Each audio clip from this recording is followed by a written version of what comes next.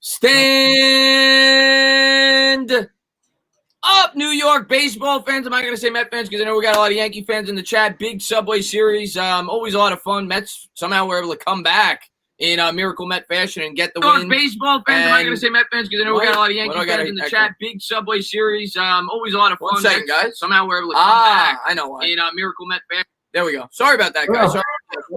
But Bad Dog, what's going on, man? Thanks for popping in the stream, buddy. Yeah, no, it's actually weird to hear stand up New York baseball fans. Usually it's stand up Giants fans. So when you said that, it kind of threw me off, even though I know what the hell they're doing.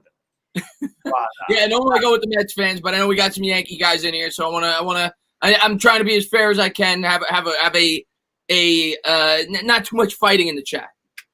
Yeah, listen, man, it's the Yankees and Mets. I don't, like I said, I don't ever sit here and think like I'm fighting with Mets fans. They're not a rival. I've told you, the Yankees aren't there. I root for the Mets. I got no problem with it. I hate the Red Sox. That's my hate. I can't stand them, so I'm always rooting against them.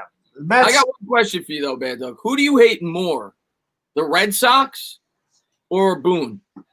Red Sox. I hate them. That's a lot of years. What about Sanchez? I hate Sanchez more than Boone too. I don't think there's any player on the face of the earth I hate more than Gary Sanchez. What's going on? What's going on, Nikki? What's going on, MH? What is going on, DF Gaming? Omkar, Jameson in the chat, Anthony in the chat. What's going on? Thank you guys for being here. We're going to be probably talking to you guys for a bit before the game. They put the tarp on, and I was looking at the weather report for the Bronx. It said 88% chance of rain around 8 p.m. So didn't look like it was raining and that they were anticipating for rain. So I'm guessing this game probably won't start till at least 8:30, 8:40. Luckily, it's a 7-inning game, so hopefully it's over at a reasonable hour. But hopefully everything works out. OGR, man, thanks so much for that, man. I really appreciate it. He said, by the way, if you guys have not done so, going over to Jeff's channel, check him out. Thank you for popping in, Jeff. He says, my two favorite lunatics, Bad Dog. I just watched the rant. I'll say this. It could be worse. Just ask Red Sox fans, Brilly, and ask Met fans too. But no, I completely get the rant. I didn't get to watch it yet, but I got to see it live. I completely understand why Bad Dog's frustrated. Yeah, and again, it's not even this game. This is a culmination of the entire season. That was just like a microcosm of what the year's been, that we're blowing leads that we shouldn't be blowing. We blew a 3-0 lead against Tampa Bay when Paxton was done. Paxton had pitched great, get him out of the game. Instead, he leaves him in there to give it up the tie, and then we end up losing. We end up losing the other day against Atlanta because Chad Green is just giving up tons of home runs. I mean, I know that he got the lefties out. I understand he got Conforto out and he got Robinson Cano out, but why aren't you bringing in Zach Britton? Zach Britton is your setup guy, correct? And then you got Aroldis Chapman. Well, you've lost 5 in a row, all right? Play to win the game. Don't sit there and screw around. And why is Gary Sanchez hitting 4th? Like, this is stuff that drives me insane. And then Gary Sanchez comes up twice in huge spots in this game, up 4-0 with the bases loaded, a chance to put the game away, struck out. He comes up in the 6th inning with a chance with the go-ahead run, and he pops up a hanging slider. He's hitting 135. In the last 3 years, he's hit 189. This guy's not good. Stop putting him in the middle lineup. I can't stand it. It's just bad. It's bad managing. It just is. I completely get it. And, as a Mets fan, it was finally nice to see, some clutch hitting. Pete Alonso, we were talking about it during the stream. He's been struggling all year, and maybe that's what gets him going. He gets the huge 3-run homer to tie it up. And then Dom Smith, how much more fitting is that if you're a Mets fan? Dom Smith, of course, he was all over the news with, how he responded to everything, crying, bawling his eyes out. And then he goes out there today, and the whole team, circled around him yesterday, and they decided not to play. He goes out there today, and he gets the game-winning hit. So, I mean, that was it is the type of thing for the Mets that maybe could be a momentum-shifting win. That's the way I felt after the fact. I'm not saying it will be, but maybe it starts to get things going for the Mets. Yeah, I'll tell you, though, it was a great comeback for the Mets. I mean, I'm not taking anything away from them. They got hits.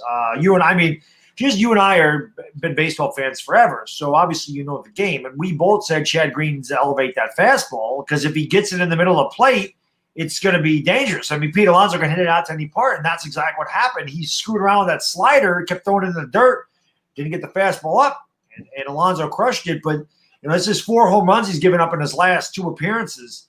And Yankees you cannot lose games like that. You just cannot lose a game like that. You're supposed to be a World Series contender.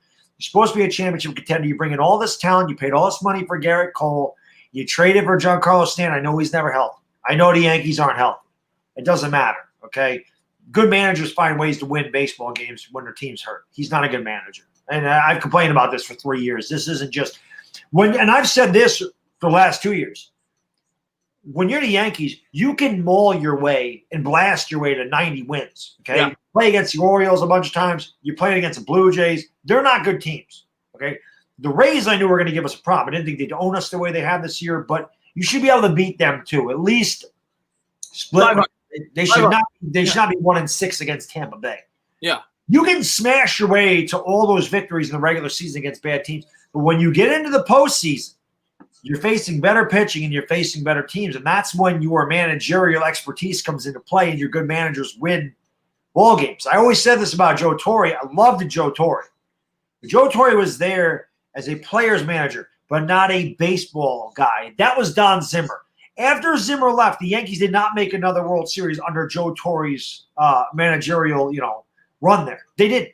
Once Zimmer left in 2003, the Yankees never got back there. And you saw Joe Torre get outmanaged in every single playoff series, including that one against the Red Sox in 2004.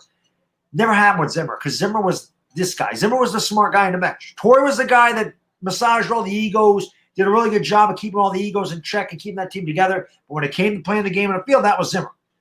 Boone don't have that. Yeah, I was a kid meet the Mets, man. Thanks so much, Flub. I really appreciate it. He says, hashtag let's go Mets. Suck it, Yanks. I can't say nothing. I can't say nothing, Mets. I mean, hey. Well, here's what I'll say, man. We right now we could gloat, but the Yankees come back, they could shove it right back in our face after this game. That's what's great about baseball, and momentum's as good as your next starting pitcher. And I don't even know who's pitching this game for the Mets. So hopefully we find a way to win. But yeah, talking about those old Yankees teams, like I remember when I was younger, Joe Torre got all the credit, but that's a great point you bring up about Don Zimmer. Don Zimmer was around the game for a long time, and maybe he didn't get enough credit because I always remember thinking as a kid at 10, 11, 12 years old, watching those great Yankee teams in 96, 97, 98, 99, and 2000, unfortunately.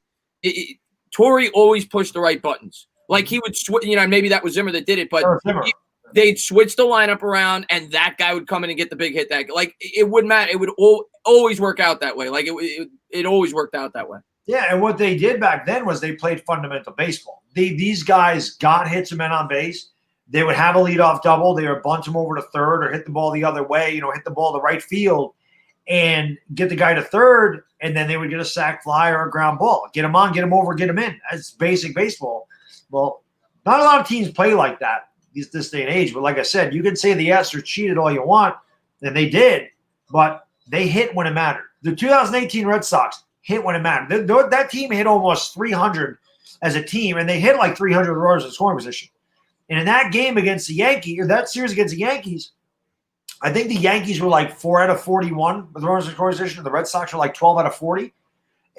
Or 16 out of 40. I think they were 16 out of 40 with runners in scoring position. So they hit 400, and the Yankees hit under 100. It was the difference in the series. So I don't care about the sabermetrics. I don't care about exit, velo, and launch. I go, those are for video games. Like that is video game stuff. Paul O'Neill has said sabermetrics do not win playoff baseball. I think it's a tool, and I think it's a tool that people take way out of proportion. I completely agree with you. I think sabermetrics are definitely overblown. And I'm going to talk about more of that in a second. Andrew, man, thanks so much for love. He says, hi, it's infamous hi. What's going on, Andrew Christopher, man? Thanks for watching the stream, man. And thank you to everybody for being here. What's going on, Lou? Let me say hello to everybody. What's going on, Luann? What's going on, New York Mets? What's going on, man? Waterfly, thank you guys for being here. Rogue Dog in the building. New York Sports MC, thank you for being here. Pat, thank you guys for being here. What's going on, Jameson? Thank you for being here. Trump 2020, thank you for being here. Polar Boy Pete, thank you for being here. Okay, so what was I going to say? Oh, sabermetrics. I completely agree. I think it's completely – the art of small ball doesn't exist anymore. And maybe we're old school, but I completely agree with you. I don't – sabermetrics doesn't take into account productive outs, guys who advance players. I completely agree with you. And come playoff time, those are the types of hitters you want. You don't want the home run or nothing hitters. You want the Daniel Murphys. You want the Edgardo Alfonso. I'm talking from the Mets perspective. The Jeff McNeils. You want those types of hitters. I remember as a Mets fan, the guys that I wanted up in the big spot, Edgardo Alfonso back in the day. He was a guy that always put the ball in play. He always extended runners. If you ask me who I'd rather have up in a big spot come playoff time, if the Mets make it, Alonso or McNeil, I'm taking McNeil every time because I know McNeil's going to put the ball in play. He doesn't strike out a lot. And I think those players have gone by the wayside. Guys like Tony Gwynn would not be nearly as admired today as they were 20 years ago. And I agree with you. I think that those players are being overlooked. It's like DJ LeMahieu for us. DJ LeMahieu drove it over 100 runs, led off. He was a leadoff hitter last year. He led off. He drove it 102 runs. He hit 400 runners in scoring position. He mattered. He hit the big home run in Game 6 that tied the game up before he ultimately lost. But that's the guy you want up because you know he's going to make contact. He sprays the ball all over the field. You can't shift on him. He hits the ball where it's pitched. That's the way you're supposed to play baseball. You're not supposed to jack up everything and try to hit home runs or keep, trying to get the ball into the shift. Beat the shift. You're a Major League Baseball player. You can easily move up or back in the box to make the ball go to the opposite field. It's not difficult. It's a simple adjustment, and at that level, you should be able to make it. They don't bother. They don't teach you because everything's about home runs. Yep. DF, man, thanks for love. I appreciate it. He says, big Giants and Mets fan from the UK. You guys both rock. DF, man, thank you for being a tremendous supporter of the channel. Yeah, man, I've seen you on Instagram. You bought your Mets hat and everything else. And thank you for being here. And thank you for being a great, great supporter of both the Mets and the Giants and both of our channels. Thank you for being here, my man. Yeah. Trade Sanchez for pitching. You're not going to – I mean, listen, if Bad Dog, you would trade him for me right now. I'd be playing for the Yankees over Sanchez. I told you, a broken pitching machine. Give me that. Just get that guy away from me. I can't look at him. He instant rage seeing his ugly ass face. I can't do it. I'm trying to think of a player. I'm trying to think of a player on the Mets. I'm curious because I know we got some Met fans in here. Guys, who was a player that you guys could not stand in Jason a new Jason Bay is probably that guy. Jason Bay is probably that guy. Luis Castillo. Oliver Perez is probably that guy. There's a bunch of others, but yeah, Jason Bay is definitely up there. Yeah, he was really, really bad for you guys. Ramos sucks on this team. Aaron Hyman. I'll tell you what, though. Aaron Hyman wasn't that good. He was decent for a year or two in the seventh or eighth inning for the Mets. I think he went to Notre Dame. I remember when they took him in the first round. Never was good as a starter. He was decent in the pen, but yeah, he was only good for about a year or two, and then he sucked. Perez, that was another good one. Ray West says Ali Perez. He ended up being a Yankee too. I think he spent some time with the Yankees. He had a cup of coffee over here. He did. Jose Reyes. See, Pat, I love Jose Reyes, and I think Bad Dog does too. He says Jose Reyes when he gave the Mets the middle finger. Jose Reyes wanted to stay a Met. It was the Mets the reason that Jose Reyes wasn't a Met. The Mets were cheap. The Wilpons didn't want to spend money, and they had to come to a decision rather than being like the Yankees. And I get it. They were going through the whole the Ponzi scheme and everything else. But the Yankees keep their players. The Mets had two franchise players, both around their peak, and they only kept one of them. They didn't even offer Reyes a legitimate contract, so I don't really put that on Reyes. That was more ownership with the Mets. Yeah, I mean, I have a Reyes jersey. Jose Reyes is one of the most exciting players I've ever seen. I mean, to me, he was a poor man's Ricky Henderson. That's kind of what he was. I mean, the guy had power. The guy had wicked speed. He could hit for average. I mean, he was fun to watch, even as a Yankee fan. You're a baseball fan. You loved watching Jose Reyes play because he was an electric player. I mean, that's just what he was. Anytime that he was up there, you expected something to happen. So growing up when I did and seeing Ricky Henderson in his prime, Jose Reyes is probably the closest guy that I saw to Ricky, a guy that could field, a guy that could hit for average, hit for power. He could steal 70 bases. He wasn't going to hit 45 homers, but he could hit you 20. 20. And he could steal 75 bases and play a Gold Glove shortstop. So He was a lot of fun to watch. He was one of the best players in baseball in his prime. There's no doubt about it. Before Reyes went down with the injuries, I'll tell you what, man, he's the type of player, and there's not many of them. Like the younger generation, and this is what's wrong with the game of baseball. The younger generation needs more players like Jose Reyes, because if you think the sport of baseball is boring, I think he's the type of player that you'd be like, okay, I could get into this. Like, he was that electric. He was that exciting. He hit like 20 triples whenever you would see him round the bit. And like you said, his fielding was great. Switch hitter. He was there's very few players I could say, and I'm a Met fan. I don't watch – I watch broad games, but not nearly as much as I'll watch Met games. But I'll tell you this, and I watch all the other players that play the Mets. There's a handful of players in my lifetime that I could tell you by themselves outside of pitchers like Jacob deGrom and, great, but position players that are worth the price of admission. When Jose Reyes was in his prime, he was worth the price of admission. He was that exciting. Yeah, and I'll tell you what, baseball has become a boring game because it's either a home run or nothing. And it has become boring. And that exit velo stat always makes me laugh. I mean, I don't give a damn how hard you hit the ball if you only hit the ball a third of the time. Does exit velo does it account for all the strikeouts? Do they get 0 exit velo when they strike out? That's what you really should be looking at. I'm serious. You have 630. If you had that, all these guys would have like a 4 exit velo with all the that's what it should be. That would tell you their actual exit velo. Because if there's no exit, who gives a damn? Right. I mean, if you're up 600 times and you strike out 220 times, that is more than a third of your at-bats that you completely wasted. Yeah. And then I have these guys. I'm like, oh, what's the difference between a strikeout and a pop-up? There's no difference. I'm like, you don't watch baseball. Are you brain dead? What's the difference? A pop-up has a lot of different things. Number one, the guy can drop it. Okay. Well, I'll tell you what, we're talking Mets Yankees. If you just struck out and didn't pop out to Luis Castillo, the Mets would have won the game. Yep. So what do you mean? What's the difference? A guy can advance on a pop-up. It's not likely, but he definitely can advance on a pop-up. There's a lot of things that can happen on a pop-up that do not happen on a strikeout. That's like saying, what's the difference between getting sacked and throwing a ball that could potentially be caught? Like exactly. You put the ball in play, something can happen. Exactly. It's just a dumb thing to say, but that's what these sabermetrics people say. Oh, there's no difference. There is a difference. Yeah. If you put the ball in play, something can happen. If you don't, nothing can happen.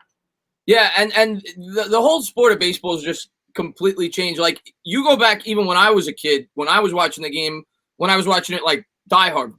Vladimir Guerrero is my favorite player that wasn't a Met ever, and I know we both love him. Mike Piazza, unbelievable. Those guys, you go look at their baseball card. Those guys were guys that hit 35, 40 home runs, and they didn't strike out. Vladimir Guerrero never struck out more than 90 times in his entire career. Mike Piazza, I don't think he ever struck out 100 times in his entire career in a season. Those guys, it's just a different game. Nowadays, the power hitters, they'll go up there. Yeah, they'll hit you 40 home runs, but they strike out 220 times. They don't make productive outs. They don't. I mean, Mattingly was another guy. Never struck out, hit 330 with 30 homers before his back went out. Mattingly was killing them all. Mattingly would hit 350 with 35 homers, and he'd strike out once every 30 at-bats. He'd strike out 35, 40 times a year. Yeah. I mean, even going way back, Joe DiMaggio struck out 8 more times than he had career homers. Okay? That's the way they used to. That's why those guys hit 340, because they put the ball in play. They could say, oh, it's a different era. They didn't have this, they didn't have that. Yeah, they did. You're right. They didn't have all these specialty pitchers, okay? But the ballparks are also 10 times the size of what they are now. And there certainly wasn't the lighting and technology and everything there wasn't the training, there wasn't the film, there wasn't the preparation, there wasn't all that stuff for Joe DiMaggio back then. Very good point. But Joe DiMaggio was the best ball player ever. And you know why? Because he was Italian? Well, that didn't hurt. and he was banging Marilyn Monroe. You can't go wrong there. Of course. And what's going on, Benjamin? He says, bro, next meetup for the Giants game. I was thinking pregame, we all go to it. He loves his gentleman clubs, doesn't he? He does. I'm wondering how many he goes to.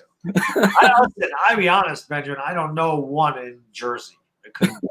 What's going on, Aiden? Thanks for popping in the stream. Stand up. Darryl Strawberry had maybe the sweetest. Darryl Strawberry, and I really didn't get to. I admire him when he was at his best. I got to see Darryl with the Yankees, and I got to see him with the very tail end with the Mets. But you go back and look at some of the film of Darryl Strawberry. That guy was a special talent before he did the cocaine. He was a Hall of Famer. I mean, he's another guy, 30-30 guy, great arm out, right?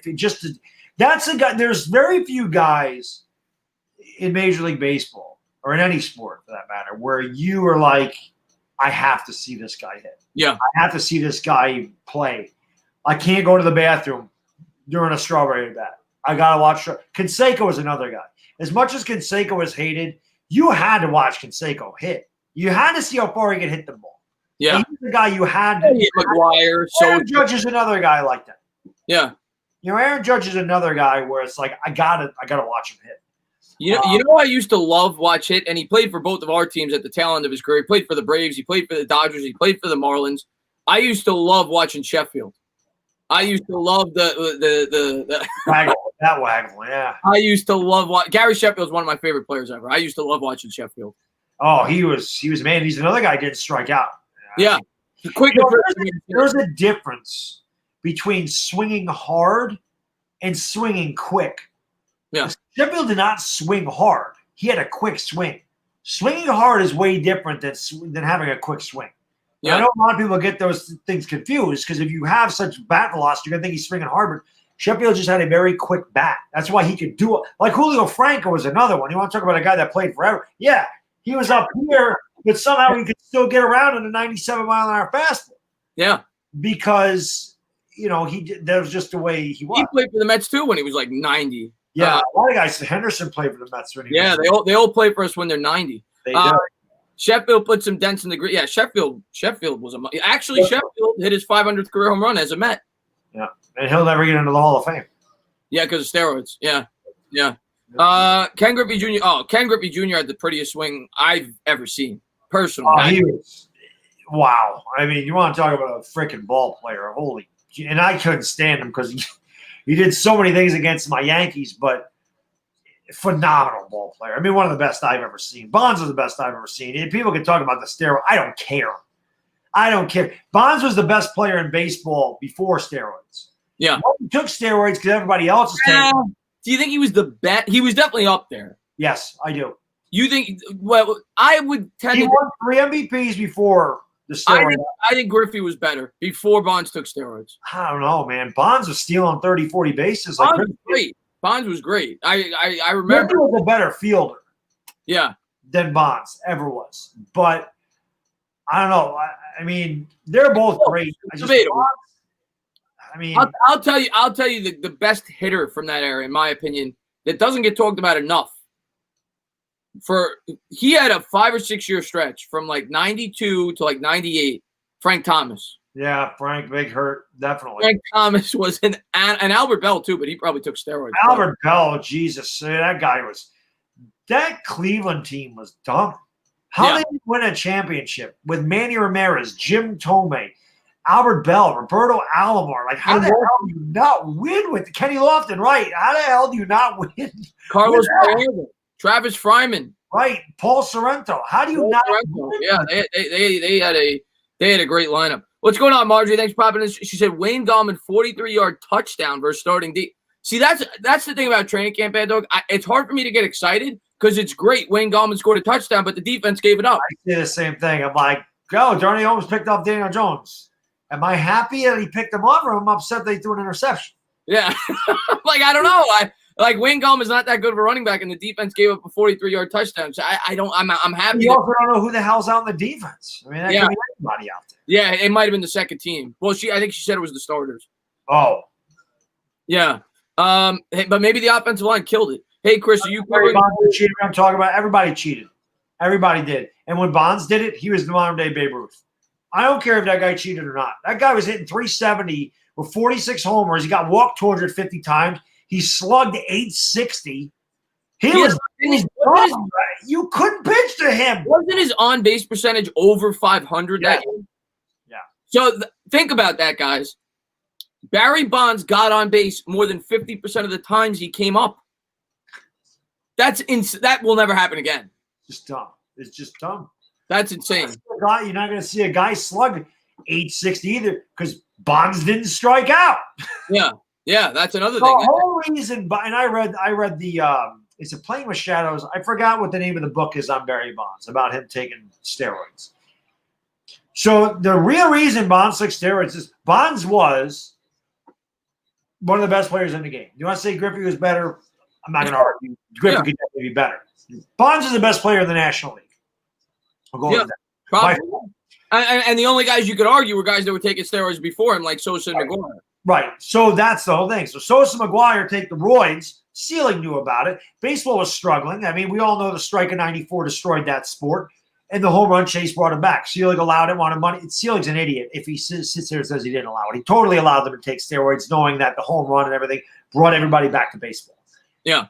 Bonds knew that McGuire was trash. McGuire was never a good player. Steroids or not, that guy was one-dimensional, doesn't belong in the Hall of Fame, never should be. Sosa, I don't really know how good he would have been or not. I don't really know when he started taking them, But he wasn't. If I remember correctly, Sosa was a 30-30 guy also earlier on. I don't think he was. I do. He was. So I always said he was a lot better than McGwire. And I rooted for Sosa to win that home run chase because McGwire was a scrub in my opinion. And I knew McGwire was on roids. I didn't know Sosa was. I knew McGwire was. But Bond said, these guys suck. And they're getting all this attention. Okay, let's even the playing field. And I'm going to start taking the steroids. And then he broke the home run record. About 2 years later, he hit 73 homers, or 3 years later. Yeah. And you look at all those other guys that were Brady Anderson. He was he like 15 home runs every year. He had 50. Luis Gonzalez. Yeah, they had 57 homers one year. Yeah, Brett Boone, right? Oh, all the Boone boys were on the roids. Brett Boone definitely was on steroids. Yeah. Look at Boone's stats. That 1 year with the Mariners where they won 116 games. He definitely took steroids. Yep.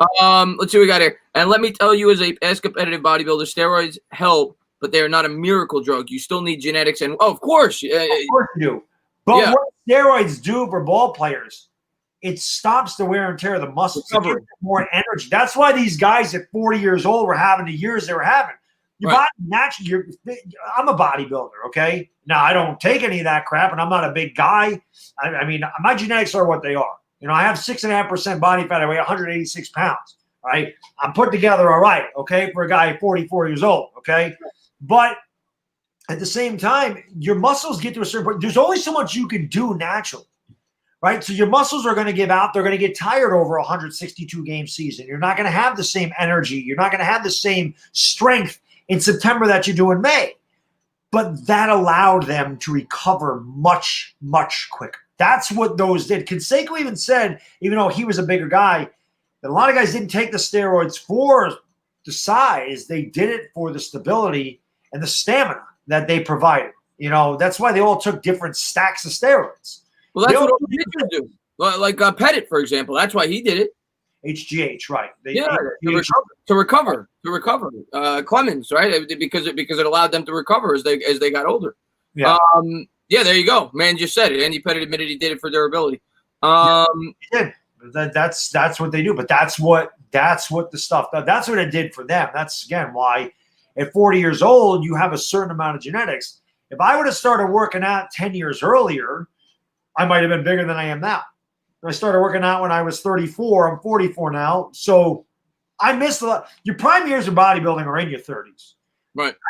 I missed a good 4 years. And the first year I worked out, I had no idea what the hell I was doing. I didn't know about bodybuilding until I met, my workout partner. I cross-trained. And while I chopped up a little bit, I never gained any size because I didn't know what the hell I was doing. And he told me, you got to do one, because he was jacked. He's still jacked. He's 10 years younger than me. He said, you have to do one body part a week. And it didn't seem like enough to me. I'm like, how's that enough? He's like, how many sets do you do for your biceps? He says. I said, I do like 10. He goes, whoa. He's like, cut that in half, man. He's like, a bicep's a small muscle. You're overworking it. So by the end of it, you're not doing anything. You're being counterproductive. It's not going to do anything. It's done. It's flat spotted. It's over. You can only get a certain amount of blood through your muscle before it gives up. I didn't know that. And then you probably also do bad form if you overdo the. No, it's not even that. It's just they get to a point where they just don't respond anymore. And that's what we do. Like our burnouts at the end of our workouts is just to get as much blood in the muscle that you can before you feel it. You can actually feel it at flat spots where it's not responding. You're like, okay, I'm done. It's not even about reps at that point. It's about just till I get that feeling where they're giving up and I know I can't do any more for them. But, and I can tell you this, now that I'm back in the gym and it's been 5 months, my arms still hurt from Monday. Like they are killing me right now. They are killing me. Oh, you're back in the gym now. What's that? Yeah, they opened Monday. Oh, I didn't know you're fit. Okay, so you're happy again. You're happy, dog, again. Oh, I was until that first game, Chris. Yes, I'm very happy back in the gym. Absolutely. Chris, how do we watch the scrimmage out of area? What's going on, Big O? So thanks for popping the stream. I'm almost positive that they're going to show the stream also on Giants.com tomorrow. I think I heard that. So you should be able to watch the scrimmage on Giants.com, and I'm going to stream it, but I obviously can't show it. Ray says, without a doubt, Ichiro is one of the best players to ever play. Ichiro was phenomenal. Now, he's not your prototypical, he was a singles hitter, but Ichiro, in terms of being a pure hitter, yeah, he's up there as him and Gwynn, probably the two best single hitters I've ever seen. Gwynn, Gwynn is one of my favorite players ever, and one of the most underrated ball players ever. I absolutely love Tony Gwynn. Probably easily one of my top 5 favorite players of all time. That guy was just such a class act, just such a great hitter. Like 98 was, I mean, obviously I wanted the Yankees to win the World Series, and it just sucked because I'm like, man, I want Gwynn to win a World Series so bad, but I don't want him to beat my Yankees. And I remember when he hit the home run in Game 1. I was happy. I was happy for him because it was like Mattingly. Now, Gwynn did play in the World Series in 1984, and they lost to the Tigers, but, he never won one. He was one of the greatest players ever, one of the greatest hitters in the history of baseball, and he never had the opportunity to win a World Series, and he reminded me a lot of Mattingly, where it's like, man, Mattingly was so good, deserved so much better, and I feel the same way for Gwynn. Gwynn could have went to other teams and got paid. He didn't. He stayed loyal to San Diego, and he never won a title. But I love Tony Gwynn. Tony Gwynn's one of my favorite players as well. I loved him growing up as a kid. That guy was an artist. He could put the ball wherever he wanted to put it, whenever he wanted to. He was phenomenal. And one of the biggest tragedies in baseball history is the strike. He was batting .394. Yep. He might have hit 400. Nobody's done that in 60 years. Yeah, so I think 1941. So almost 80 years. Nobody will hit 400, especially with today's day and age. Yeah, nobody's going to hit 400. Nobody is going to steal 100 bases again. Yeah, Ricky Henderson's record will be safe forever. No pitcher's ever going to win 300 games again. I don't remember the last guy to do that. I think it was Glavine. I think it was Glavine. I'm almost positive. He'll be the last one to ever do that. Because you take the pitchers out after 4 or 5 innings now. Not only that, but it's 5-man rotation. Now sometimes you have openers. Right. You don't even have a whole rotation. Yeah. You're not going to – and pitchers just don't – they don't have the longevity that they used to. There's too many injuries and everything else. I don't know what changed. You have so much better nutrition, technology, all this other stuff, and yet you have guys like Nolan Ryan throwing 380 innings a year, and that guy pitched into his late 40s and was still dominant. Yeah, guys that can't, they pitch a year and their elbow goes out on them. To me, because a lot of people say Cy Young's the most impressive because he's got 500 whatever wins. I think had the most losses. Yeah, he does. But I think the most impressive record, and I don't think it'll ever be broken, is 56. The 56 game hitting streak by Joe DiMaggio. I don't think that'll ever be broken. No, hell no. No way in hell. No one close to that. I think the closest was Pete Rose, and if I'm not mistaken, Kiki Kyler. They had I could be wrong about Kyler, but they had 44 game hitting streaks. That's the closest. That's the second. That's 12 games away. Yeah. And about DiMaggio, he was 0 for 4 in that game. He hit 3 bullets, and then he hit 16 straight after he broke his basic game hitting streak. Yeah. Player. That to me is the most impressive record ever. I have a 41 play ball DiMaggio. It's crushed. I mean, the card is destroyed. It's rounded corners, it's creased. But I had to have a 41 play ball DiMaggio just to signify that year. Same thing with the Ted Williams rookie. I have a 39 Playboy Ted Williams rookie Playboy. Play ball. Is Benjamin here? Freudian slip, Benjamin. I said Playboy. But it's just because they're just great players. That's really the only grade I can afford is to beat up ones. But just to have them in my collection because, two of the greats of all time. I mean, I just love history of baseball. So do you. I mean, we love. Yeah, I love baseball. Ripken, there's another one. Of course, that's a record that'll never be broken. Oh God, that won't even be approached. If I'm not mistaken, I think it was against the Yankees. Ripken's last game in the playoffs. And in 96. He broke the streak against us. He sat against the Yankees. I remember. I could be wrong. I think that his last game was against the maybe it wasn't his last game. Maybe it was his last playoff game. I know that you guys played the Orioles in 96 because I remember Benitez pitched against you guys. Well, he played longer than 96. Did he? Okay, then I'm wrong. What he did, he broke his streak against the Yankees. He sat out against the Yankees. He did it in 2,632. It might have been the last game of the year. But I remember, I don't think any of the Yankees actually recognized it at first. And then I remember them giving, an ovation. They stood up and gave an ovation. Now, they could have put Ripken in as a defensive replacement, but that was it. 2,632. That won't come I just remember, maybe it was his last playoff game was against you. I just remember him trying to slide headfirst into first base to beat out a single at the end of the series. I think it was against the Yankees. When the hell did we play that? 99, 2000? Maybe it was then. I don't know. I don't remember who we beat in the AL. Who did we beat in the ALDS in 2000 before we played the Mariners and beat them? It might have been the Orioles in 2000. That might have been Ripken's last year. It's 2000. This is why Google's a nice tool here. You can take a look. How could we forget Pete Rose? Well, Pete Rose, the old-time hits. Yeah, that's up there too. That'll never be broken. That'll never be touched. I mean, everybody looks to walk now, so that'll never be touched ever. But nobody puts the ball on play enough now. Yeah, that'll never be touched. I scored an Al Simmons signed ball heritage auction certified authenticity in excellent condition. Jay says that's awesome, man. Is it even raining there? If it's not, it's supposed to start at 8, but I can't tell. I think they're going to play. I just think that it's going to be – we're probably not going to start till like 8:45. That's fine with me. It's Friday night, man. I just wish I had a beer. We were talking about you needing liquor at the beginning of the game. I needed it by the end of the game, and I didn't have it. What's going on, me? Thanks for popping in the stream, man. Chris, I see you've been bringing the Moss back. Yes, the Moss has been out lately, Nona. Yes. 2001 was his last year. It's much more comfortable when the Moss is out. 8:20. Okay, is that what Seth? Are you saying the game's supposed to start at 8:20? Is that what they're saying, or is that when the rain's supposed to come?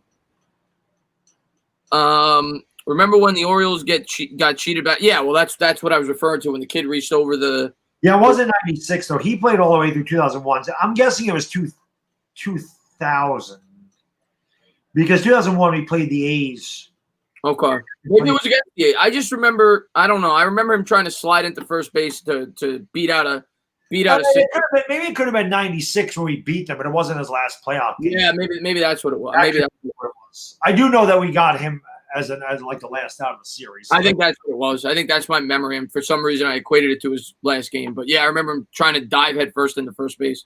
That was the 96 ALCS. There you go. He just said it, Johnny T. That was the 96 ALCS with Ripken sliding. Yeah, I remember that. And maybe that was the beginning of a glorious run for the Yankees. Yeah, that was since I've been alive. Other than the Patriots, that's the most impressive run in any of the four major sports. I think. Well, the Bulls, probably the Bulls. The Bulls. Yeah, the Bulls. I don't know what's more impressive to you, the Bulls or the Patriots. Now, the Patriots, it wasn't nearly as condensed, but the fact that they had to do it in the salary. The Patriots because it's just so many more people on the team. Yeah, so many more pieces. Basketball, you have two good players, John. There's only 5-on-5. I mean, and Jordan took it over. I mean, the great players could take over a whole game, and then they do. And they do. Football, that can't happen. As good as Tom Brady is, there's another side of the ball that has to play. I mean, Dan Marino was God, and he never won a Super Bowl because he never had a defense. He never had a running game. So, I gotta go Patriots. There's a salary cap in football. Yeah, and they still did this every year. Yeah, it was ridiculous.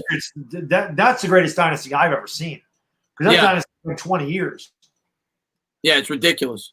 What's going on, Guillermo, man? Thanks for popping in the stream, man. I appreciate it. But yeah, I think I'd have Patriots 1, Bulls 2, Yankees 3 in my lifetime. I think it'd be Patriots, Bulls, Yankees. Yeah. Yankees won 96 to 2003. We played in 6 World Series in 8 years. So, and of course, I think they made the playoffs from 95 through 2007. I don't think they made it in 2008. They missed in 2008, and then they made it. They won it all in 2009. And then since then, last decade was the first decade since the 19 teams they didn't win a World Series. So yeah, Terry, I don't go back to those Lakers teams. And first off, it would be the Celtics, right? Didn't the Celtics win 11 out of 12? Celtics destroyed the Lakers back in the day. Yeah, they did. They're from like 1950. Whenever they got Bill Russell, they did. They won like 11 out of 13 or something. Yeah, it was something. And UCLA in men's college basketball was ridiculous. Yeah, they won like 85 games in a row or something. Yeah. So yeah, if you're talking all time, I'm talking my lifetime. What's going on, Gabe? Thanks for popping in the stream, man. Let's see what we got here. The Bill Russell-led Celtics had that's got to be the answer, Jay, in terms of the greatest ever. I didn't see it, but Russell won 11 rings in like 12 years. So. Yeah, Alex, they didn't win, but they made a World Series. They didn't make a World Series. I misspoke. There was the first decade they didn't make a World Series since the 19-teens. They made the World Series in 81, and they lost to the Dodgers. Darren, man, thanks so much for love, man. I appreciate it, man. He says, Bulls, no doubt, no one will ever compare. Well, the Bulls, here's the thing I'll say about the Bulls, Darren. And Guillermo says, ask Bad Dog if he would trade Andujar for Diaz. Yeah. We don't need Andujar. Yeah. Yeah. We always use pitching. We kind of need Diaz, even though everybody likes to hate on him. He is throwing. I'll tell you, listen, the Yankees bullpen arms are so overrated. I said this last year in the playoffs. They're not good. Okay, they're not. Chad Green is probably our best guy. I actually think Canely was our most consistent guy out of the pen. We lost him to Tommy John surgery, which sucks because Tommy Canely went to Latham. He went to Shaker High, which is like 15 miles south of me. So I always root for him, just like this kid. I cannot think of his damn name on the Giants, a cornerback that they got into SUNY Albany, which is where the Giants used to train. I think his last name is Williams. I cannot think of his name off the top of my head. Now? Yeah, he's been showing out a lot. Williamson? No, not Williamson. This is a guy that just walked on the field. Went to SUNY Albany. So Deion Lewis went to Albany High. So, the guys from the Tri-City area up here, I always root for those guys. But Tommy Canely, they got to meet. Tommy Canely, I've got autographs from, and just a really cool kid, besides the fact that he likes the Eagles, which makes me sick. But, I'm so happy for him. I'm like, I want him to get paid. He deserves it. And then this happened. That was a huge loss to this pen. Zach Britton can't throw strikes. Adam Ottavino can't throw strikes. Chad Green is now giving up the gopher ball like it's his job. So this bullpen, it's not really good. So I would take Edwin Diaz. You give me as many arms as you can. Yeah, that's sad. And our bullpen's been bad, but Diaz has actually been decent. But Darren, to go back to your Bulls comment, if the Bulls what's going on, Mercedes-Benz? Thanks for popping in the stream. John Doe says nope. I don't know what you're saying nope to. Maybe that trade you're talking about. I wouldn't trade Diaz at this point. We need him. But if the Bulls if Jordan didn't sit out those 2 years or year and a half, the Bulls would be the best. If they won 8 straight, they would have been the best. But because he did, I think I might put the Patriots ahead of him. But if he did play those 2 years, it's no doubt the Bulls in my lifetime. Yeah. No, they definitely did that. Mercedes-Benz Manhattan. I just reminded me, I had a dream I was driving a Mercedes. So. There you go. I have that every morning. I keep telling him, what the hell? I think entertaining actually rolling around in a couple of Mercedes. I think they would look good. I think that's how we should show up to the Giants game. Yeah. We'll get a Mercedes for Mercedes-Benz. Absolutely, man. Where's the Giants scrimmage? Giants scrimmage is tomorrow, T Savage. It's being televised tomorrow. That's what I'm streaming it tomorrow, not tonight. Yeah. It's not on TV today, so it's tomorrow that I'm going to be streaming. It's at 6. Bill Russell should get more credit. Bill Russell's phenomenal, and a lot of the younger generation. I know this because I talk to them all the time. When we get into the top 10 debates, say, "Oh, Bill Russell doesn't belong anywhere near the top 5, the top 6, the top 10 because there was only 8, 10, 12 teams playing back then, whatever it is." Bill Russell belongs near the top of the list. Bill Russell absolutely belongs near the top of the list. He did nothing but win at San Francisco. He did nothing but win at Boston, and he dominated Will Chamberlain. Dominated. Yeah. Will Chamberlain was bigger than everybody else. Wasn't bigger than Bill Russell by much. Bill Russell owned his ass. Yeah. Plain and simple. They always beat Chamberlain. The Celtics always beat Will Chamberlain. And then the Knicks beat Will Chamberlain, too. Willis Reed. T Savage, it is tonight, I think, but they're not televising it till tomorrow. Nothing to apologize about, man. And I don't know why they're doing that. The only thing I could think of is maybe they don't want teams to get any intel on, that way I guess they could edit it. I don't know, but yeah, it's not going to be live. If we're going back, into like the great, if you're talking about Bill Russell, then the 50s Yankees, that's the greatest ever. And they won 5 straight. I don't think any other franchise won 5 championships in a row. The Yankees won 5 championships in a row from 1949 to 1953. Then they won it again in 56. Then they won it again in 58. Then they won it again in 61 and 62. They won it from 36 to 39. So, yeah, the New York Yankees from 1936 through 1953, I don't know how many titles they won. I think it's like 13. Like DiMaggio won like 10 in a 13-year career. Yeah. It's ridiculous. And Yogi Berra won 10. That's insane. I just want one. I haven't seen one yet. I'll take one. I've only seen one, but that's a product of just being older. And I'll tell you what, I still to this day, and maybe there's one I'm missing. That 86 playoffs was the best playoffs I've ever seen in baseball. Both ALCS and NLCSs were fantastic, and that World Series is one of the best you'd ever want to see.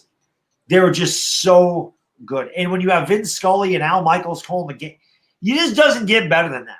Yeah. That 86 World Series, just hearing Vince Scully. Like when I go to sleep now, I listen to like old Yankee games from like the 80s, or I'll listen to the game of the week where you had Joe Garagiola and Vince Scully. It's just the best. I mean, they were the best. Like Vince Scully was the best. I'm watching the game the other night, and I can remember this. I'm 9 years old. It's 1985. I can remember them playing the White Sox and Bobby Meacham and Dale Berra getting tagged out, both getting tagged out at home plate. Right? I remember that, but I don't remember like everything that happened. Right. Going back and watching that happen, Ricky Henderson hit. This is what happened. So Dale Berra, who sucked, and Bobby Meacham, they're on first and second. Okay, first and second, nobody out. Ricky Henderson hits a seed over the center fielder's head. It goes all the way to the wall at 412 feet. Bobby Meacham gets thrown out. He ran from second base. He got thrown out at home. Dale Berra almost ran past him. How many outs? Around second. And for some reason, even though the throw beat Bobby Meacham by 30 feet, Dale Berra decided he was going to round third. You see the third base coach go like this. Like, what are you doing? They both get tagged out. And then I just remember Vince Scully. He says, I don't know what Billy Martin's thinking about right now, but it's probably murder. And that just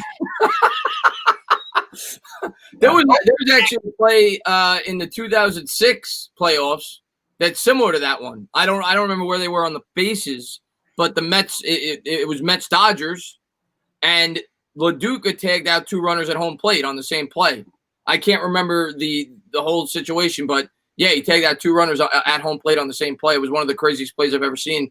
But yeah, but the 86 Mets, if there is any team that I wish I got to see at any point in time, it is that team. Like, I talk to fans, Met fans that are your age or older, that they ran the town. Then I mean, that's how much people adored that team. That is one team that I regret never getting to see. I used to watch the Mets on WWOR9 in Secaucus, New Jersey. That was the channel I used to watch the Mets on. Ralph Kiner used to do the games. I think Fran Healy, if I'm not mistaken. They always had Kiner's Corner. Like, I would watch that. Like, I'm telling you, like, I've never had an issue with the Mets in my life. Now, I was jealous of them in 86 because I'm like, how come that New York team won and mine didn't? Especially in 85, because I felt like the Yankees should have made the playoffs in 85. They won 97 games. They finished second to Toronto. They had such a bad stretch at the end of July and early August, and then they went on a ridiculous – they won like 29 out of 34 games. And Madden was hitting a home run every night, it seemed. But I watched the Mets a lot back then. And like I said, I never had a problem with them. I liked watching the Mets. That was a fun team with Keith Hernandez and Ray Knight and Dwight Gooden, who was just so good. Oh, man. So good. And Darryl Star. By the way, that's good news. Taking the tarp off. That is good news. That is really good news. So maybe somebody was saying 8:20 is when they're going to start. So yeah, so somebody said 8:20, but yeah, I mean, Dwight Gooden, that's the Mets for you. Dwight Gooden, Matt Harvey, both of those guys, when they first came up, were as good as you could be, and both of them were like a candle in the wind. They had 3, not Harvey didn't even have as long a success as Gooden had, but both of them they were flashes in the pan. But Gooden at his best, as good as anybody in the history of the game. That's how dominant he was in 85. Oh, my God. He was untouchable in 85. Yeah. Just untouchable. I mean, he was 24-4. He had an ERA of 1.53. I mean, even in 84, he set the rookie record for 276 strikeouts because not only did Gooden throw 96, his curveball was the best curveball I've ever seen in my life. That thing was a Lord Charles. That was a 12-6. That thing would go nose to toes. And when you got a guy that has a 12-inch break or a 16-inch break on his curveball, on top of throwing 96, he's impossible to hit. He's unhittable. And meeting Dwight Gooden was the nicest. He's the nicest guy. like just the nicest guy. I've always felt bad that he never got his act together. He just can't get his act together. Yeah. I'm sure you saw the Doc and Daryl documentary. Yeah, that was great. Great. Yeah. But if you hear that he missed a parade because he went on a coke binge. Yeah. Just how crazy is that? You play with the playoffs included 180 games, 180 days basically straight with your teammates, and you get too high to go to the victory parade. Bad Dog, I think you could make this case. Since I've been, technically I've been alive since '85. It's either probably got to be the '98 Yankees or the '86 Mets in terms of the most famous New York team. Period. Yeah. In my lifetime, over the 34 years I've been on planet Earth, and he missed the victory parade. I would say, and I actually asked. I think I told you. I asked Darryl Strawberry with the better, and he said the '98 Yankees. I think the Yankees were better, probably, but the 80s, I think they were better, but the '86 Mets were more famous. Yeah, because they were more colorful.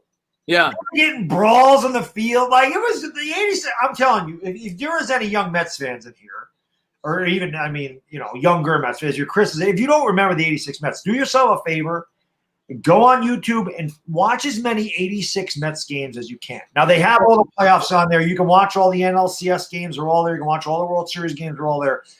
Watch those, but watch as many regular season games as you can. Now, the one game I cannot find, and I always remember I don't know why I remember this date. I don't. It's July 22nd, 1986. I'm pretty sure, maybe I shouldn't say. I definitely remember. I think it was July 22nd, 1986, where the Reds and Mets have a massive brawl. They have a wicked brawl. It was one of the best brawls ever, right up there with the '98 Yankees and Orioles. But do yourself a favor, Mets fans. If you have not seen the '86 Mets, I'm telling you, watch Strawberry in his prime. Watch Gooden. Watch those. That Mets team was great. That Mets team was a lot of fun to watch. Yeah. That's one of my biggest regrets as a sports fan is not getting to see that. You're young, Chris. Don't push the envelope. Darren, thanks so much for love. I appreciate it. He says game starts at 8:05. So there you go. So I don't think it's going to start at 8:05 because it's already 7:59. They're still taking the tarp off. Look at there's a Mercedes-Benz, Chris. There we go. Mercedes-Benz. If he's there it is. Is that maybe that's him? Maybe that is the Mercedes-Benz guy right there. Tires? Yeah, kicking the tire. Yeah. Is that you, Mercedes-Benz Manhattan? Because he's buying it on the computer. So NY Mets, NY Giants says, so Dog is a closeted Mets fan. I like it. Definitely not. But I definitely never had a problem with the Mets ever. Like I said, I root for the Mets and the Yankees aren't there. I rooted for them in 2015. I'll say I did not root for them in 2006 because I actually had money on the Cardinals. The Cardinals were a 20-1 long shot to win the World Series when the playoffs started. So I threw like $50 on the Cardinals, so that paid me $1,000, and then I hit 2 World Series scores that year. So that was good. That was a good year. So I could not root for the Mets. The Mets were the big favorite in 06. So I had to root for my money there. But I've never, like I said, 86. I really wasn't rooting for them because I was 10 and I was jealous because they were there and my team wasn't. So I was more jealous than anything. It's not like I hated them, but I'm just like, how come the Yankees aren't in this? Right. And I didn't understand the history of the Red Sox and Yankees. Because now, understanding what I know now, I would have never, ever even thought about rooting against the Mets or being jealous of them. I would have kicked their ass, please. Yeah. But that, yeah, I'll tell you this, as a baseball fan, I love that 86 Mets team. I can tell you it's one of the most infamous teams in the history of baseball. Yeah. Let's see what we got here. Bad Dog cried. Oh, God, when Benny Agbayani threw the flat. I was at that game. Guillerme.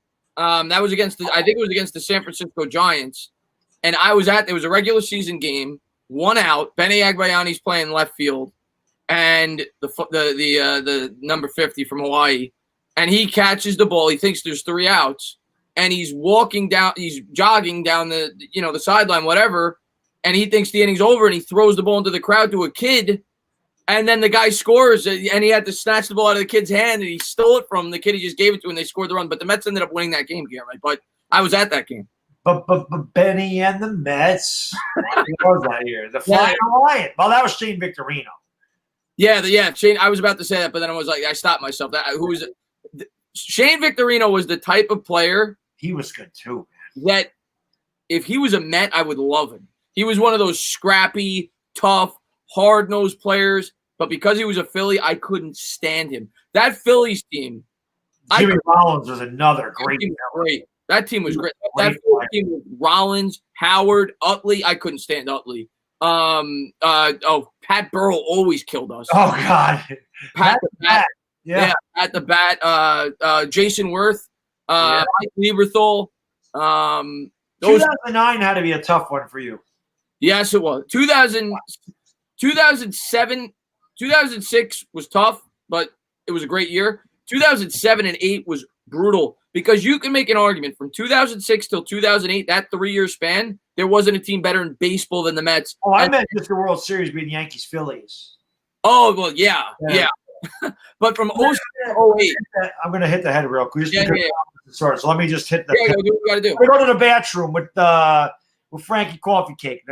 With Frankie Coffee Cake. But yeah, guys, from 06 to 08, you can make an argument that the Mets were the best team in all of baseball over those 3 years. They made the playoffs once because they choked away 2 7-game leads with like a month to play back-to-back years. And in 06, they were the best team in baseball. First pitch is at 8:40. Well, we're going to try to keep you occupied with our baseball talk then and have fun with you guys. The Mets were good. 06 to 08, they were stacked. Dwayner Sanchez, oh my God, typical Mets luck. Dwayner Sanchez, like a month before the playoffs, got hurt in a taxi cab accident and wasn't able to pitch during the playoffs. He was a huge part of the Mets bullpen that year. That's Mets luck for you. Choking is the Mets. Tell me about it, Jawad. And thank you for letting me know, Alex. I appreciate it, man. It's Mike. It's rain delay. So now it's not going to start till 8:40, it looks like, unfortunately. Gonna check in with OGR. Yeah, man, J-Man, go do what you got to do, man. Another underrated Met who was clutch for us. Xavier Nady. Yeah, man. I was actually a huge fan of what's his name on that team? Who platooned? Why am I forgetting this? Who platooned with Nady that year in the outfield? No, it wasn't Cedeno. Cedeno was on the 99 team when he was good. Who am I forgetting? They traded away Nady mid-season in 06. And why am I forgetting this? Was he a Pirate at first? Nady was, yeah. Yeah. You know about the Yankees? Was Xavier Nady a Yankee? Yeah, he was with the Yankees. Okay, I remember he had a cup of coffee with us too, like Lance Berkman. He was a Yankee for a minute. Yeah, we traded Nady for Roberto Hernandez, but who was the outfielder? He was platooning all year with another outfielder, and then that outfielder took over. I can't remember who it was. Who was in the – I can't remember who it was. I'm sure somebody's going to say it. What's going on, Body Knowledge, man? Thanks for popping in the stream, man. Oh, yeah, I remember Aaron Heilman. I have never talked about Aaron Heilman in a stream in my life. This is the second time he's been brought up today. I hear you right. You said 8:40? Chavez, of course. Andy Chavez. How do I forget about that? Andy Chavez was the guy who was platooned. You say the game started at 8:40? That's what somebody said in the chat. It's going to be 8:40 now, man. Why the hell would they take the tarp off now and it takes 35 minutes to get ready? Yeah. Gyms are open now. Gyms open up here on the 24th. I'll be back in there tomorrow doing legs. I don't even want to know. Thank you, Bill Love. He says gym's open September. Yeah, they already opened for him, so he's been there. He beat you to it, Nick. My arm's still hurt. Yeah, of course it was. I don't know how I forget. It was Andy Chavez. We also acquired Sean Green that year later in the year, which I think Sean Green's one of the last players to hit 4 home runs in one game. I know him and Cameron did it the same year. I think he's one of the last players to hit 4 home runs in a game, Sean Green. I don't remember the last time that was done, honestly. Yeah. Mike Cameron did it. I think Cameron might have been the last one to do it. They did it in the same year, those two. Oh, they did? Okay. They did it within like a week of one another. Okay. I thought Cameron did a little afterwards. Trying to think. Sean Green went 6 for 6 that game. Yeah. Nobody's never hit 5, but there's been a handful of people who've hit 4. Bob Horner hit 4 in a loss to the Expos. Remember that? Mike Schmidt hit 4 in a game. Mark Whitten hit 4 in a game. Hard hitting Mark Whitten. That was a game he had 12 RBIs. He had 4 in a game. Green did it against the Brewers. Lou would know. He's a Dodgers fan. Yep. Green did it. Cameron did it. Okay, I'm trying to think of who else did it. It hasn't been done a lot. No, not a lot. What's going on, Dre Mac? Thanks for popping in. Jeremy Burnett's the greatest drunken Met ever. Jeremy Burnett's okay. The most disappointing Mets team for me. This is equivalent for all the Giants fans in here. This is equivalent to my 2017 Giants, because the 2017 Giants, for me, are the most disappointing team ever since I've been watching the team. I think it was the 2002 Mets. It was either 2 or 3. I think it was 2. When they went out there, they brought in Roberto Alomar. They brought in Mo Vaughn. They brought back Jeremy Burnett. They brought back Roger Cedeno. They brought in somebody else. I can't remember. But they brought in all these free agents. They were the Yankees for one offseason. They spent all this money, and every Met fan under the sun. We were 2 years removed from a World Series. We thought we were going to dominate. The Mets won like 70 games. We were horrible that year. That's my most disappointing. This has only been done 18 times in the history of Major League Baseball. So these guys are like, yeah, okay, Lou Gehrig is the first guy to do it. Okay, Lou Gehrig, understand. Pat Siri, right? Who's that? Rocky Colavito, he was a damn good hitter for the Reds and the Tigers back in the day. Mike Cameron, Carlos Delgado. I forgot about Delgado. Josh Hamilton. Forgot about Hamilton. Yes, I did. Bobby Lowe, don't know who that is. He had 71 career home runs. Ed Delahanty, he had 101 career home runs. Chuck Klein, he was a good player. Gil Hodges. Gil Hodges be in the damn Hall of Fame. I don't know why he's not. He had the most home runs in the decade of the 50s when you had Willie Mays, Hank Aaron, Mickey Mantle. How the hell is he not in the Hall of Fame? Joe Adcock, another really good player. Willie Mays, Mike Schmidt, Bob Horner, Mark Whitten, Sean Green. Scooter Gennett. Scooter Gennett. Wow. And the last one to do it, J.D. Martinez. J.D. Martinez. But he did it with the Diamondbacks. Huh. So now, the question I always have when a guy hits 4 home runs is, how do you pitch to him after he hits 3? Like, the guy's locked in. He's got 3 home runs. How do you keep pitching to the guy? You have to, because the fans are going to boo your ass if you walk. Yeah, I guess. I can remember A-Rod against the Bartolo Colon. I think it was 2005. He was up. I'll never get this too, because my buddy owns a car shop. I wasn't part of the owner yet. I wasn't part owner. I just went there all the time. So I called him up and I said, after the 4th inning, I said, A-Rod's having a good week tonight. I'm like, he's got 3 home runs and 9 RBIs after 4 innings, right? So, I mean, obviously he had a chance to do it. He was going to get up a couple more times. And one of the guys who's a Yankee fan at the place, this is the beginning of the year, and they weren't doing really well. He goes, "Are they winning?" He said, "A-Rod's got 3 homers, 9 RBIs." Where he goes, "Are they winning?" Yeah, it's kind of how we felt with the Giants after Becca made that catch. Are they winning? Yeah. Yeah. Oh, Sam, we all miss Mike Piazza. I mean, I've never met a fan in New York, period. You'll see a lot of Yankee fans that don't like Mets. You'll see a lot of Met fans that don't like Yankee. I have never met a fan, period, whether you're a Yankee or a Met fan in New York, that did not love Mike Piazza. Mike Piazza was pretty much adored by everybody. He was great. Piazza was awesome. Yeah. If you like baseball, you liked Mike Piazza. He was Italian. I mean, anytime that you're an Italian guy, I mean, you're going to always have, I mean, the whole reason the Yankees won all those championships is because they were all Italian guys. Right? They were Italian and Irish. That's my kid. My kid's Italian-Irish. So he's going to be a Yankee. Right? He's going to be a Yankee. Think about it. Yeah. So you had Billy Martin. Right? He was Italian. You had Phil Rizzuto. You had Yogi Berra. You had Joe DiMaggio. And then you bring in Whitey Ford. You bring in Mickey Mantle. And that's why they won all those damn championships. Right. They had all the Italian-Irish guys. Yeah. That's how they did it. Good point. I know there's got to be other Italian guys that I'm missing. Tony Lazzari, I mean, that was back in the 20s and 30s, but, Tony Lazzari. Pepitone. Pepitone, how the hell I forget him? Funny story about Pepitone. And he says, I think Roger Clemens would disagree. Yeah, Ray West, of course, referring to when Clemens beamed Piazza and then threw the bat at him in the World Series. I used to work for Ace Hardware when I was like 18. And we used to have to put together lawn furniture for people. And Joe Pepitone, I didn't know, lives in my town. And I had a delivery, and it said Joe Pepitone on the order. I'm like, this can't be right. Joe Pepitone. And I went there. As soon as I get there, He has a picture of himself. He autographs it for me. He's like the nicest guy in the world. He lives on the water. Yeah, I put together Joe Pepitone's lawn furniture when I was 18. Joe Pepitone was the first guy to bring the hot comb into the locker room. Oh, really? Joe Pepitone. Yeah, Joe Pepitone was the big hair, the Pepitone. Oh, yeah, that's right. Yeah. Joe Pepitone. Joe Pepitone. Yeah, they did. The Yankees love their Italian guys. They did. That's why they won it all. And I mean, that's what Colosimo says right in the thing, because he was Italian. He knew. Let's see. I met Mickey Mantle at his restaurant as a kid. Picture didn't come out, but got an autograph. That's awesome, man.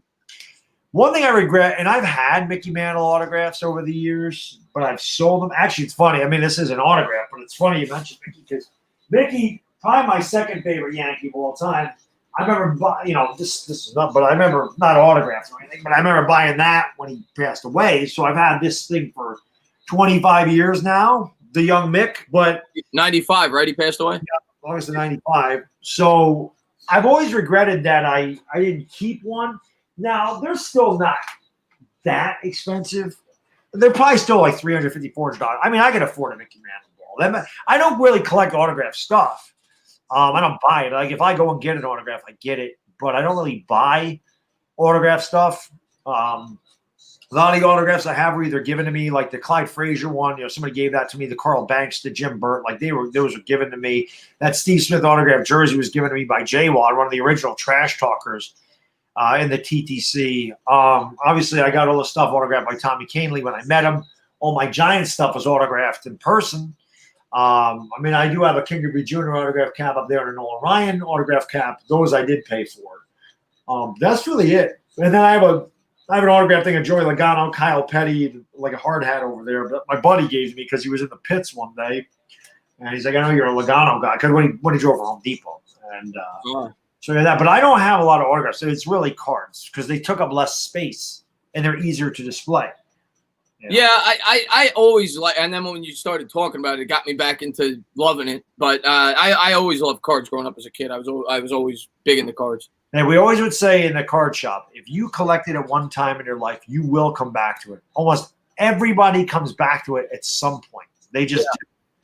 I mean, I got away from it for maybe 3 years. I remember I collected I was 13, 12. It was December of 88. So I was 12 years old when I started collecting cards. And I collected probably all the way up to like 96 when A-Rod started to get really good. Like when A-Rod was really good, I started to buy all the A-Rod stuff. But then from like 97 through 2000, I really didn't. I started focusing on eBay was big, but I didn't go with eBay. I went to UBID. UBID was like eBay, but different. And I bought a lot of autograph stuff there. That's actually where I got the hats from. Mm-hmm. I remember buying a bunch of Orlando Hernandez baseballs, El Duque. El Duque, yeah. I actually got his autograph when I went to Mets training camp. Autograph. When he was with the Mets, I got his autograph. And I'll tell you something I definitely was pissed off about. Mariano Rivera goes to the Saratoga racetrack now and again and signs autographs. And one day he was there, and I did not know. And I went to work, and I'm like, you got to be kidding me. I've always wanted Mariano's autograph. That is one I have to get. He's my favorite player. Yeah. But they're hard to display. You got to make sure you keep them in the right spots. If the sun gets at them, it can yellow the ball. They can get spots. It's just hard to display things. The autographs can fade on a baseball. It's just not. Yeah. I feel like autographs don't hold their value. They unless you get it certified. Well, yeah. I mean, anything of value you should have certified. Yeah. Yeah. That's why I'm autographed now. I actually thought that this Donovan Mitchell would be a little better. The last 10 sold for $187. I actually thought that would be a little bit better, but Optic's not the big card. It's Panini Prism for Donovan Mitchell. You're talking about the PSA 10s, though, right? What's that? You're talking about the 10s sold for $100. I still got it for $250 because he's killing it.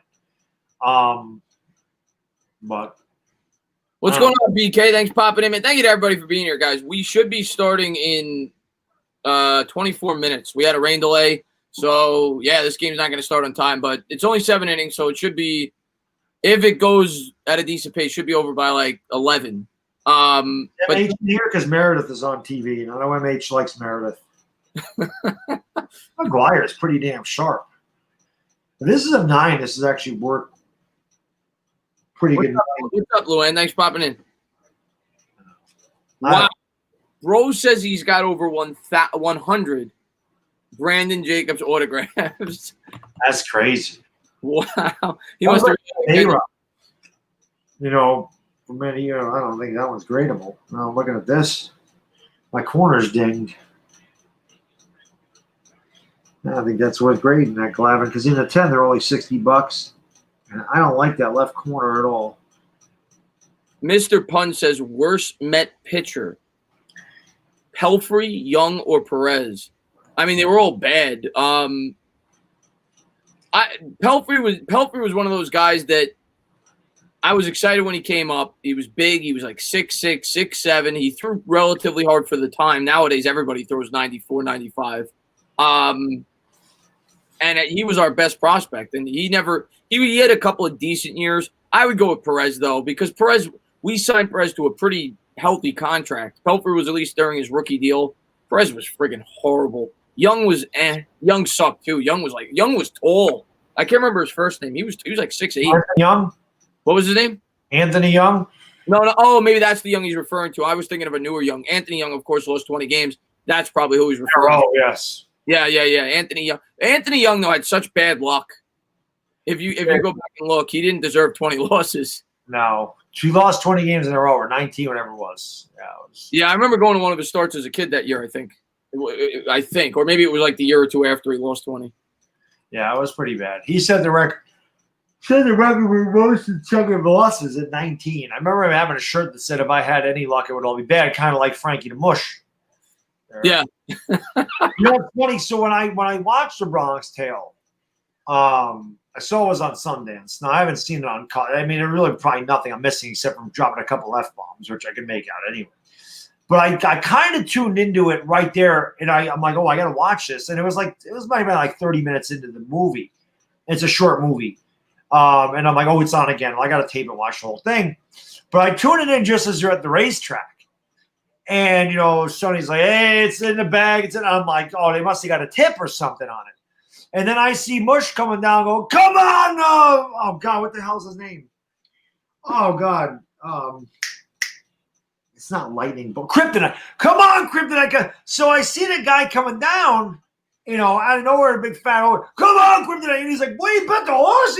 And they whip up the tickets like, let's go. So I'm like, oh, something must have happened. Like, it's not fixed. This guy knew about the fixes. I didn't realize that the guy just mushed everything. So the students, they knew he bet on, like, we lost. Right. I'm guessing this is where Mike Francesa picked up the name Mush. Probably. They call him Tank Mush because everything Francesa says, the opposite happens. The best scene in that movie is the crap scene. Yes. That's the best scene in the movie. That scene's.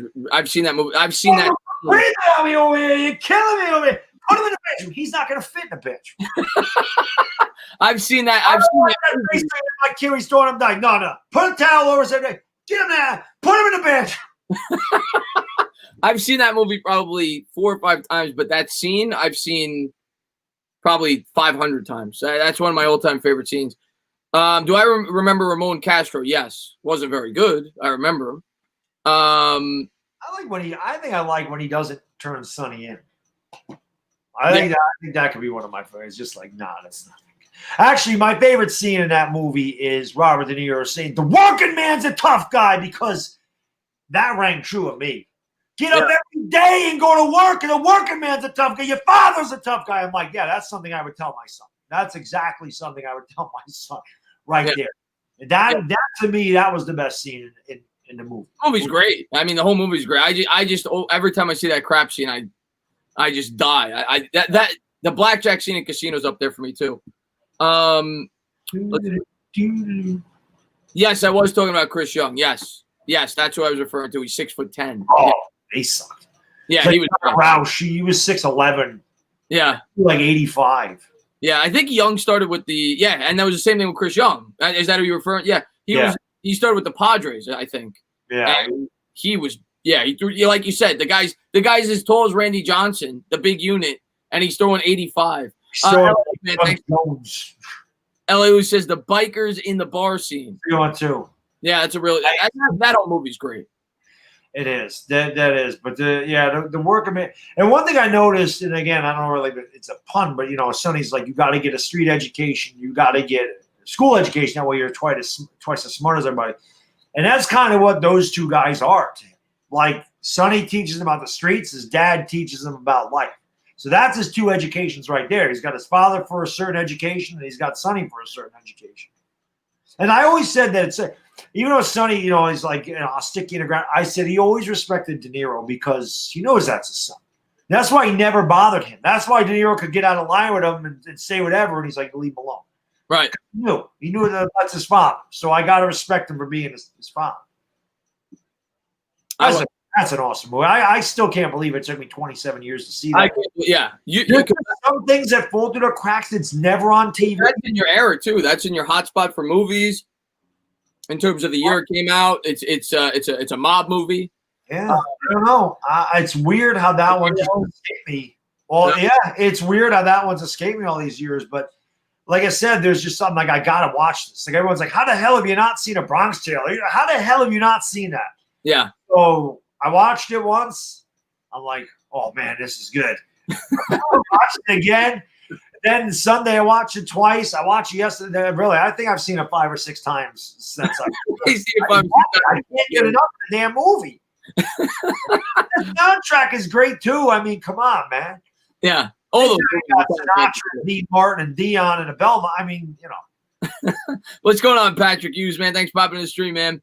Of course, I remember Carlos Delgado. Carlos Delgado was Carlos Delgado. The fact that Carlos Delgado didn't get on the ballot for a second year for the Hall of Fame is absurd. Yep. When you go back and look at Carlos Delgado's numbers, I'm not saying he definitely should be a Hall of Famer, but there's a lot of guys that are in the Hall of Fame that are not as good as Carlos Delgado. Yeah, there's plenty of them. And the fact that he didn't even get a shot for more than 1 year, and I know that people said that he had issues with the media, and maybe that had something to do with it. He didn't have 490-something home runs or something like that. Yeah. And McGriff's not in either. It's a shame. I think McGriff will get it eventually. Yeah, McGriff was like 5 home runs away, too, from 5 years. Yeah. That was great. We were just talking about it. He had 4 home runs in one game. Yeah. Yeah. Well, man, thanks for love. He says Lorenzo Carter has 5 sacks at the half. Again, is that good for Lorenzo Carter, or is that bad that our line can't block anymore? Wow. I'm gonna get to watch it tomorrow. They're gonna televise it. I guess they're they're releasing the information as it's going on. That's insane. Listen, I hope he breaks out because I'll look really smart. Everybody is down on Lorenzo Carter this year. He's the guy that I've been preaching that I think is going to break out this year. What's going on, Eddie? Thanks for popping in the stream, man. What does the media have to do with him being a great ball player? I don't know who we're referring to. The media. Oh, Delgado. They're the ones that vote you in. Yeah. So that's why Jim Rice took forever to get in the Hall of Fame. He was not good with the media. Eddie Murray. Eddie Murray was one of the best players ever. One of the only, I think he's only the second guy that has not used steroids that had 500 homers and 3,000 hits. Willie Mays being the other one. I mean, Palmeiro used steroids. A-Rod used steroids, so they don't count. But nobody ever talks about how great of a player Eddie Murray was because he didn't get along with the media. That great fielder too. Has a lot to do with it. He was a switch hitter, right, Eddie Murray? Yeah. Yeah, I remember watching him as a kid with the Mets. He was on the 93 Mets. I remember going to the game, him and Bonilla. Yeah, he's a guy that nobody ever talks about. And there's very few players that have done both of those things, like you've said. So, yeah, he's definitely a guy that gets overlooked when it comes to all-time great baseball. And that has a lot to do with it. The media can do whatever it wants. Jeter got robbed of the MVP in 2006 because some ass gave him an eighth place vote, which is BS because there's just no way that he should have ever been voted 8th. And anything higher than 8th, he wins it from Justin Morneau. So Jeter got robbed that year because the writer decided that. And I've said this before, like I've seen guys, because you can see who they vote for, like people get a vote. And I remember seeing like, Jared Washburn of the Angels. Like somebody voted for him. And I'm like, for Jared Washburn for the Hall of Fame, you should be revoked. You should not be a pitcher, right? Yeah. You should not if you're voting for him or Troy Percival or any of those guys. You should immediately lose credibility.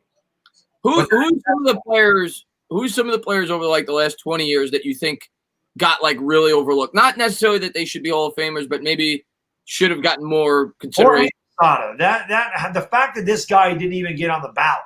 Yeah. That's ridiculous. He had 275 homers. He hit over 270. He was a catcher. He won 5 championships. How the hell is he not even get a chance? Ridiculous. What about Edmonds? I think Edmonds got. I don't know. Did he get consideration? He did. I always liked Edmonds. Edmonds was really good for a few years. Definitely, it's made some of the most memorable catches ever. Yeah, real douchebag, from what I understand, though. Yeah, he was. I didn't know him off the field, but I always like watching him play. There's another guy like Jim Edmonds, and I get him confused a lot. He was really good. It's such a period. I always think of the great players from that period. I know again it's steroid implications, but Juan Gonzalez was another great. Juan Gonzalez. Gonzalez could hit. Yeah, Juan Gonzalez was phenomenal. I remember him and Griffey, the home run derby. I remember watching that as a kid. Gonzalez, man, he like Albert Bell. Yeah, Albert Bell was the only player in history of 50 homers and 50 doubles, and he did it in the year that it was a straight short season in '95. They missed like 20 games. That's crazy. He hit 50 homers and 50 doubles. I just want to make sure I don't know this. Losiga, is that how you pronounce the Yankees pitcher? Loaizaga. Okay, Loaiza's pitcher for the Yankees. Peterson for the Mets. Peterson's actually pitched really well for the Mets. He was a guy that only got called up because of all the injuries to the rotation.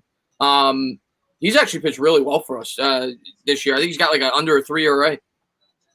Yeah, well, if he's facing the lineup that they faced in the first game, his ERA will go under 2. Boyd and Frazier don't play. Game should be starting in, I'm thinking, like 10 minutes. It's 8:29, so we'll see. Giambi, Nicky, he's a steroids guy, but he was great for about 5 or 6 years. That Oakland A's team that you guys beat when Jeter with the flip, that Oakland A's team with Giambi, with Tejada, with Damon, with the pitching, Zito, Mulder. Who was it? Zeter, Mulder, Hudson. They also had Jermaine Dye. They had Jermaine Dye, yeah, Johnny Damon. There's a guy that's overlooked. That was a really he was near 3,000 hits. Yeah, Johnny Damon, definitely one of the better players that got overlooked in that era. But yeah, that A's team was loaded. Yeah, that may be one of the best teams I've ever seen not to win a championship. And they didn't even Yankees beat everybody back. It didn't matter what they did in the regular season. Yeah. The Yankees knocked that 116 Mariners team out in 5 games. Couldn't beat the Yankees back then. They just knew how to play winning baseball. Yeah. And they don't know how to do that anymore. This Yankee team doesn't. Home runs are fun. Home runs are exciting. Bob Felicia, I love doing it. But at the end of the day, give me the guy like DJ LeMahieu that hits 17 home runs. Although I know he hit 24 last year. But the guy that hits 335 with 17 home runs and hits 380 with runners in scoring position. You give that guy to me. You give me a team full of that guy over the guy that hits 235 with 47 home runs and 100 RBI. You give me that guy any day. Yeah, 100%. Jason Young says, thank you for the love. He says 2001 Mariners' biggest disappointment. They're definitely up there. Like you just said, they won 116 games. But I personally think that Oakland A's team might have been better because when you factor in they had 3 of the top, maybe 10 pitchers in baseball at the time in that rotation. And they had all those great hitters. I could make an argument that the Oakland A's team had more talent. Now, obviously, in terms of the record, the Mariners are the greatest team to ever win a championship, but Yankees beat them bad. They beat them 4-1. Yeah. Big reason, Kazusaki was not a good closer. And that was always the difference in the playoff series. The Yankees always found ways to fight back. I mean, you guys know that as Mets fans in 2000, and then a bat Paul O'Neill had against Armando Benitez. I mean, that's what they did.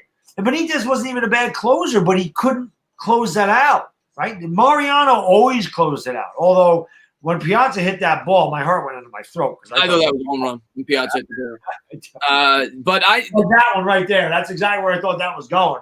Yeah, the biggest thing that I wish didn't happen, because it would have been a completely different series, is Game 1, Timo Perez doesn't run the ball out. If he runs that ball out, the Mets probably win Game 1, and then that is a completely different World Series. But yeah, ifs and buts, candies and nuts. Can't go back in time. But again, that's the difference. The Yankees made the plays, Mets didn't. Yeah. Yeah. You got guys like Luis Sojo coming through at the end of the game there. Jeter leading off with the home run in Game 3 after the Mets made it 2-1. Yep. I remember Rick Reed, by the way, one of the most underrated Mets since I've been watching the team. Rick Reed was really good. He always got it done. He was a good Turk Wendell too. I love both those guys, but Turk Wendell was awesome. Yeah, I loved her. He spiked the ball like he would spike the Rosenbach bag like a football. But yeah, Reed beat El Duque in Game 3, and then I said to myself, nobody ever beats El Duque. No. Maybe we're gonna start to rebound.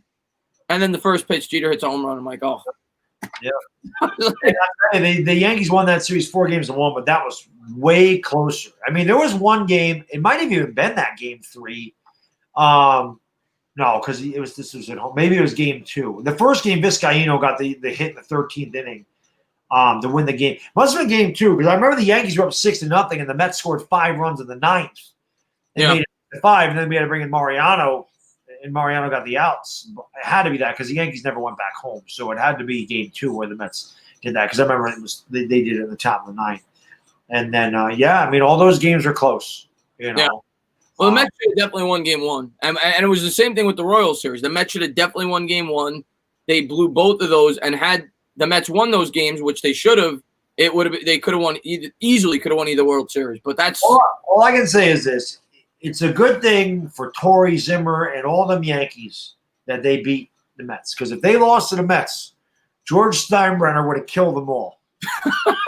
George Steinbrenner would have went on a mass murdering binge had they lost to the Mets. He didn't like losing to the Mets in the preseason. He was actually losing to the Mets. And listen, love him or hate him, Yankee fans, George Steinbrenner did everything he could to win us championships. And I mean, I'm not even blaming Hal. I think the Yankees did a really good job of acquiring young talent. I give Brian Cashman credit. They went out, they got Gleyber Torres for Aroldis Chapman. They get Aroldis Chapman back. They get Clint Frazier for Andrew Miller. They pick up a Gio Urshela. They pick up a Luke Voigt. They got Luke Voigt for Chase and Shreve. They're getting rid of nobodies and they're bringing in great players. They drafted Aaron Judge. They've made really good moves. Okay, but the managerial move is terrible. And the Yankees, my entire life, have never known how the hell to develop a pitching. They always have to go out and buy pitching. They do not develop them. Outside of Andy Pettitte, and I guess Guidry, because Guidry is near the end of his career and I started watching the Yankees. Pettitte's the only really good starter I've ever seen. Mariano was a failed starter, became the greatest reliever ever, but outside of that, tell me one player that the Yankees drafted since 1985 or 84 pitching that's been a good pitcher. Nobody. No, they've been the opposite of the Mets. The Mets have been the team that could develop the pitching, and they've been the opposite. What's going on, Eddie? He says, "Do I remember?" Yeah, I remember you. Thank you for popping into the stream. Let's see. Long live, yes, Jackie Robinson today. Thank you. No, the game's not going to be called off Pettisons. It got delayed because of rain. It's starting in about 5 minutes. And somebody said again about Lorenzo Carter. I did catch that. Yeah, I'm going to do it tomorrow when it's televised, so I'm not getting the updates right now, but apparently Carter, somebody said 5, now somebody else said 4, but either way, he's having a hell of a day today. And yeah, the game's about to start Polar Bear Pete in about 5 minutes. We're going to get to see Peterson, who's actually one of the pitchers I really like watching on the Mets. Good left-hander. We'll see how he does today. What's going on there, Chris? Thanks for popping in the stream. Who's winning? The game hasn't started, Ethan, but somebody said Dave Righetti. So Righetti, same thing. He was a starter for a couple of years, and then he became a closer. And he was not a great. He did throw the no-hitter July 4th, 1983 against the Red Sox, but he wasn't a great starter for many years. I mean, the Yankees, outside of Andy Pettitte, I can't think of any Yankee starting pitcher that won 200 games for the Yankees, and I don't think there is one. They drafted Ian Kennedy, who was supposed to be great, stunk. They drafted until he went to Arizona, and 1 year we won 21 games. We drafted Phil Hughes. Phil Hughes was a huge disappointment. Phil Hughes was a fly ball pitcher in a home run park that made no sense. He was not good. Okay, he was good out of the bullpen in 2009. And then the other one was Jabba. And Jabba was a great reliever for 2 years, and then the Yankees started messing around with him and ruined his career. Jabba, man. Pitcher. They go out, they sign Sabathia. They go out, they sign, they get David Cohn, they get David Wells, they get Roger Clemens. They went out and traded or signed these guys. They cannot develop pitching. Look at the one playing it now. Tanaka's not developed. He came from Japan. You know, they went out and paid Garrett Cole a freaking King's ransom. James Paxton's not ours. You know what I mean? Jordan Montgomery is. Jordan Montgomery is okay. We'll see how he does in his career, but he's already had Tommy John surgery. You know, Chapman is not. Well, we're just starting. We're talking about the starting pitchers. No, you're right. When you think about it, all those teams that won, it was pretty much guys you brought in from the outside. Hitting was all us, but pitching. Well, not all, but a lot of it. Peter, Bernie, Posada, you know. O'Neill was you brought in from the inside. Tino, you brought in from the outside. But Brocious, you brought in from the outside. Right. He says Lorenzo strip sack Jones. All right, that's actually not good. I actually don't like that. I'd much rather hear that Lorenzo strip sack Colt McCoy because that's obviously the biggest problem that Daniel Jones has. So that's not good. Yeah. Johnny T, good point. I mean, Chien-Ming Wang won 19 games 2 years in a row, and I think he was 7-2 or 8-2 at the time when he broke his foot running the bases in Houston. And you're right, he was never the same after the injury. He was on his way, but he didn't have a long career at the Yankees. You're right, he was. And it was funny because Chien-Ming Wang, although he threw 94, 95, he always pitched to contact. It was that heavy bowling ball sinker. Nobody could ever hit that ball. But he was pretty good for you guys for about 4 years. Yeah, till he broke his foot. But you look at the Mets, it's the complete opposite. Doc Gooden, David Cohn, Harvey before he goes down with the injury, DeGrom, Syndergaard, so many. Obviously Leiter they brought him from the outside. Hampton they brought him from the outside. I think Reed was an original Met. I could be wrong. Leiter was a Yankee. Leiter was a Yankee. Leiter was a Yankee, and then he finished with the Yankees. Yep. But yeah, the Mets definitely do better in that aspect since I've been watching. Ron Darling, since I've been watching the team. Someone said Severino, but what has Severino done? Severino has good arm talent. Severino has had one good year, and now he's hurt again. Those guys didn't really work out. Paul Wilson, Izzy, and Pulsiver. Those guys did not work out. Well, Izzy worked out, ended up not with the Mets, but he ended up being one of the better closers in baseball for a while. But not with the Mets. But what was I gonna say here? Shoot, I don't know. Oh, we'll see with Debbie Garcia and Clark Schmidt. Now these two guys are supposed to be good pitchers for the Yankees. Yeah, I don't know why Clark Schmidt's not up now. Anyway, he's got to be better than Jay. And now that freaking what's his face ain't pitching Paxton. I mean, why not? Here we go. We're about ready to go here. Peterson taking the help for the Mets here, taking some warm-up pitches. We're starting – this game was supposed to start at like 7:10, so we're starting about an hour and a half late. But thank you to everybody that has hung around with us as we were talking, broad baseball, whatever it may be. I had a lot of fun talking with Bad Dog. We got Luke Voigt, Clint Frazier, Aaron Hicks, Gary Sanchez, Mike Talkman, Andujar's batting 6th, Jordy Mercer, the guy that we don't know, Estrada batting 8th, and Eric Kratz, the catcher, who's actually hitting 3. Why in the hell is Gary Sanchez hitting 4th again? He's hitting 133. What the hell is he hitting 4th for? He might be the only hitter in the history of baseball to be the cleanup hitter two days in a row, 2 games in a row on the same day, batting 133. In the game, he sucks. He shouldn't even be DHing. There's got to be somebody else that can play. Why isn't Fat Mike DHing? Here's Peterson. Peterson, like I said, been pitching really well. 2.91 ERA. He's probably, I don't know this, he's probably one of the favorites for National League Rookie of the Year. 3-1 record with a 2.91 ERA so far with the Mets as he's warming up. For the Mets, Alonso at first, McNeil at second. Guillerme, who's actually hit really well for the Mets, is going to play short. J.D. Davis at third. Dom Smith getting the start again. Nimmo will be in the lineup for the second game. Conforto and Sanchez behind the plate. Why are the Mets in their road grays if they're the home team? It's a really good question. Right? I mean, technically they're in the Yankee Stadium, but they're the home team. Right. So why? And he's got Luke Voigt leading off again. So the guy hitting 321 with 11 homers, you hit him leadoff. The guy hitting 133 and who's hit 185 over the last 3 years, you have him hitting cleanup. Yeah, I give up. Everything I do about baseball, I guess I just. Peterson misses with the first pitch fastball outside, 93 on the gun, about a foot outside. Good eye there by Voigt, 1-0. This is one of the guys I was talking about, though. Just came here and just rakes. And swing and a miss on the high heat there by Peterson. 93 on the outside corner. Luke, obviously, a little slow at the bat. Probably had a big hoagie in between games, so maybe just him and Fat Mike. Yeah. Here's the 1-1, and looks like that might have been a slider. That's his best pitch. That misses downstairs, 2-1. Guys, do hit that thumbs up for this stream if you have not. I can't see anything because I have it on StreamYard, so I can't see nothing here. Here's the 2-1, and a slider on the outside corner. That's hitting the air to right field, to the corner, and just falls short of the wall. Conforto brings it in, 1 down.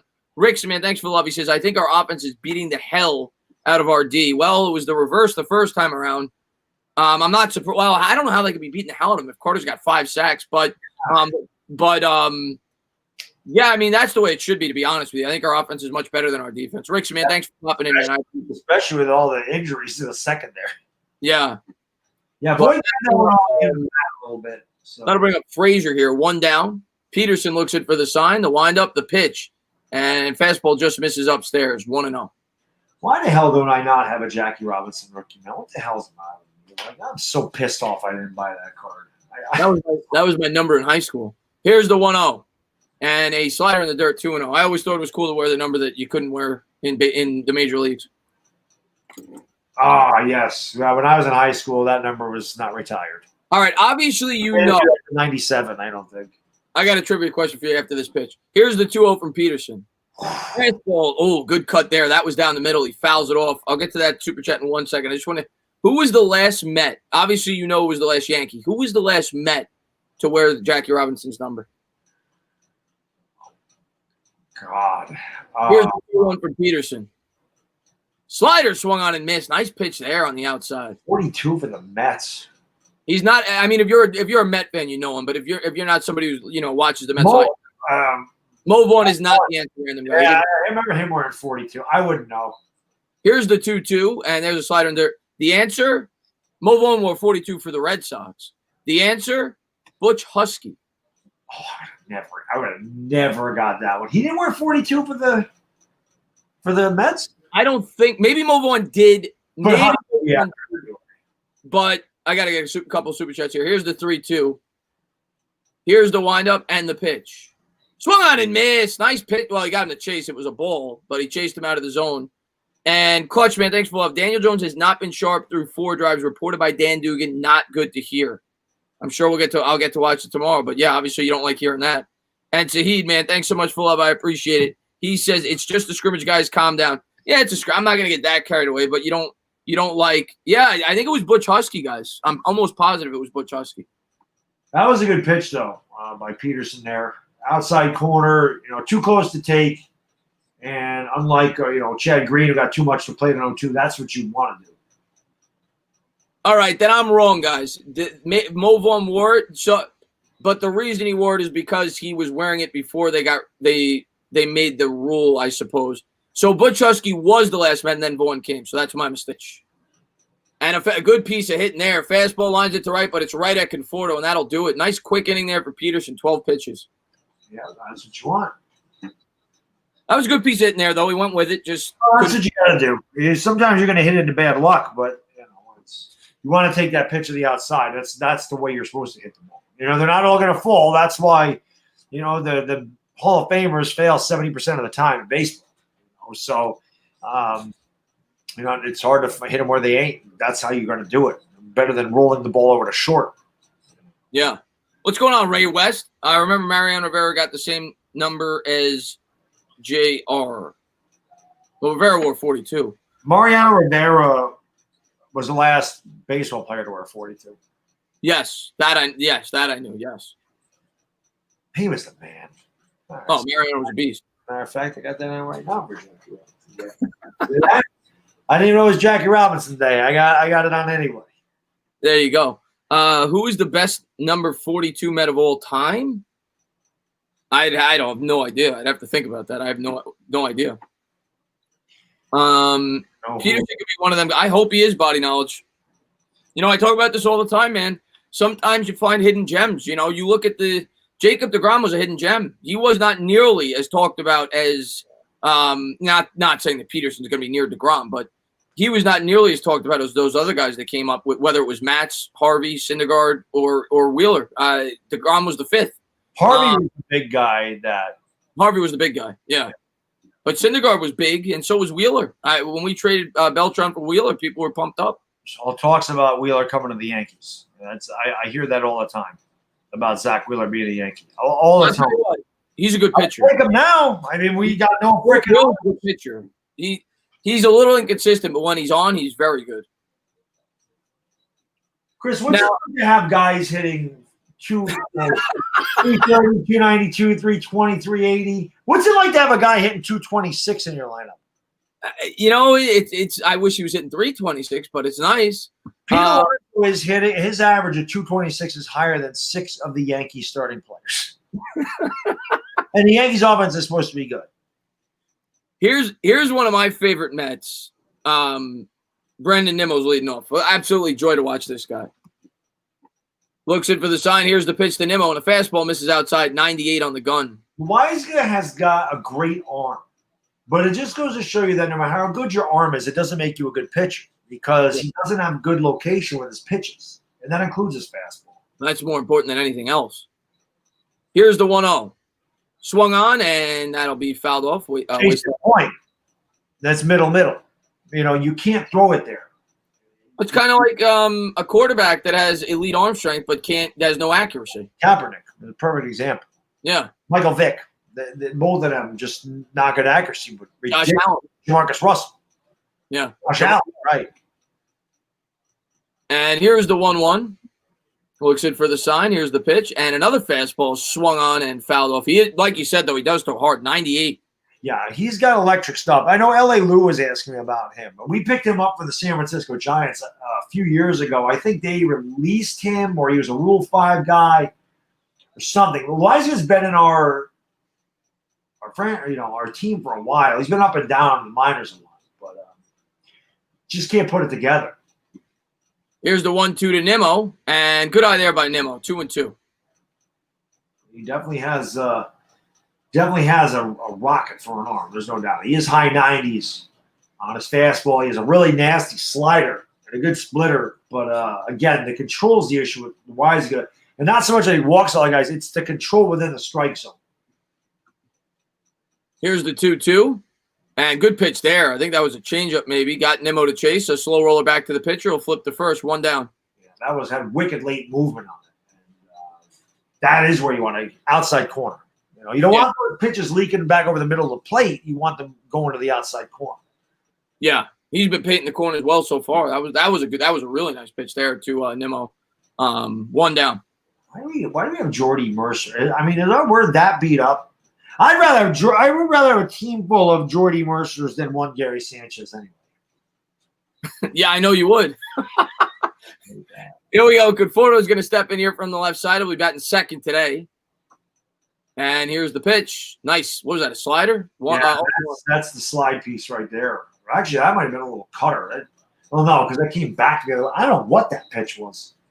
You don't usually see a right-hander that has something that breaks into left-handed, unless it was a cutter. That could be a cutter. Really nice pitch there, though. He painted it on the outside corner. Here's the 0-1 to Conforto. Fastball just misses upstairs. 1-1. That was a little two-seamer that kind of broke inside there. Yeah, if Weisga could ever find the control and just be consistent, he's got the stuff. He's got to figure it out. Kind of reminds me of Victor Zambrano. Rick Peterson said he could fix him in 15 minutes. Here's the 1-1. Swung on and fouled off 1-2. Yeah, you see that whatever that breaking pitch. It's just Weisga got great late movement on these pitches right now, and that's the biggest key to any pitcher is the late movement. You can throw 100, but if it's straight as a string, it's going to get knocked all over. Like Chad Green's fastball has no movement. Okay, yeah. Phil Hughes' fastball had no movement. But you get these guys like Mariano Rivera that have that late movement, even if they're throwing 92, you're not hitting that. Doesn't matter. Yeah. Here's the 1-2 pitch to Conforto. And good eye there. Lays off the high heat. 2-2. That's a good pitch. And that's, it was a ball, but it's where you want that fastball. You want to change eye level. Now maybe you go, down and away or down and in with a slider here. You change the eye level, try to get him to swing at something low in the zone. It'll be a 2-2. And nice piece in there by Conforto. He's been doing it all year going opposite field. He's going to drill a double down the line. That was a great piece of hitting by Conforto. He just took that outside pitch. He just laced it the other way. That's why you're hitting 330, because you hit like a professional hitter. That's the difference between a 230 hitter and a 330 hitter. This pitch is not a bad pitch. It's a great pitch. He goes out and he gets it and he laces it to left field. That's just good hitting. That's for once, good hitting beating a good pitch. But that's why he's 30. Great at bat there by Conforto. So Mets with a runner here on second. We'll see if they try to get aggressive. Maybe he'll try to swipe third with one out. Probably not, but we'll see. And they got the heart of the order coming up. J.D. Davis stepping in.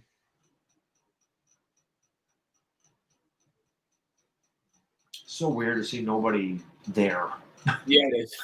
Here it is from the stretch, and my God, that slider's nasty. Yeah, he does have a nasty slide. And again, the pitch to Conforto wasn't bad. It's just Conforto had a really good at bat.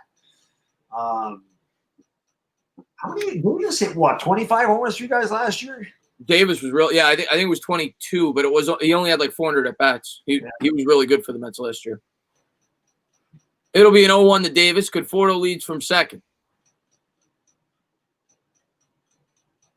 Here's the pitch.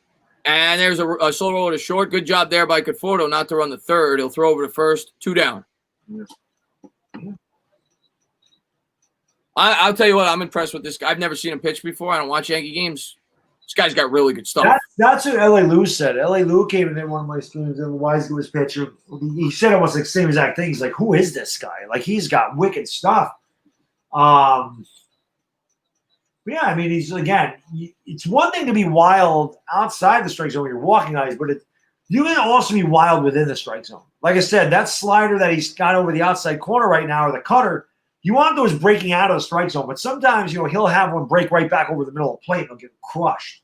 Speaking of crushed, Dominic Smith crushed one that gave the Mets the ultimate go-ahead run or winning run. Nice pitch there. Fastball on the outside corner, strike one. Looked a little high. But he didn't like it. They took away the game-winning RBI stat years ago, and he would have had a game-winning RBI there. That is a good stat. I didn't remember that stat, but that is a good stat. Look at the back of 86 Topps cards. It would always say game-winning RBIs in the back. I remember Mattingly had 21 and 85, and Keith Hernandez at 24 and 85. I always remember that. Here's the 0-1 to Smith, and takes it the other way. And it's going to go all the way to the wall. That'll play to run. 2 lefty hitters. And Smith's only going to get he's going to get thrown out, but they get a run. Well, he might not get thrown out. It's the Yankees. He fell down. All right, bad base running there by Smith, but he plates a run. But great hitting there. We're going to go to I'll change the scoreboard in a second. We're going to go to the top of the second, but not bad pitches. 2 lefty hitters taking it the other way. Good job. Good professional hitting there by both Tom Smith and Conforto. We head to the top of the second. Yeah, that one was he got a little bit too much on the plate on that one. But again, that's a good job by Smith, because if you try to pull that, you're going to hit a weak ground ball to second. And he didn't try to pull it. Like I said, when you score runs, when you hit what you – that's how you're doing it, like that. You do not see the Yankees do that. They just don't. Except for DJ LeMahieu, they really don't. Clint Frazier maybe to a point, but all these guys try to pull everything. And that's why they're hitting 160, because they're not using the whole field. You have got to use the whole field. Hit it where it's pitched. Not everything's meant to be a home run. And I don't know when that became in vogue to not be embarrassed to strike out 230 times a year. Like it's no shame. Like back in the day, you'd be ashamed that you struck out. Oh, if you struck out more than 70, 80 times, you were embarrassed back in the day. Yeah. Karan, man, thanks for the love, man. I appreciate it. He says Lorenzo Carter is beasting with 3 sacks. 2 on Thomas. That's one thing you don't like to hear. 2 on Thomas, out of which 1 was a strip sack. 1 was on Cam Fleming. Should I be happier? Said that's the thing. That's what we were talking about earlier. And tomorrow, I guess I'll get to watch it when they televise it, and I'm looking forward to it. But that's the thing. I can't get too pumped up about it, because that means that Thomas is getting beat. But Lorenzo Carter's a guy I've talked about this offseason that I think a lot of Giants fans have given up on, that I don't think you should. I think he fits the scheme well. I think he's an athletic freak. And I think that a guy like Joe Judge and his coaching staff could get a lot out of him. So I'm encouraged by what I'm hearing from Carter, and I guess discouraged of what I'm hearing from about obviously the offensive line and Daniel Jones fumbling. Dire Giants fan, your message got retracted. Thank you so much for love. Just type it again. I'll definitely read it out. I don't know. I actually have it on StreamYard. I don't know why, but it says that he's talking about Boone. He said this effort needs to take a walk. I'm still wondering why Joe Girardi was fired. How is Boone better? Did you watch my rant? What's the video I made on Aaron Boone? Why did the score? Oh, did I have to hit save? Is that why? Yeah. Yes, you hit show. Hit show. There we go. Okay. So here we go. Top of the second. Peterson. Slider misses upstairs. 1-0. All right. Here's Trash Can Sanchez hitting a solid 133. It's pretty bad when you can't even hit half your weight. You know, sometimes they say hit your weight. This guy can't hit half his weight. Peterson misses way outside with that pitch. Fastball 2-0. I mean, if you're Peterson, just throw right down the damn middle of the plate. This guy can't hit. You could put it up on a freaking tee and he would get out. Here's the 2-0 to Sanchez. And there. Look at that. I'm happy, but he swings at a ball up 2-0.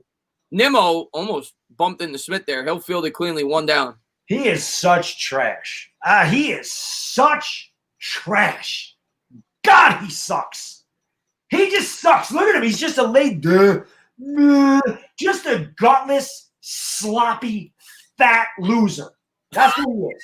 I absolutely detest. I have never hated a Yankee more in my life than I hate him. That is an embarrassment to wear this uniform. For those of you that are tuning in, he does not deserve to wear these pinstripes. Does not. And there's a fastball, misses inside 1-0. For those of you that are tuning in just now, Gary Sanchez is Bad Dog's favorite Yankee. Talkman up at the plate. He's batting 350. My favorite Yankee to rant about, maybe. Yeah.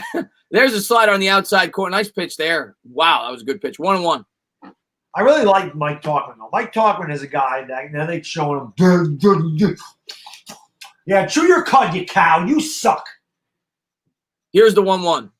And fastball inside. That's fouled off. That'll reach the seats. 1-2. This is another guy, Chris, that the Yankees kind of picked up off the scrap heap that has turned into a really good player. Like Mike Talkman, Mike Ford, Luke Voigt, Gio Urshela, all these guys stepped up so big for the Yankees last year. And you just wonder maybe that was a one-year wonder because they're really not doing much this year. Here's the 1-2 from Peterson. Nice pitch on the black. Yeah, it was a great pitch. Just painting the corner there. Not much Talkman could do with that one. 2 down here in the top of the second. But, yeah, hit him with the slider before that, and he comes with the heat on the black. So, nice pitch. Good pitch. Just tip your cap. It's tough to hit that one, especially lefty on lefty. That's a tough one to hit there. So 2 down here in the top of the second. Peterson, the windup, the pitch. And there's a curveball on the outside corner. Mixing that pitch in there. 0-1. Benjamin. I can't see the numbers because they're all wearing 42, so I don't know who's who here. Andujar's up. He's batting 143 on the – he's doing really Benjamin, we ain't making a World Series, bud. There is no way this team's going to the World Series. Here's the 0-1 and a slider in the dirt, 1-1. He says, keep Sanchez as your catcher in the World Series. Yeah, they got to get there first, Benjamin. Not like this. Now we keep playing like this, Benjamin. This team's going to have to do a complete 180 if they have any chance of going past the first round of the playoffs. I see a Samuel. I'll get to that 1 second. Here's the 1-1. Fastball chopped on the ground to second, fielded cleanly. McNeil will throw over to first, and we'll head to the bottom of the second. Mets lead 1-0. He says that Darnay Holmes, I don't know how serious it is. He says Darnay is hurt. Hopefully it's not too serious. The Giants have been riddled with injuries in that secondary, so hopefully it's not too serious. Yeah, well, what else? What else do we know? The Giants and the Yankees are the same, and Mets, obviously, because the Mets have a ton of injuries too. We just love to be injured, and then you can throw the Jets in there too. It's just all the New York teams. It's like, how many injuries can we have? The Knicks too. The Knicks don't even matter. Yeah, the Knicks just suck. They're all G League players anyway. It doesn't even matter. That's true. If they get hurt, then we actually get better. We have a freaking Z League owner. That's our biggest problem. Yeah. Darnay is questionable with a lower body injury. Okay, like I said, I'll wait till after the stream. I'll read up on it, and we'll definitely talk about it tomorrow. These injuries are killing. Yeah, Jared, it's both teams, man. Like Bad Dog said, the Mets have had a ton of injuries too. 7 All-Stars injured. The Yankees have 8. It's just crazy. It's just think about the trade. Who do you trade with the Yankees, Doggy? Mets, Chris. Who do I trade? What do you mean? Away from the Mets or to bring in? I don't know what you mean by that. Benjamin, thanks for love. He says, yes, the Dodgers will win the World Series finally. Hey, we'll see. You're the Mets cousin. I tell you all the time, the Mets are built after the Dodgers. They're a combination of the Giants and the Dodgers. So if I'm going to root for a team, if the Mets are eliminated, it would probably be them. That's how we were born. So, brother, I trade Sanchez the hell out of here. I just release him. I don't even want him on the team. That guy's a loser. He has losing body language. He has loser mentality. He plays like a loser. He's a loser. And that type of crap in the middle of your lineup, you're not succeeding with a guy hitting 130 in the middle of your lineup. Yeah. Why the hell is a guy hitting 130 in the middle of your lineup? A guy that over the last 2.5 years has hit 189. What the hell is he there for? Because Boone doesn't know what he's doing. God almighty, it's just dumb. Bless you. Oh, there's the home run earlier. Clutch B-Ball says Lorenzo Carter probably isn't even playing good. Jones just holds on to the ball so long. Hopefully not. I mean, we'll see tomorrow, man. We'll see tomorrow. What's going on, Polar Bear? Yeah, Jared, I don't care what language he speaks. All right? He just needs to hit. He sucks. Vladimir Guerrero couldn't speak any English either. That guy killed the ball. Chris, what do you think Peterson's ceiling is? Where should he slide in the rotation in the future? I'll get to that in 1 second as Cano steps in from the left side. And here's the pitch to Cano, and a fastball misses outside, 97 on the gun, 1-0. As far as Peterson, I think it's way too early to tell. You know, just like hitters, sometimes pitchers, they'll go through a sophomore slump because hitters will get a book on them. But I'm hoping he's a middle of the rotation starter, you know, like a third starter, fourth starter. Maybe he'll be better. But right now, that's probably my expectations, third, fourth starter. Here's the 1-0. And a fastball in there for a strike, 1-1. Benjamin, thanks for love. He says, y'all want Dave Roberts because I sure don't. He may cost us another World Series title, I have a feeling. Yeah, Dodgers fans hate him, bad dog. I'm having a dire Giants fans comment there. Oh, we'll get to that 1 second, Dyer. It'll be a 1-1 to Cano. We'll see if Cano goes with the pitch here. It seems like he's been pitching the lefties outside. Here's the 1-1. And nice pitch there. That dropped off the table, 1-2. Again, Weisiger's got the good movement there. There's the Yankee resume. I knew – forgot what year it was. I knew he was taking steroids. I remember seeing him in a cutoff shirt and going, how the hell did he get twice the size he was? He traded with Melky Cabrera. He traded with A-Rod. I knew he took – I knew he did. Yeah, the Milkman. He was with the Mets too earlier. Dyer says, I'd trade Sanchez for a flat tire. Yeah. I mean, a flat tire could hit better. You definitely catch them. Well, maybe they'd have a better chance of getting walked because they wouldn't swing. Here's the 1-2. And that swung on, looped in the air to left. That'll be a can of corn. One down here in the bottom of the second. Yeah, Cano missed one there, and he knew it. You always tell when a batter hangs his head. Yeah. He just missed it.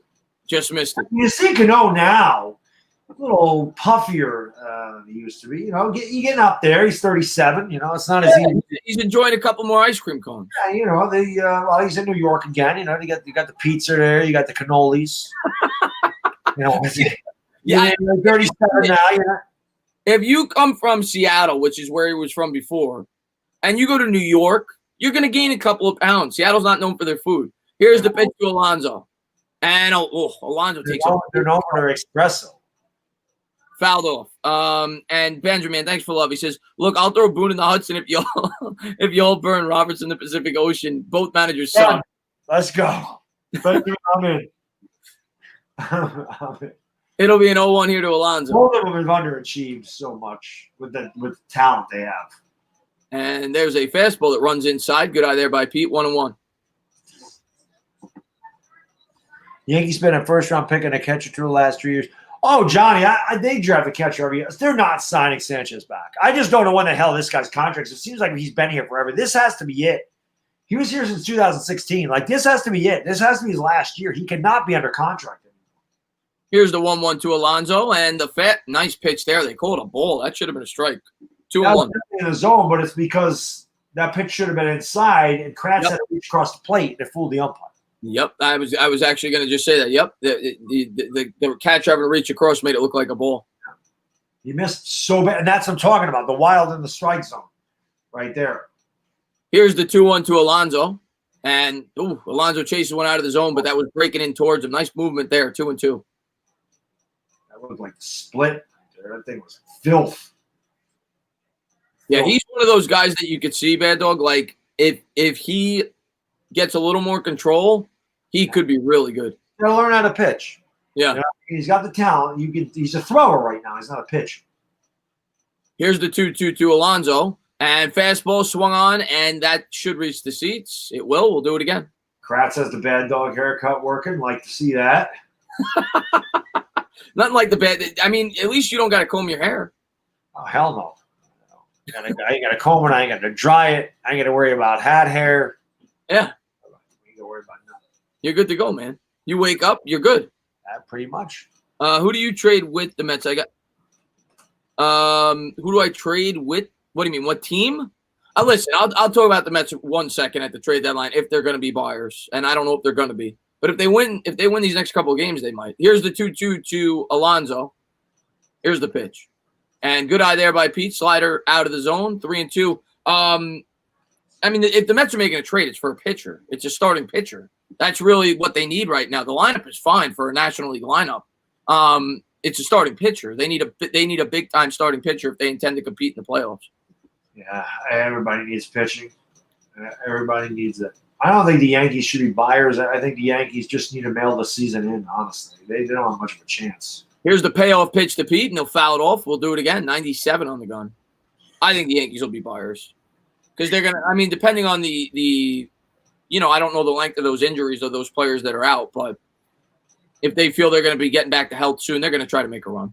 DJ should be back soon. Glaber probably out for the year. He has a grade 1 hamstring strain. That's like 4 weeks. He's probably done for the year. The regular season anyway. Stanton, forget it. And nice pitch there with the I think that was a splitter maybe. Swung on and missed. 2 down. Kratz is coming out to talk to him here. I don't know what that's about. Look at the break on this pitch. Wow. Yeah, again, I mean, he's got good late movement. He's got good stuff. Just if he can locate like that, I mean, you see where that is. That is in the middle of the plate and it breaks into the right, as opposed to having that ball break over the middle of the plate where it would get rocked. Now, he hasn't really thrown a bad pitch. The Mets just had a couple of good at-bats against him. Tyre, man, thanks for love. I appreciate it. He says, I still come back to 7 years for Hicks, shaking my head. Yeah, trust me, Dyer Giants fan. I don't get it either. I don't know if you were in the stream earlier. We did game 1 on my channel, but McNeil's going to roll that one over. Doesn't go with the fastball in the outside corner. He'll ground out the second. That'll do it. We'll head to the top of the third. Mets lead 1-0. I was talking about how Aaron Hicks is such a bad player, and he's just so overrated. Like everybody, just thinking he's good. He's not. Career 235 hitter, career 190 hitter in the postseason. He's never had more than 19 doubles in a year. He's never had more than 119 hits in a year. He's been in the league 10 years. He's not good. He's not a good player at all. Yeah. He's been 100 hits twice in his career. That's pathetic. That's not good. There's been some hitters that get 100 hits in 2 months. That's not good. He's had 100 hits twice in a 9-year career. And the Yankees gave this guy 7 years because he had 1 good year. And he owned the Red Sox. And that was really it. He beat the hell out of David Price, and they must have figured that was worth it. Well, David Price ain't there anymore, and Hicks still sucks. Mike says, are we tanking now, Bad Dog? Yankees aren't tanking. The Yankees aren't going to. You don't tank in baseball. You don't tank in baseball. Yeah, you don't tank in baseball. Jawad, man, thank you for posting that. Yeah, if anybody hasn't done so, please check out the Yoke Gaming app. I really appreciate that. Thank you for posting that. Fire. Can we shout out the man himself, Bad Dog, whose best friend is Aaron Boone and Giancarlo Stanton? Stanton don't even bother me as much as he's just always hurt. Sanchez, I can't stand. I wouldn't piss on him if he was on fire. Like, I hate this. God. I hate Gary Sanchez. I really do. I mean, I hate him like he's a Boston Red Sox player. Like, I tell you, I probably like every Red Sox player more than I like Gary Sanchez. I remember Stanton first came up. He was Mike Stanton. Yes. He changed his name to Giancarlo like 2 or 3 years in, but that was I used to get him confused with the Yankees' old pitcher, Mike Stanton. Yeah. There was a White Sox old pitcher, Mike Stanton, in the 80s, too.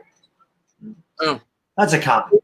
Mason says, who's your – oh, by the way, I should have shouted out. I'm sure somebody could post his link. It's Bad Dog. We work together all the time, Mason. We do all the Giants games together, and he's a Yankee fan. So we did the first game on his channel today. We did the second game over here, Mason. But, yeah, somebody could post a link, I'm sure. And, yeah, go over there, check them out. Thank you guys for being here. Sports Critic, what's going on, my man? Thank you for being here. So here's Peterson in the top of the third, and a fastball misses outside, 92 on the gun, 1-0. Someone said, calm down, let him try. I'm not calming down. I watched this sucker for 3 years suck. And no, there's no calming down. He doesn't try. He doesn't try. He doesn't run hard. He doesn't move behind the plate. He doesn't try. That's what pisses me off more than anything else. He doesn't try. He doesn't hustle. He's lazy. And he sucks on top of it. 2-0 here as he misses with the heater outside. So Peterson's starting to lose a little control here. 3-0. Fastball misses way outside. For example, Tyler Wade sucks. He can't hit, right? But when Tyler Wade puts the ball in play, the guy runs as hard as he can down to first base. Yeah. I respect that. Takes no talent to hustle. It takes effort. And there's a fastball in the outside corner, 3-1. And we're New Yorkers. We appreciate effort. And effort, you are going to hear it. That's why we love the Knicks back in the day. Here's the 3-1. And the slider misses downstairs. Leadoff walk here for the Yankees. Maybe Jordy Mercer's like, damn, I got on base? That's what first base feels like. Yeah. Is that Aaron Boone? Pull that thing all the way up over your face, idiot. He'd probably do a better job managing that way. He could. He probably would. And Estrada's going to step in here. He's batting 190 on the year, 1 homer, 2 RBI. That's about on par with the Yankees so far. Thairo Estrada's got, again, this is a guy with a lot of talent, a lot of opposite field power, just a guy that doesn't get – I'm not going to get on his case. He doesn't get a lot of at-bats. But this kid has – the Yankees do have a lot of young talent. But, again, if you're in baseball, and you know this, Chris, I mean, you play baseball, you love baseball, you need to be in there every day. You got to kind of get in a groove. So when you're playing sporadically, it's hard to really be a good hitter. So I get any other game, by the way. You need consistency with baseball. Slider missed inside on the first pitch. It'll be a 1-0 here. Peterson looks in for the sign, and there's a fastball just misses downstairs, 2-0. But he doesn't play a lot. That's why what Clint Frazier's done has been impressive when he came up and he got red hot. But and again, Tyler Wade's not a really good player anyway, but he doesn't get a lot of at-bats. And Duhar is not getting a lot of at-bats now. It's tough for those guys. Here's the 2. Peterson's going to look the runner back to first to keep him honest. Sanchez, he has no problem getting at-bats. And he sucks. And he should. He should have a problem. He should. Showing Peterson's stats there. He was the 20th overall pick by the Mets in 2017. Was the 13th ranked Mets prospect before the year started. Here he is from the stretch. It'll be a 2-0. And there's a nice pitch there. Fastball, lower part of the strike zone, 2-1. Yeah, I don't really know what Estrada was looking for there. I mean, that was on the inner half, but definitely hittable on 2-0. I guess you're zoning a pitch. Maybe he was looking for something out over the plate he could drive to right field because he does have good power to the opposite field. And here's Peterson from the stretch. And there's a slider hit on the ground. That's going to get past Alonso. It'll go all the way down to the right field wall. And Conforto's going to throw it in. Looks like the Yankees are going to have runners on the corners. First and third, nobody out as Peterson starting to get in trouble here. And there it is. I mean, he slashed that ball to right field. Obviously that's not right field power, but he does have a good swing the other way. And that's just a rocket. And, I mean, it's just too fast. I mean, you're holding the guy on base. I don't know who's playing first for the Mets right now. I don't have the lineup in front of me. I think it's Alonso. But, there's not much Alonso can do there. It's just it's a rocket right down the line. And thank God Gary Sanchez isn't up now. So I feel good that we have a guy on third with 2 outs, and Sanchez has already made his out. First and third, nobody out here for the Yankees. They trail 1-0, but they're definitely threatening here. If you're the Mets, you'll take a double play here and give up a run. Here's the pitch by Peterson, and a slider that's in there for a base hit. First and second, nobody out, and the Yankees tie up the game. I don't even know who that was that hit that ball. That's Eric Kratz. Eric Kratz actually hitting, I think he's hitting over 400 now. Hey, why don't you start Eric Kratz at catcher? He already has more hits in this game than Sanchez has the month of August. Eric Kratz should be. If there's any Yankee fans in this chat right now, type of one in the chat if you think Kratz should start over Gary Sanchez. First and second, nobody out here for the Yankees. Eric Kratz, our third string catcher, better than Gary Sanchez. And it looks like the Mets went for a mound visit. Peterson. Look at all the ones that popped up there. I'm not alone. He sucks. I mean. Oh, I know. Yankee fans definitely know. What's up, Bavita wrote 69. I'm watching. I'm a Braves fan, right, Sam? What's going on, Jameson? Luke Voigt is going to get a bye. Hope not, Jared. But the way Peterson's pitching right now, he might. Here's the pitch, and that first pitch swinging by Voigt, he pops it up in the air. Infield flyer will probably call him there. Guillerme's under it. He'll bring it in. 1 down. And that's the difference between today's baseball and yesterday's baseball. You're up there, a single gives you the lead, and you're up there trying to hit a 3-run home. I'm not going to say anything about Luke. Luke's been amazing for us. But that was a pitch. He went up there looking for his pitch fastball, and he did not get it, and he got out in front of it. But, yeah, I mean, back in the day. You work the count a little bit. That or, you don't swing like that on the first pitch. You know what I mean? You don't know what he's going to throw you. If you're ahead in the count 3-0 or 3-1, that's how you want to swing. Here's Peterson from the stretch, first and second, 1 down. And good block there in the dirt. I'm just going to say this. Gary Sanchez, take notes on how you block a damn pitch in the dirt. The hell of a job right there. Yeah, that was a good job. Now he's the same catcher that allowed him. See how he gets up and moves his body and blocks it with the freaking the chest protector? Yeah. Doesn't try to backhand it with his glove. What kind of asinine catcher tries to backhand a ball in the dirt with the catcher's glove? Here's the 1-0 to Frazier, and he misses inside with the fastball, 2-0. I can tell you this. I don't know what Frazier is going to do here, but say Frazier makes out. I don't remember who the Yankees have hitting third, but I'd walk him to get to Sanchez, who's hitting fourth. Base loaded again. No one he's going to make it now. Here's the 2-0, and the slider misses downstairs. Peterson about to load the bases here, 3-0. That's a good eye there by Frazier. Not guessing fastball and not looking fastball there. Either that or he was looking fastball and recognized it early and did not swing. So see if he has the green light on 3-0. I think they give it to him if he gets something down the heart. Here's the 3-0 from Peterson. And the slider on the outside corner just got it, 3-1. Yeah. So a good pitch. Peterson didn't lay it in there. And again, Frazier's been hot. You've been having a hard time scoring some runs, especially, after Frazier, the rest of the lineup can't hit. So you might have been looking dead red there, 3-0, and didn't get it. Here's the 3-1 to Frazier. Peterson looks in for the sign. Here's the pitch, and a fastball swung on and fouled off. Good cut there by Frazier. Had a good cut, and he was trying to go to right field with that one. And now it's 3-2. Aaron Hicks on deck. He stinks. I could say that pretty much about every Yankee in the lineup after Frazier and Voigt. And here's the payoff pitch. Voigt comes to the set. Not Voigt. What am I saying? Peterson comes to the set.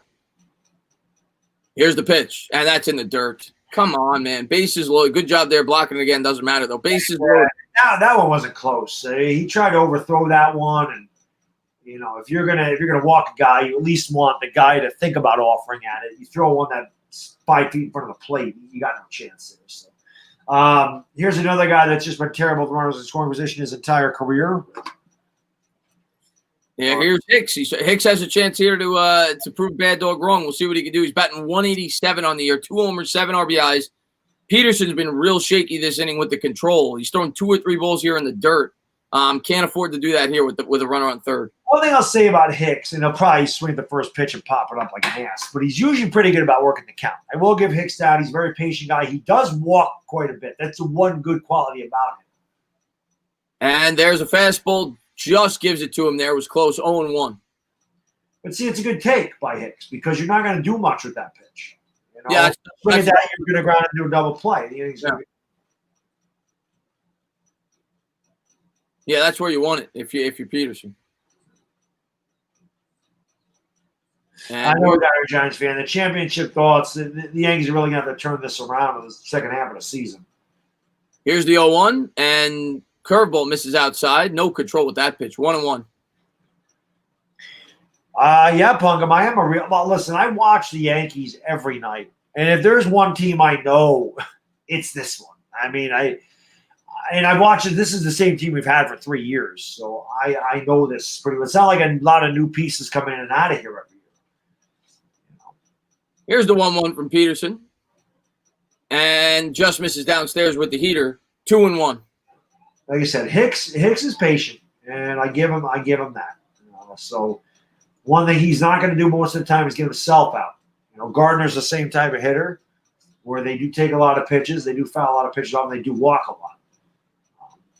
He's going to get a pitch here to hit. Boone, cover your whole face, idiot. Put a bag over your head. Here's the 2-1 to Hicks. And there was the fastball down the middle, fouled off. And this is something I've said about Gardner. And I know Gardner's getting older, and this tells you the bad bat speed of Aaron Hicks. You're heading the count 2-1, bases loaded, and you're late on a 92-mile-an-hour fastball. You cannot be late on 92 in the major leagues. You can't be. Like, if you can't hit a 92-mile-an-hour fastball, that's like me. When I couldn't hit something over 80, I knew I couldn't play baseball anymore. I didn't have the bat speed. In the majors, if you can't hit 92 and you're heading the count, you're in trouble. Yeah, I don't know. I don't know what you're looking for there. You got to be looking fastball. Good point there. Maybe he was looking middle and it broke a little bit inside right before it got to him. But even if you're not looking fastball, it's not like 92 blows you out of the water. It's not like it's 99. Right. Where you're not looking for it, you're going to get beat. 92, a major league hitter should hit like it's his job. It is his job to hit that. Hicks will step out. Again, this is Yankee fans. This has been the year for the Yankees. Like, they don't get the hits right now. Like, we leave so many guys on base. We don't have a guy. If it's not DJ LeMahieu, we don't have a guy that comes through the big hit most of the time. Here's the 2-2 and the slider. They might not need a hit. He might walk him. 3-2. Well, as I said, Hicks is, like I said, he's a patient hitter. That scumbag isn't. He sucks. You might be better off walking Hicks and making it 2-1 instead of giving him a 3-run double and then knowing you're going to get a double play at a Sanchez. Here's the payoff pitch to Hicks. Got it through a strike here, obviously. And nice piece of hitting there. He goes with the slider. That's going to drive in at least one. Conforto's going to throw in, and Alonso will cut it off. I think they only got one. 2-1 Yankees here, bases loaded, 1 out. That's the same thing as walking them. And that's all the Yankees are going to get this inning. It's unfortunate Hicks hit that ball so hard. We could have got 2 runs. And I think even if you're the third base, that's a good piece of hitting by Hicks. You give him a pitch outside corner, he goes with it. It's just a good piece of hitting. I think if you're a third base coach, you got to send him there. Knowing Sanchez is up, even though he would have got thrown out by a mile. But it's the same thing. It's the same thing. Here we go. Bases loaded, 1 out. Sanchez has another opportunity to put a smile on Bad Dog's face. Here's the pitch. The slider misses downstairs. 1-0. Here we go again, Yankee fans. Hitting a solid 132. 132 in 25 games. 132! Oh, come on, Peterson. Peterson looks in for the sign. Here's the pitch, and a fastball just misses upstairs. 2-0. If I'm the catcher, I'm going out there right now and saying, will you just throw the damn ball down and right down the middle? He can't hit. He cannot hit. Mets got Familia warming up in the pen. Peterson just doesn't have it right now. He doesn't have any control. Yeah, he's been wild in this inning. There's no doubt about that. Here's the 2-0, and the fastball misses downstairs. 3-0 to Sanchez. I can't believe Sanchez didn't swing it out. I'm surprised he didn't go for that. Yeah, Peterson doesn't have it right now. I got to think Sanchez is taking this all the way, especially the way he's been hitting. 3-0. Yeah, you definitely have to put the take sign on here. You do not let this guy swing 3-0. If he was hot, you let him swing 3-0. But he will overswing and get himself out. You have to put the take sign on. And he didn't. Wow. He walked him four pitches with the bases. That's a terrible job by Peterson. You cannot walk a guy hitting 132. You can't do under any circumstances. You have got to make that guy get a hit. You have got to make that guy earn his way on. You cannot allow him, who strikes out all the time. You cannot do that. That is bad by Peterson. This could be a really ugly game real quick if they can't get out of this jam here. 3-1 Yankees here in the top of the third. 1 out, bases loaded. I give his credit. He didn't extend. He didn't try to do too much. Sometimes a walk like that, maybe that gets him going. That's all I can hope for. But that was good at bat. He didn't overswing. He didn't try to do too much. He didn't go out of the zone when he was ahead in the count. So I give him credit. It's a good at bat by Sanchez, but it's a bad job by Peterson. You got to throw strikes to a guy. You got to throw a strike. Make him earn it. Dyer, man, thanks for the love. He says shit fondue Sanchez. Yeah, he's not even good enough to be shit fondue. He's like scumbag fondue, like used rubber fondue. Here's Tachman at the plate. It'll be a lefty-lefty matchup here. I think they got to go to the pen real soon. He is not even close with these pitches. The slider misses a foot outside. He has definitely lost control of this inning, Chris. There's no doubt about that. He's missing by a lot. Yeah, it's not even that they're questionable. Peterson from the set. Here's the pitch. And a fastball misses upstairs, 2-0. Yeah. I mean, that is what, 7, 8 straight out of the zone? Yeah. Here's a guy that's actually hit with runners in scoring position. 5 out of 12, 7 ribs. I do like Togman. Togman's got a lot of talent. He has a really nice swing, too. Togman's got a really pretty swing. Yeah, you were saying that last game. Yeah. Here's the 2-0. And he gives it to him. It was close. Fastball in the outside corner, 2-1. And that's a good job by Tauchman. Again, the pitcher's in trouble. Make him, you're ahead 2-0. Do not swing at a pitcher's pitch on 2-0. If he makes the pitch, you just say, okay, you go on to the next one. But do not get yourself out on that. Yeah, I'll tell you what. I would have given him the take sign the way he's been pitching on 2-0. Here's the 2-1. And that could be 2. McNeil throws to Guillerme over to first. The Mets get out of a jam. The Yankees played 3, but it could have been a lot worse. We'll head to the bottom of the third. 3-1 Yankees. See, I like that fire by Tauchman. He freaking two-handed spiked I like that. I like that right there. Paul O'Neill liked that too. Paul O'Neill was a lot like that. Paul O'Neill liked that, though. He liked seeing that. But I like that. I like that fire from him. Good. You should be pissed off. You grounded and do a double play. So it could have been a lot worse than that. I would tell you what, after that, especially because it's only a 7-inning game, I think I pull Peterson. I think I go to the bullpen in the fourth. He doesn't have it. I think they might have that might have been his last batter either way because it was a lefty. Yeah. So I'm thinking not either. Even if they got Tauchman out, but it wasn't a double play, that might have been his last batter. That's kind of reminiscent of the first game, and I know it was in the first inning, not the third, but the Yankees had an opportunity to have a 6 or 7 run inning in the first, and it's the same thing here. We'll see if it comes back to bite the Yankees at the end of the game. Yeah, it's just Tauchman hit it hard, but. Oh yeah, no, it wasn't bad hitting. You gotta get the guy in from third. It's just that's like I said, that's baseball. When the guy's on third less than 2 outs, you gotta get that run in. Especially since your bullpen has faltered the last few games. It's not been good.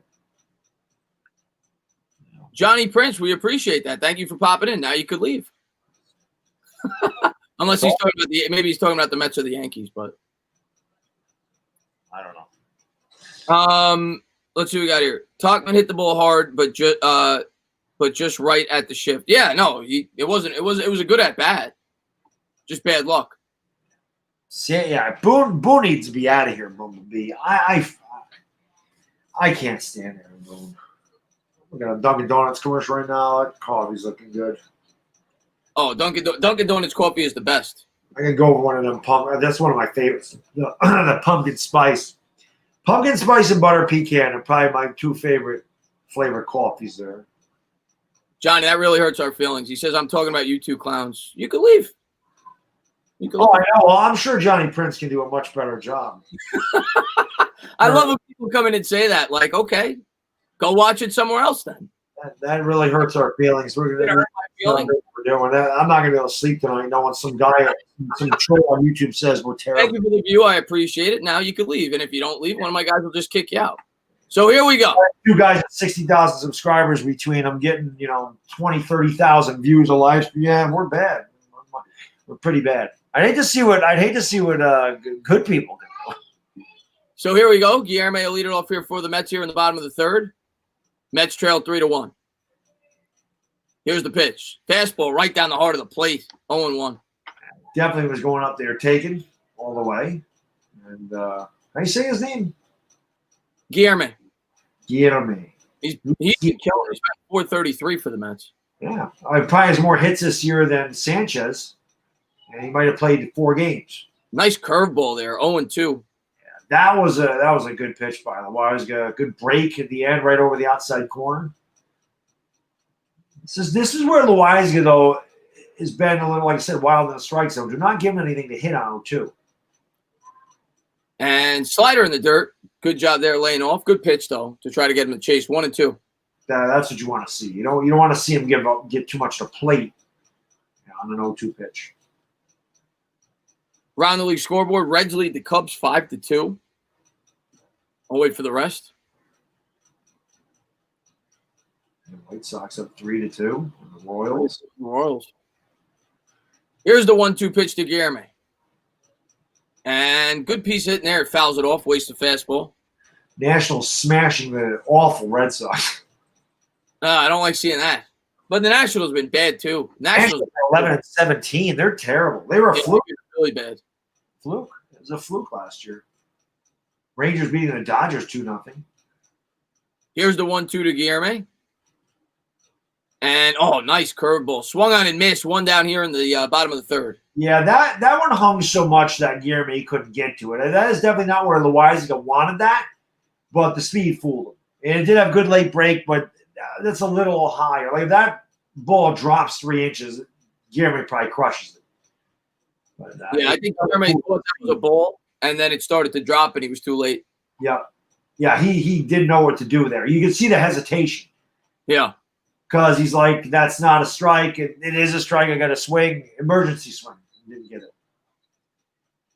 And fastball right down the heart of the plate. 0-1. He's taken all the way there. This is the catcher, Ali Sanchez. He surrendered a stolen base home plate the other day because he threw the ball back to the pitcher too slow. One of the most embarrassing moments I've ever seen. He's watching film on our catcher. Here's the 0-1 to Sanchez. He's gonna get a seeing eye single right up the middle.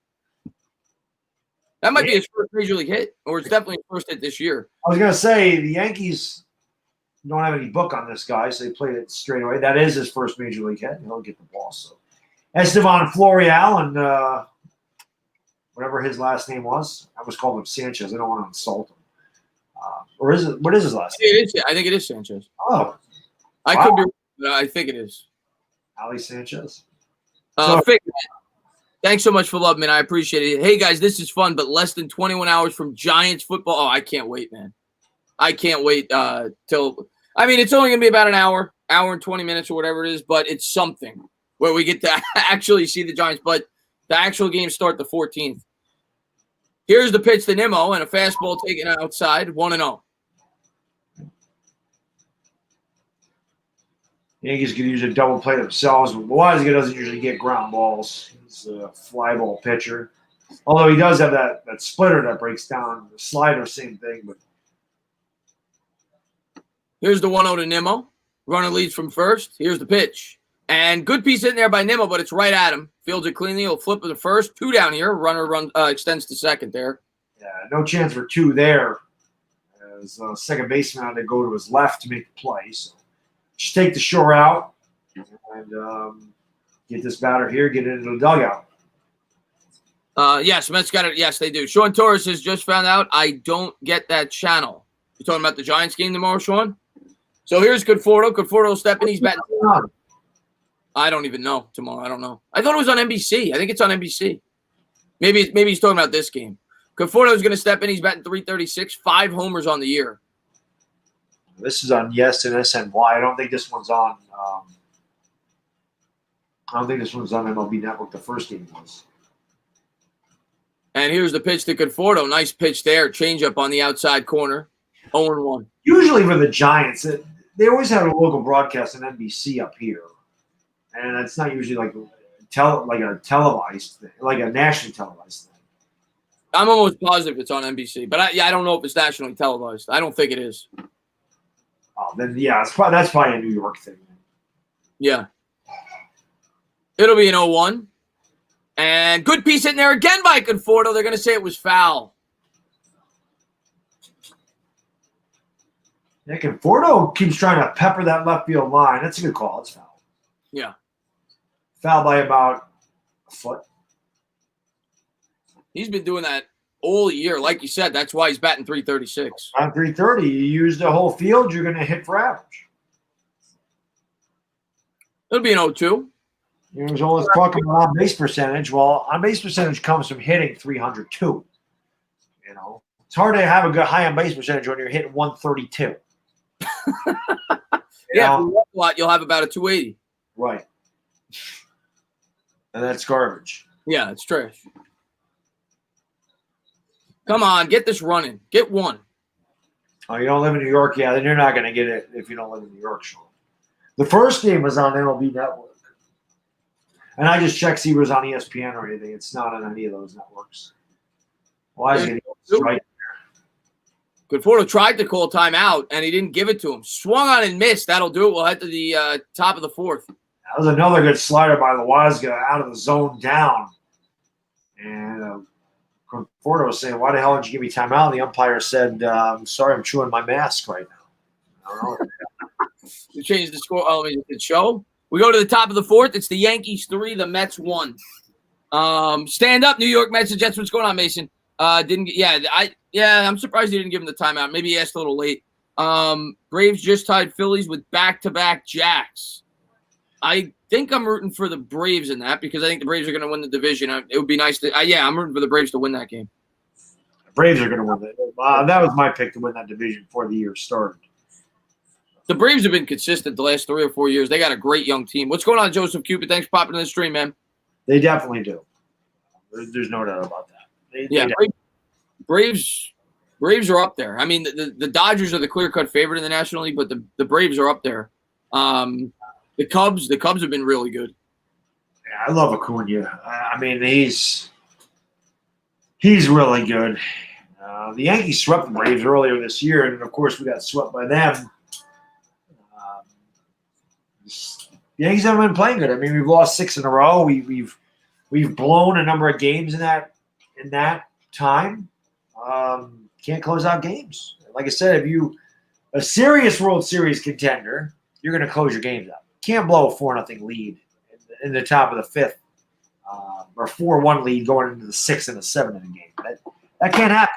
You know, you got the back end of your bullpen there. You can't allow that to happen. Usually it's the other way around as a Mets fan. Usually we're the ones blowing that. Yeah. Well, you guys blew the big lead against the Braves. I streamed that game. That was horrible. I think it was a 6-run lead, I think. Yeah. And, you know, again, we talked about it in game 1. Boom screwed up. Montgomery should have been out of there. Yeah. Dyer, man, thanks for the love, man. I really appreciate it. He says, being out in PA has its ups and downs. Giants.com should have the scrimmage after right. I would think they should. If not, I'm sure you could get the highlights somewhere else. But from what I understand, it's going to be edited. It's not. You're not going. I could be wrong, but I don't think you're going to see like they're gonna. I think they're gonna show bits and pieces, but I don't think you're going to see the entire scrimmage. Jackie. Wow, here's a good trivia. Oh, I missed it. Damn, it was about Jackie Robinson. Yeah, it said I think it said he's one of 6 players to win. Let me go back to this real quick. Go back. Let's see here. It says Jackie Robinson is one of 6 players to win Rookie of the Year, MVP, and a World Series and be elected to the Hall of Fame. Who are the other 5? All right, I'm going to have to think about that. Guillerme flips over to first, 1 down here, first pitch swinging, which I don't agree with the way he's been pitching. He's been wild, but they give him a gift there. 1 down here in the top of the 4th. So it was, all right, they went to the Hall of Fame. They won a World Series, and they – made a Rookie of the Year. Rookie of the Year, MVP, World Series, and Hall of Fame. I have to think about that one. That's I got to think about that one. Fred Lynn, No, he never won a World Series. Well, he never made the Hall of Fame, Fred Lynn, right? That's true. He never made the Hall of Fame. Here's the pitch for Peterson, and yeah, but I know he won Rookie of the Year and MVP the same year. And the slider misses outside 1-0. Dire Giants fan, man. Thanks for love. He says, yeah, I got to move back. we'll welcome you with open arms, my man. Here's the one. We'll think about that in between innings. Slider on the outside corner, 1-1. Roy Campanella, there's a get. Chipper Jones is a good. Yes. Well, is Chipper in the Hall of Fame yet? Is he? I don't even know. Yes, he's a Hall of Famer. I know he's going. He made it. Okay. Here's the 1-1 pitch, and the slider misses inside, 2-1. Rick says, I was wrong. The defense won again. Not a good look. I was gonna say. I mean, if Carter had 5 sacks, I would think the defense was winning. Here's the 2-1 pitch, and a fastball swung on, hit in the air. This is a looper, and that's going to drop in. So a 1-out single there by the Yankees. Yeah, not a good look at all, Rickson. I don't like hearing that, but maybe the offense is trying some things. You don't know. It's so hard to judge it in scrimmages and things like that. Maybe they're trying new things. They're trying to get adjusted to the scheme and everything else. But the fact that they gave up that many sacks, that doesn't sound very encouraging. I'll say that. Whether it was on Jones or the offensive line, I don't know. God, I'm trying to think of that trivia question. Yeah, I'll have to think about it in between innings. Estrada coming up. Campanella may be it. I don't know if he won Rookie of the Year. He may be it. And a slider misses inside, 1-0. He could have. I'm trying to think of Rookie of the Year since I've been watching baseball. I know the Dodgers had a ton. But Piazza never won. They haven't won a World Series since 1988, so it's not them. Yeah. Ichiro never won a World Series. Jeter never won an MVP. Here's the 1-0. And the slider, he gives it to him. That looked like a ball, 1-1. A-Rod never won Rookie of the Year. No, he didn't. I'll have to think about that one. Dwight Gooden didn't win the MVP. Willie McGee wanted that. Willie McGee, is that one? Here's a 1-1, and chase it. Wow, that was a horrible pitch. He gets him to chase out of the zone 1 and 2. Did Willie McGee win Rookie of the Year in 83? Ripken. Cal Ripken's won. Ripken never won a World Series. Yes, he did. 83. He won Rookie of the Year in 82. Oh, I didn't know. Dustin Pedroia is another one. Ripken and Pedroia are 2 of them. Well, Pedroia's not in the Hall of Fame. Oh, that's right. He's not. So Ripken's one of them, definitely. Here's the 1-2. Fastball hit in the air down the right field line, and that'll reach the seats. We'll do it again. Ripken. What else we say? That's right. Pedroia is not in the Hall of Fame. Willie Mays, I don't know if he won Rookie of the Year. Clemente, I know, won a World Series. Yeah. Clemente won a MVP, though. Mantle never won Rookie of the Year. That's a tough question. It'll be a 1-2, and that swung on. No, it's not going to be a Met. The Mets have never won an MVP.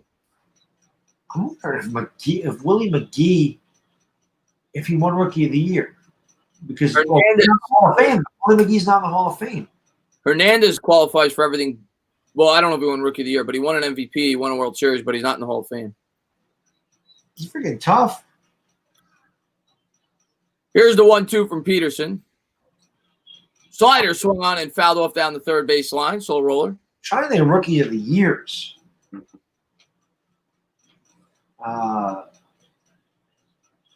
Man.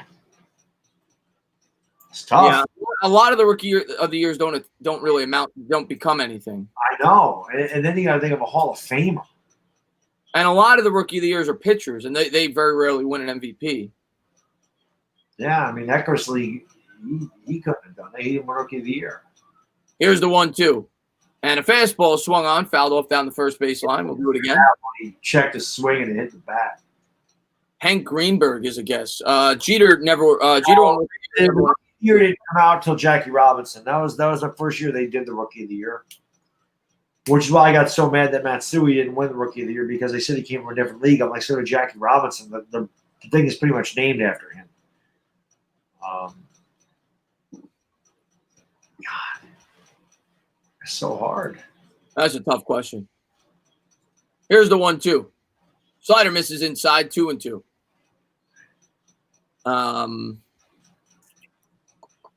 Griffey never won a World Series. No. I don't even know if Griffey won Rookie of the Year. Bonds, did he win Rookie of the Year? He never won a World Series. No, he didn't win Rookie of the Year. And he didn't win. He's not in the Hall of Fame. Yeah. Here's the 2-2. Nice pitch. Fastball on the black. 2 down. Got him looking. All of a sudden, Peterson found his control. And that about it, anyway. David Ortiz definitely won Rookie of the Year. And I don't think he's in the Hall of Fame yet.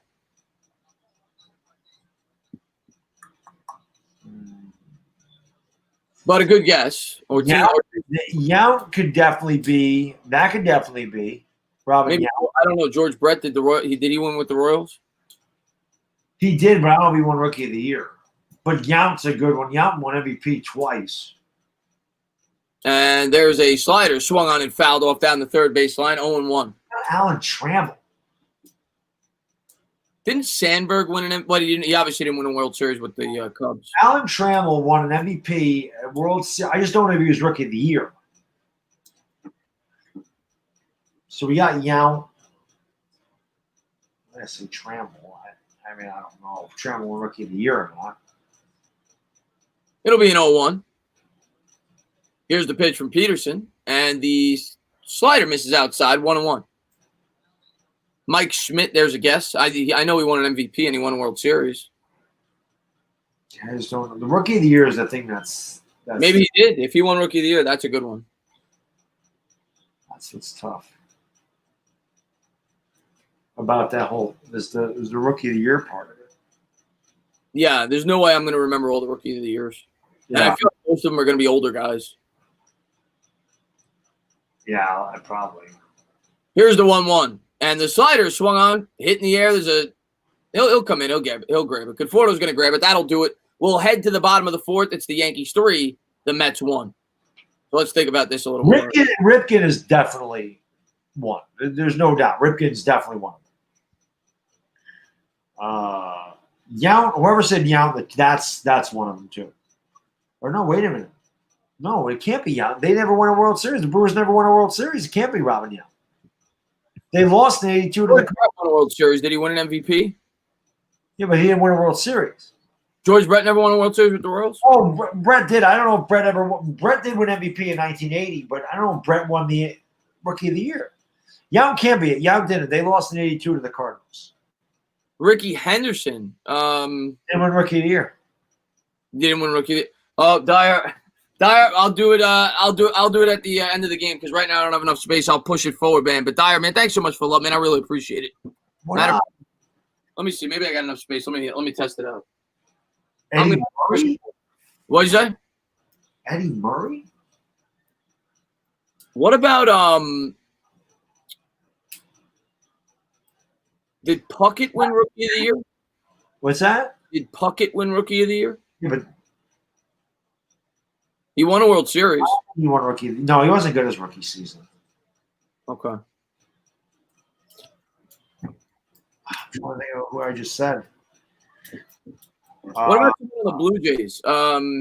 Carter? No, Carter's not in the Hall of Fame. Alomar? No. Maybe Roberto Alomar? I don't know if Alomar won an MVP. He might have. Manny, I don't think won Rookie of the Year. And he's not in the Hall of Fame, right? No. God. But thank you, Dyer, man. Thank you for all the love, man. I'll definitely Yankee. At the end. Oh, man, it's tough. Reggie Jackson. It could be Reggie. He definitely won World Series and an MVP. Yeah, right now. Oh, they're answering it right now. Here we go. I had Ripken and Trammell. Those are the only two guys I can think of. Bench. Cepeda, Mays, Ripken, and Frank Robinson. There you go. Well, I got one right. Frank Robinson, by the way, one of the most underrated players in the history of baseball. Absolutely. He won a Triple Crown, too. Won MVP in both leagues. I think he's the only guy to ever do that. J.D. Davis will lead off here in the bottom of the fourth. Mets trail 3-1. And the slider misses upstairs, 1-0.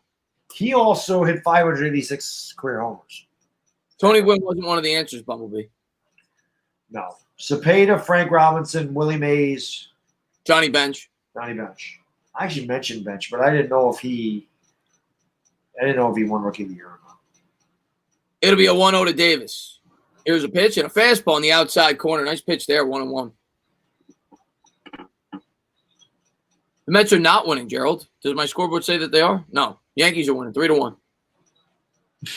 They won the first game. They did, and I'm wondering how they won that one. Oh, and then I remembered our manager's an idiot. Here's the 1-1 to Davis. Slider swung on, hit on the ground, slow roll it down the third base line. It'll kick foul. See, again, that pitch is greatly. Oh, Adam Ottavino's in the game. Ottavino. Oh, they said. Well, I'm surprised. He was pitching well. Yeah, what the hell happened? Why would they take him out of there? Shaboon decides to take him out too early this time. Yeah, I don't get that unless maybe I don't know what his pitch count was. I don't think it was that high. It wasn't that high. I don't understand that. And I was just going to say, I didn't realize they changed pitchers because even though I'm looking at the mound, I'm not paying attention. They're all wearing the same number. Right. I mean, see, Chris, that was too much of the plate on the movement. That was what I'm talking about. But Ottavino sucks. Here's the 1-2 to Davis. And Davis goes, oh, he hit it right on the screws, but right at Voit. One down here. And again, look at where that pitch is. So Ottavino had one break from the right over the middle of the plate, and then he had one break from the left, right over the middle of the freaking plate. That is not where you want the pitch breaking. That was a bad pitch. It was a horrible pitch. Davis just got bad luck. Yeah, he hit it right. He hit it right at him. The old Adam ball. Look at Luke. You don't mind showing that. Like I said, I don't think he's trying to do that. I just don't think he can button the top button. He's Luke. Luke is jacked. That'll bring up Dom Smith here. Smith has been probably the Mets' best player. He's batting .329, 7 homers, 24 RBIs. He's 1 for 1. He's got the lone RBI today. And that was looking good here. Missed it inside there with the fastball. 1-0. Yeah. Yes, Asia. Luke. Yeah. Luke. He says Mets not going to score anymore. Hey, you never know. I mean, they put up, what, a 5 spot last game in the 5th or the 6th? Here's the 1-0. Misses upstairs there with a slider. 2-0. Someone said Albert Bell's the best hitter, not in the Hall of Fame. No, that's Barry Bonds. That's definitely Barry Bonds. But Albert Bell was great. Not in the Hall of Fame, without a doubt. Without a doubt. And then A-Rod. Those two guys. You could even argue Delgado might be a better hitter than Bell. I mean, it's close. Here's the 2-0. I would say Bell was better than Delgado. It's close, though. Swung on and missed there. I mean, Sosa, if not for steroids, might be better. Bell was so good. Palmeiro? Yeah. Bell was really good. Bell was great. Bell was great. But, I mean, to me, it's Bonds and A-Rod. I mean, they were ridiculous before the steroids. Here's the 2-1, and that's a curve. Wow, they called that a strike. From that angle, it didn't look like a strike. That looked very low from that angle. I hate that angle, and I don't know who's in the play, but he did not like that call. Dom Smith. Yeah, I mean. That's borderline at best. Yeah, that's low. That's a little low. I mean, according to that, it's a strike, but really borderline at best. We'll just say that. Borderline at best. Now, what I do if I'm Ottavino after that, I go a little bit lower and a little bit more outside, make him swing at it. Now the umpire called that. And Dom drills it in the inside. This back to the wall. That's going to go up against the wall, and it'll bounce over for a ground rule double. Dom Smith hits it in the same spot he hit the home run last game. And again, that's a terrible pitch by Adam Ottavino. You just have him looking outside. The umpire called it a strike. That's when you go back out there. You throw it low and into. Actually, he wanted it low. He threw it right over the inside part of the plate. You don't ever throw a pitch inside to a lefty at Yankee Stadium. And that's a lot of strength by Dominic Smith right there. He caught his hands and still drove it like that. Dominic's an impressive player, man. Robbie Cano could tie this with one swing of the bat here. Mets trail 3-1 here in the bottom of the 4th. Runner on second, 1 away. Another big part of the Yankees overrated freaking bullpen. And let's just remember, Yankee fans, this asshole on the mound said he could strike out Babe Ruth. He said that? Oh, yeah. He said he could strike out Babe Ruth would have taken it. Maybe he could have struck him out once in like 20 at-bats, and Babe Ruth would have hit 18 homers in the other 20.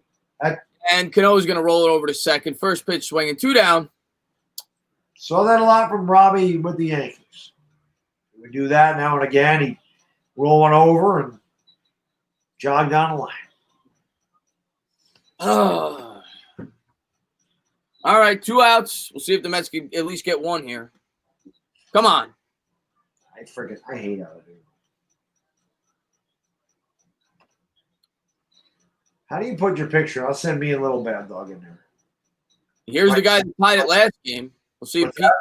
Well, here's the guy who tied it last game. We'll see if Pete gets one to hit. Oh.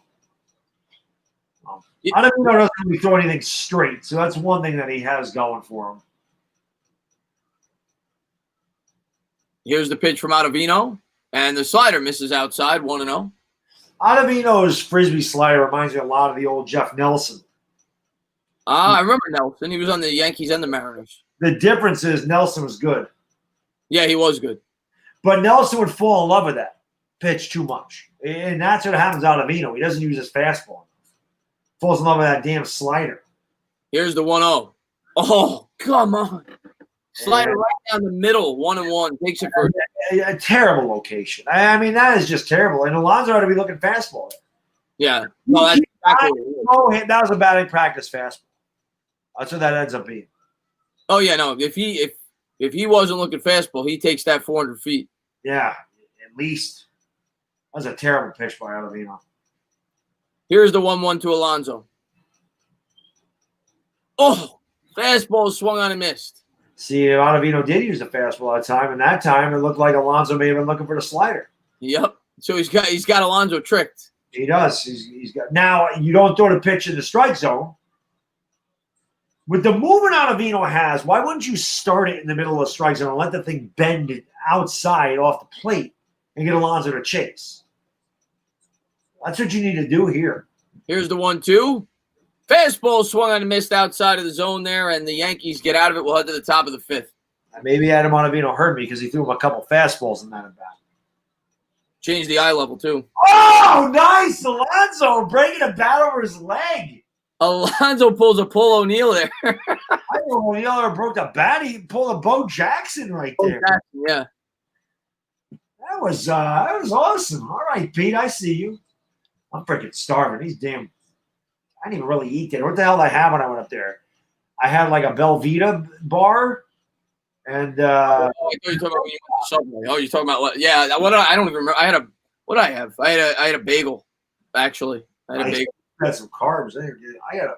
I already had a protein bar. I didn't want a protein bar. The subs look good. I didn't like Subway. I like Pete. I like when Pete shows emotion like that. He's done that before. Heather, is there anybody you don't hate? Asia said. What, on the Yankees? I guess. Yeah. I don't hate Gardner. I don't hate Luke. I love Glaber. I don't hate Judge. I love DJ LeMahieu. I love DJ. I don't hate any of our pitchers. I don't like Paxton very much. I really don't like him. But other than that,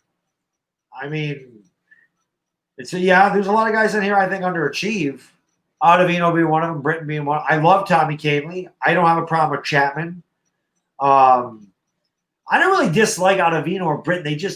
They walk too many guys. I hate Sanchez. I hate Hicks. I hate Boone. Those are guys I can't stand. Other than that, I really don't have a problem. I love Gio. I love Fat Mike. I love Talkman. I don't care for Tyler Wade just because he's a bad player. But the one guy I can't stand on the Mets is Rosario. He infuriates me when I watch him play because the guy has no plate discipline. And he came in with such high expectations. He was the number 1 rated prospect in all of baseball, and he's been beyond disappointing for me. I thought it'd be much better. I thought baseball – didn't they postpone their games yesterday for that? Yeah, they did. So did Oakland and Houston not play yesterday? Maybe they had an off day. I just saw they postponed their games. So. Oh, yeah, maybe they had an off day.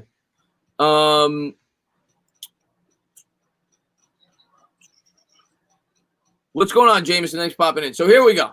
Familia on the hill here for the Mets here in the top of the fifth. Mets trail 3-1. And here's the first pitch to Voit. Splitter misses inside, 1-0. Luke! This guy's big. This guy's big, man. Luke. The size of it. Luke's a big boy. Yeah, he is. He's like the Hulk. The Yankees got a lot of big boys in their team. And there's a splitter in there for a strike, 1-1. So Fat Mike is like the fat version of Luke. Yeah, he kind of is. Fat Mikey is built. He's built like a beer softball league player. That's why you got a little Fat Mike. It's a term of endearment. Here's the 1-1. He definitely went around on that. Wow. He did. 2-1 was able to hold the swing there at the. I guess that was a splitter, maybe in the dirt.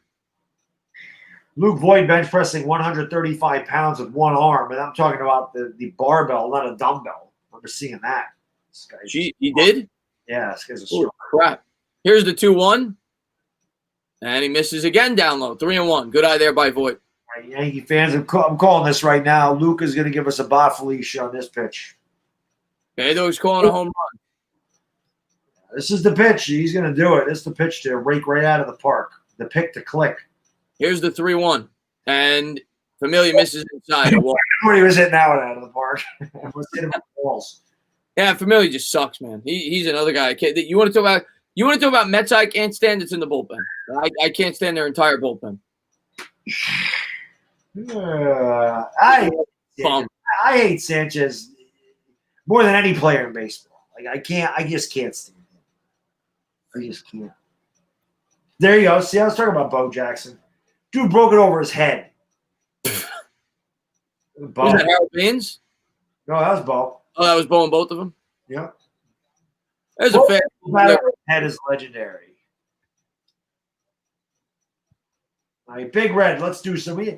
Come on, Yankees. We need some more damn runs. Let's get some more runs. Top of our order. Let's go. He's got a weird stance. He does. He has that. I forgot who they were comparing it to with the pigeon toe up there like that. Edgar Martinez, I think, was like that. Ah, yes, he was. And there's a splitter swung on and missed 0-2. I think they were showing that. And I'm like, if this guy hits half as good as Edgar Martinez, I would love it. One of the greatest hitters ever. That guy can. Oh, God, he used to give me nightmares. Edgar Martinez destroyed the Yankees. Oh, my God, did he kill us. Greatest DH of all time. Yeah. Voit takes a slight lead from first here. Familia comes to the set. It'll be an 0-2. And the heater misses inside 1-2. Poppy was the other. I mean, every great DH killed us. Ortiz killed you guys. Harold Baines used to destroy the Yankees. The three greatest DHs ever, Baines, Edgar, and David Ortiz, they just destroyed the Yankees. I actually have a David Ortiz rookie in my collection. Oh, yeah? Yeah, I have a 1997 Fleer David Ortiz PSA 10. I had to buy it. I had to buy this. I mean, that guy, I hated his guts. It was good. Here's the 1-2. And the slider misses outside, 2-2. I had a Pedro rookie, too. Pretty girl, have a good night. Nitro Freak in the chat, he says, I can't believe we lost to this shit-ass team. No offense. I don't know who you're talking about, Nitro Freak. I don't know which team you're talking about. He's a Yankee fan. So he's talking. Oh, he's a Yankee. Oh, I thought our manager sucks ass. He's garbage. She's trash. That's why I had to rant on him because I can't stand the way he manages our team. Swung on and missed with the splitter. One down here. That's why. He mismanaged it again. He left Jordan Montgomery in there too long, and then Chad Green gave it all up. Not to mention he has Gary Sanchez hitting fourth every game, and the guy's hitting 130. That's pathetic. I thought he'd be a Phillies fan. Nope, Yankees. He's a Yankee fan. So one thing Nitro Freak and I agree on is that. So one down here in the top of the fifth. Yankees lead 3-1. Hicks had a good at bat. His last at bat. He had the RBI single his last at bat. Took a pitch the opposite way, batting from left side this time. And Familia misses downstairs with the splitter in the dirt. 1-0. Says, one thing I give Hicks credit for is he is patient. He does take a lot of pitches. But again, the reason I don't like Hicks is because, number one, we gave him 7 years. Number two, he's never healthy. Number three, I don't know where people think this guy's good. He's not. He's not good. He's had two seasons out of 9 years. We had more than 100 hits. That's bad. LA will get to that in 1 second. Here's the 1-0. Familia looks in for the sign. Here's the pitch. And that's driven in the air by Hicks. That's down the right field line, and that's going to go all the way to the wall. We'll see if it plates a run. Conforto's going to get it in. Bad throw there to the cutoff. It'll be second and third there as Voigt goes to third. Luke ain't winning any races. Luke could carry a piano on his back, I have no doubt, and he runs like he has one. LA Lou, man, thanks for love. He says, I'm having fun. I'm keeping score on 2 games at once. This one in the Dodgers-Rangers game. Baseball. LA Lou loves baseball. LA Lou does. He keeps score. He has a scorecard. But again, Aaron Hicks is a good piece of hitting there. Every Yankee is bald. I mean, I should be on the team. Of course, these guys are way younger than me. Like, Hicks is 10 years younger than me, at least. I think he's more than that. I had my hair when I was his age. I started losing my hair after I got married. I blame my wife for that all the time. I always say it had nothing to do with the fact I was 31. I say it's your fault. Sanchez steps in. They should intentionally walk him. You don't want to bet. You don't want to face this guy, Chris. I would consider walking him to set up the double play, but he's been bad. Why? Freaking sucks. Come on, Gary, get a hit, David. Let's go. You actually had a good bat last time. Can it get you going, you slug? It'll be a 1-0 pitch here from Familia. Familia. Runner in from third. Please. Come on, Familia. Get him out. Here's the 1-0. Chris, don't cheer against Gary Sanchez. Nice swing, asshole. I look good there. Swung on and missed. Chases a slider out of the zone. Right in it, right. I try to give him some encouragement. What does he do? He swings at a pitch and bounces it in the dirt a foot outside. How are they not shifting? The Mets are playing the infield like halfway in, it looks like. Why are they not shifting on him? Well, probably because they know he ain't going to put it in play. It'll be a 1-1 here to Sanchez. See, his last at bat, he didn't go after that pitch. Like, he took it. He was patient. Yeah. Pitchers know that he'll get himself out. They don't throw him anything to hit. Here's the pitch from Familia, and chopped on the ground wide to third. We'll do it again, 1-2. Eric Kratz should be hitting cleanup over Gary Sanchez. Eric Kratz. Eric Kratz. Eric Kratz. What is my channel, random guy? Bad Dog Sports. Maybe one of the mods can throw a link to my channel in there. But yeah, I'm Bad Dog Sports. New York Mets says, Chris, you're bugging. David Ortiz is by far the greatest DH ever come on. I mean, it's either him or Martinez. Those are the two best. Do I even need to watch, Yankee fans? I know what's coming. Here's the 1-2 to Sanchez, and he misses inside there with the splitter, 2-2. Familia missed by a lot. He was set up outside. Sanchez was set up outside. Familia sucks. Familia is horrible. I'll trade you Sanchez for Familia right now. Familia was really good in 14, 15, but since then he's been bad. I'll trade you the guy in the mound for the guy at the plate right now. I'd probably do it. I think I would do it. Yeah, I would do it. I will trade Gary Sanchez for the umpire. Is that a fact, Ryan? If that's true, Ryan, that's awesome. I don't know if it is, but if it's true, that's somebody else just wrote it. Christian Colon just wrote it. If that's true, that's the best news. Swung on and missed with the slider. 2 down here in the top of the fifth. If that's true, if it's true, that is the best news that I've received as a Mets fan since I've been watching this team. Oh, he sold the team? Is that what that is? Yeah, Steve Cohen would be the richest owner in all of Major League Baseball. And Will Punt has not spent since he's been here. So 2 down. He missed that pitch by 2 feet. He could have hit it with a shovel. You absolutely suck. Pardon my language, not my channel. I hate him. I just cannot. If I had any hair, I'd rip it the hell out of my head. I cannot stand this guy. Why is he hitting fourth? That was a bad at bat by Sanchez, and you can tell the fans are not happy about it. Every game, it's the same thing. And our moronic manager put him fourth. He's hitting 130, hit him fourth. He's not in a bad streak. He's not 2 for 18. The guy has hit 185 over the last 3 years combined. He's trash. Oh, I can't stand him, man. I can't see. He makes me want to rip my eyes out of my head. I freaking cannot stand. That guy sucks. He's got to be the worst major league ball player. He's got to be the lowest average major league ball player. He's got to have the lowest average in the majors. He has. Andujar might be lower. He's 133. He's up now. He's 0 for 2 today. Not a regular hitter. Here's the pitch. Here's the pitch by Familia, and it's a fastball on the outside corner, 0-1. What's going on, Medicated, man? Thanks for popping in the stream, man. Andujar's at 15. Okay, like 7 people wrote it, so I think it's real. Mets fans, you should be ecstatic if Steve Cohen is the owner for the New York Mets, because the Mets are going to spend big. So that is great news tonight. I didn't realize that they just walked talking. They did, yeah, they did. Slider, good block there with the bases loaded. Slider in the dirt, 1-1. Why would they do that? He's a lefty. You know, all this boycotting going on, I swear I'm going to boycott the Yankees till Gary Sanchez is out of the damn line. I'm dead ass. I can't with that guy. I can't. I cannot do games watching Gary Sanchez play. I can't. Every game, every freaking game, it's the same thing. He does nothing good. Nothing at all. He can't do anything right. It'll be a 1-1. Here's the pitch from Familia. Swung on and missed. Got him out in front, 1-2. Exclusive talks trying to find. All right, so it's not 1,000%. He's in exclusive talks trying to finalize. So it was a race between him and like the A-Rod group. If they get him, that is great news, Met fans.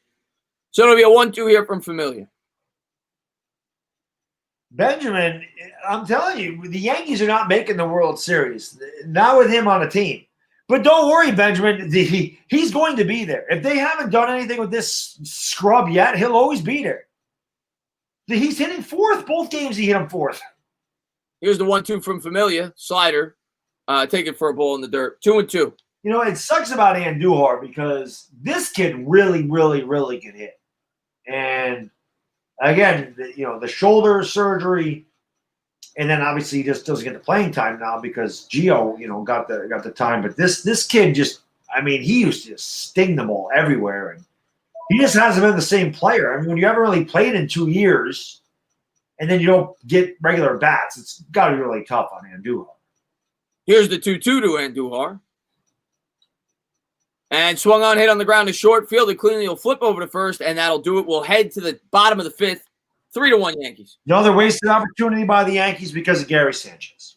Yeah, that was bad. That was another. They should be up at least by 4 runs in this game. Guy, he absolutely sucks. Dyer, man, thanks so much for love. He says, let's not talk about Daniel Jones' health, fellas. I'm not trying to get my blood pressure raised. What happened with Daniel Jones? I hope maybe somebody in the chat said that. We need Daniel Jones to stay as healthy as possible. So yeah, let's not talk about that. A-Rod group backed out. All right, so the A-Rod group backed out. Yeah, man, and that is fantastic news if we got Cohen. And he's going to spend. I saw somebody in the chat say he's going to spend. There's no way you could take this job being the wealthiest owner in all of baseball in the same town as the New York Yankees. After the Mets haven't spent for years. He's going to come in here. He's going to spend. So that's really good news for the Mets. Yeah, well, I can tell you this as a Yankee fan.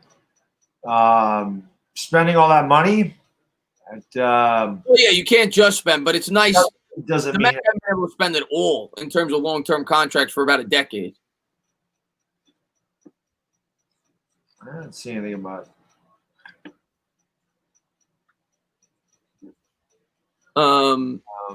I don't see anything about Daniel Jones being hurt. All I see here, it just says Daniel Jones took a few lumps early during Friday's scrimmage, starting out a little rough and tossing an interception, something he's vowed to correct. Nothing about him being injured. So he should nothing going on there. So here we go to the bottom of the fifth. We'll see if the Mets get something going here. I think they got a run last game in the fifth, and then they had the big rally in the sixth. But 3 innings to go. It's basically the seventh in a normal game. So we'll see if the Mets could get something going here late in the game. Breaking, the Yankees trade Gary Sanchez for a bag of chips. That's too much. Maybe a half-eaten bag of chips. Here's Nick Nelson. Nick Nelson has struggled, so maybe the Mets get something going here. He's got a 7 ERA. I don't even know who the hell this guy is. It's Jeff Nelson's brother. I mean, what the hell are you doing? You want to win a game or not? Who the hell is Nick Nelson? Look at him. He looks like a damn dork. Look at the guy. He got a gut. There ain't no build. What the hell is this freaking guy? Nick Nelson, the dork, on the mound for the Yankees with his. Where the hell is Zach Britton? And he's going to win a game. Win a freaking game. They're paying all these guys all this money for. Put Britton in there. Make Britton and Chapman get the last 9 outs of this game. They didn't pitch in game 1. Here's McNeil. McNeil lead it off for the Mets. And the fastball goes hard, 97, misses outside, 1-0. I have not hated a Yankee team in a long. I don't remember last time I could actually say I really dislike a Yankee. I really dislike this Yankee. I really can't. I cannot stand the guys on this team. I cannot stand this manager or Gary Sanchez. I can't. I cannot deal with them. Either way. On the gun, swung on, fouled off there by McNeil, 1-1. I just can't. In case you guys haven't realized, Bad Dog, he's not a fan of Boone or Sanchez. They're both losers. Here's the losers. I mean, it's just losers. Here's the 1-1 to McNeil. McNeil swung on, fouled off. That'll reach the seats. 1-2. Britton is hurt, as Daniel says. Oh, that's right. They did lose Britton. That's right. I lost track. There's so many guys on the Yankees that are hurt. I forgot Britton got hurt. Yeah, that's right. They lost Britton. That's right. They lost Britton, Paxton, and Sanchez or Glaber in one game. There you go, McNeil. Good piece of hitting there, and it's gonna stay fair. Great piece hitting there by McNeil as he takes the high fastball down the left field line. That's the old McNeil. Why not leave Ottavino in there for an extra inning then? Leadoff double for McNeil here in the bottom of the fifth. Great piece hitting there by Jeff. It was, and it's not like that wasn't where Sanchez wanted it. Dyer, man, thanks so much for the love. He says, it was trolled in the chat. It's all good. Just continuing the oh, okay. But seriously, if Daniel Jones went down, it would oh, God, of course. That's what this season's all about is the maturation of Daniel Jones, man. I want to know why the hell Gary Sanchez can't get hurt. Why can't that guy pull a groin? Never rooted for an injury in my life. I just wish the guy would have what the hell was that? Curveball misses 6 feet high. 1-0. The Yankees will lose this game, too. And again, you can blame our moronic manager for batting a guy fourth that's hitting 130 and has left, 10 men on in this doubleheader? I think he's left 10 men on base or 9 men on base in this doubleheader. Here's the 1-0. Nelson looks in for the sign of Guillermo. Here's the pitch, and he almost hit him. Fastball rides in on inside. PTA Sportsman, thanks for the love. He says, Mets suck. Go Yankees. What's going on, PTA, man? Thanks for popping in, my man. A little chin music there. Almost hit him. And by the way, if you guys haven't checked out PTA, please do so, even though he just said the Mets suck. So probably most of my subscribers won't. But go check it out. Yeah, you got to be honest with you. The Yankees suck right now. We're about to lose our 7th straight game, and we're about to blow and out of this 7-game losing streak, and you can just see this happen. Out of the 7-game losing streak, 4 of them we've had to lead late in the game and can't close it out. Fastball upstairs to Guillermo. It'll be 3-0. But he does do good Giants content if you're a Giant fan, so go check him out. It'll be a 3-0 here to Guillermo. And right down the middle there, he was taken all the way, 3-1. Come on, let's get a rally going here. Let's go. Pungam says Holmes' injury is not serious. He was going to go back into the scrimmage, but they held him back. Okay. So, nothing bad there.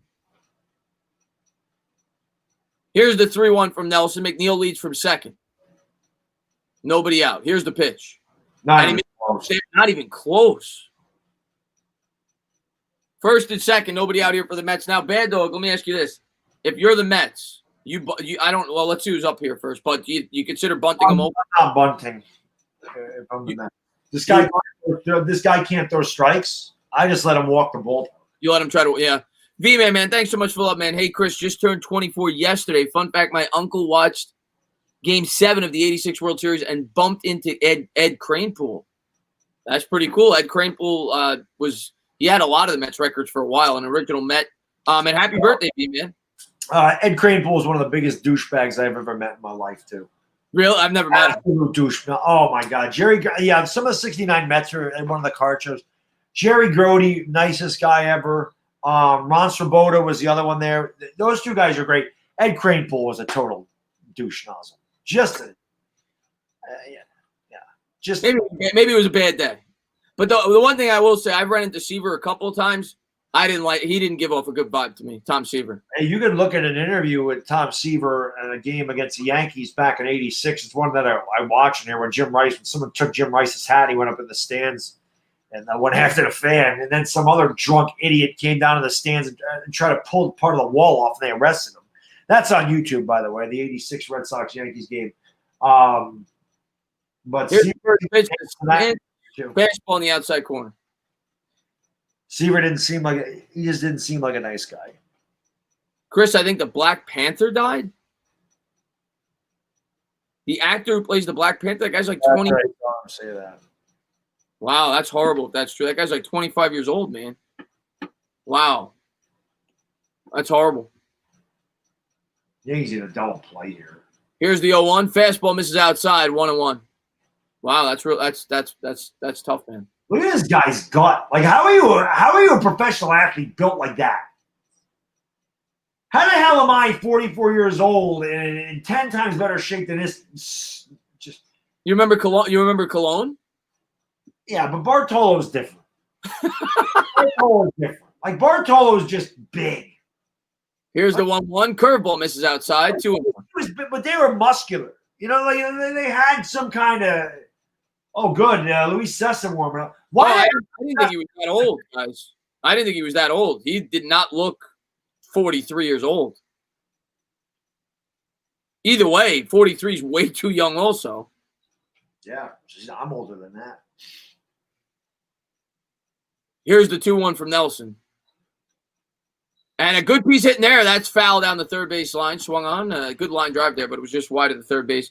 L.A. Lou, man, thanks for the love. Yeah, that's right. He also played Jackie Robinson in 42. That's right. Chadwick Boseman, who played Jackie Robinson in 42, died of cancer today. He was 43, and he died on Jackie Robinson Day. That's horrible, man. I didn't know he had cancer. Jeez. I didn't either. Wow. Aaron Boone actually pulled the mask up a little higher. I don't even think he wants to watch his handiwork out here. It'll be a 2-2. And fastballs swung on it. There's going to be a double play. Steps on third, throws over to first. Horrible at bat there by Sanchez. Runner on second, 2 down as he knocks us out of the inning here. God. I was worried Miguel Andujar was going to throw that one kind of wildly there. He stepped on the bag and he kind of double clutched here. Actually, I think he just gathered and took his time. He had that was the catcher running. At least he ran hard. I mean, he just won slow, but at least he tried. Gary Sanchez, anybody turn a trick, he would just. He sucks. I hate him. Mets need a home run here. Brandon Nimmo at the plate. Here's the pitch, and the fastball misses way upstairs, 1-0. Yeah, this guy hasn't been close. Has not been close. Nimmo struggled today. He's had good power so far this year for him. He's got 5 homers, 9 RBIs. OPS is always high with him. He throws a lot of walks. I got to pee so much all the time. You got to pee? Oh, it's because I drink 2 liters of soda when I'm down here. And there's a fastball, misses outside, 2-0. Good eye there by Nimmo. Nimmo. I love seeing that Bad Dog hates Sanchez as much as I do. I'd sign Real Muto in the offseason. Thing with Real Muto, though, Real Muto's like 30 and he's a catcher. I don't know how much longer he's going to last. Catchers usually break down around 30, 31, 32. Nate, I didn't think anybody could hate Sanchez as much as me. So welcome to the club. Good piece hitting there by Nimmo. Is that going to get over his head? And it will. That's going to play to run. Nimmo should get at least a double here. And the Mets make it a one-run ball game here. 3-2 here in the bottom of the fifth. Brandon Nimmo with a huge 2-out double. And the Yankees bullpen continues to suck. And again, the Yankees are just an incredibly overrated team. I overrated them going into the year. I can tell you that much right now. Terrible pitch. Fastball right down the middle of the plate. The only one in the major leagues that can't hit that pitch is Gary Sanchez. And the Yankees are lucky that that's just a RBI double. So that could have been a home run. And I mean, at this point, like I said, I've just succumbed to the fact they're going to lose this game. This is a bad baseball team. And it's because they have a really bad manager. And as long as your manager is bad, you can't win anything. It's just the way it goes. There's not one good baseball mind on the Yankees. And here's the 3-2. I'm looking at the scoreboard. The first pitch there to Conforto was swung on and fouled off down the third base line. And Dyard says, Chris, would you give up a free spin for Sanchez, please? Yeah, I'll do a bonus at the end of the game. I'll do a bonus spin for Sanchez. Absolutely, Dyard. Absolutely. Bad dog needs it. Bad dog needs it. But here we are in the bottom of the fifth. 2 out. We'll see if Conforto can do the same thing that Nimmo just did. They need another 2-out RBI here to tie it up. And again, Sanchez is piss poor at bat with runners at second and third and 1 out. The Yankees should be up at least 4-2 right now. Oh, yeah. The at-bats in this game by this doubleheader by that scumbag. I mean, they just can't. It's every game. Good pitch there. Fastball up in the strike zone there, fouled off by Conforto. It's just so bad. Ooh, he hit one of the guys in the dugout there. It's too bad it wasn't Gary Sanchez.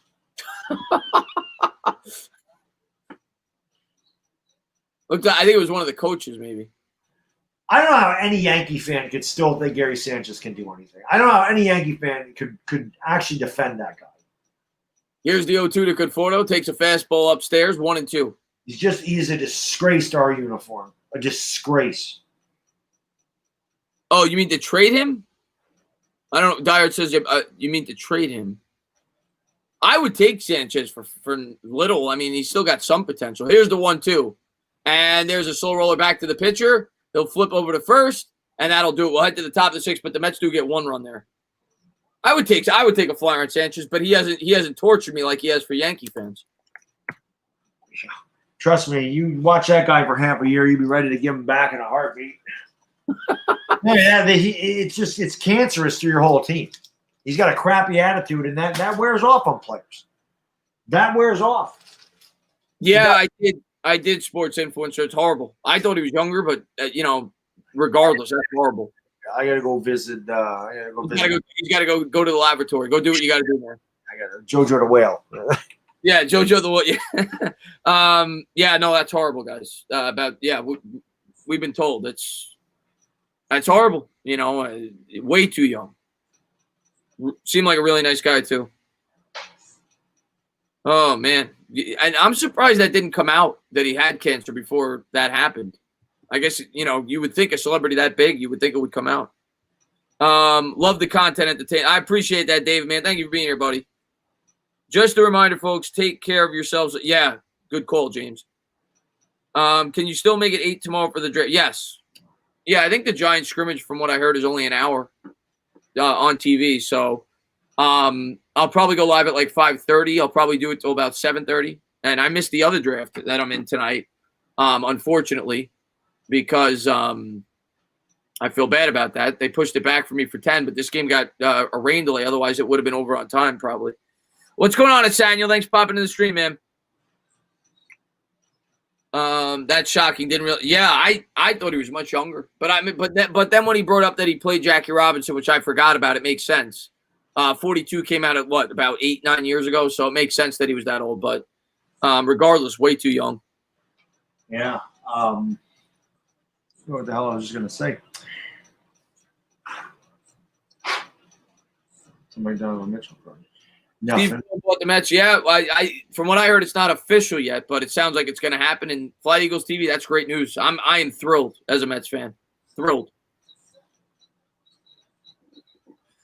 I mean, as much as Bad Dog hates Sanchez, times that by 5 for Met fans with Wilpon. So I don't know if there is a times 5.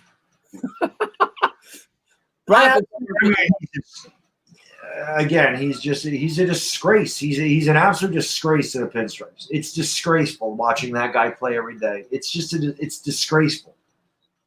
It's disgraceful that they stick him in the middle of the lineup every day. I think that pisses you up more than anything. If he was batting 8th, you would still hate him, but not as much. Right. First swing in there, fastball, and that's fly to second. McNeil will hold it in, 1 away. Yankees in a hurry to finish this game after the rain delay. Jordy Mercer, I don't even know who the hell he is. Came over from the Tigers. I mean, we're so bad right now. We got to pick up guys like frickin' Nick Nelson and Jordy Mercer. Oh, SportsX. All right, I'm sorry, man. I'm sorry that he had to reschedule it. I'll make sure I can make that. He says he pushed the fantasy draft back to Wednesday. Thanks for the love, man. I really appreciate it. I'll definitely make it. Yeah, the rain delay screwed things up, man. So here we go. There's a fastball down the middle. Oh, that's what I was going to say. No fantasy football for me this year. Oh, you're not doing it this year? Nope. I'm out of all leagues this year. Nothing to do with it. Not even my keeper league with the guys that normally do it. No fantasy football. Fastball misses outside, 1-1. I don't pay attention to it anyway. I draft it and then I don't even look at it. So why would I bother with it? It's not fair to anybody else if I'm not paying attention to my team. There's a slider swung on and fouled off. Chases one out of the zone. Can the Mets score again? Yeah. Why not? They scored 5 in the 6 last game. Why couldn't they score again? Hopefully we do. I mean, for the Yankees, it'll be tough if they get to the 7th. But I think the Mets, again, much like last game, if they're going to do it, they're going to do it next inning. Here's Brock. He'll looking for the sign here. It'll be a 1-2. Here's the pitch. And looked like a change up there. Fouled off.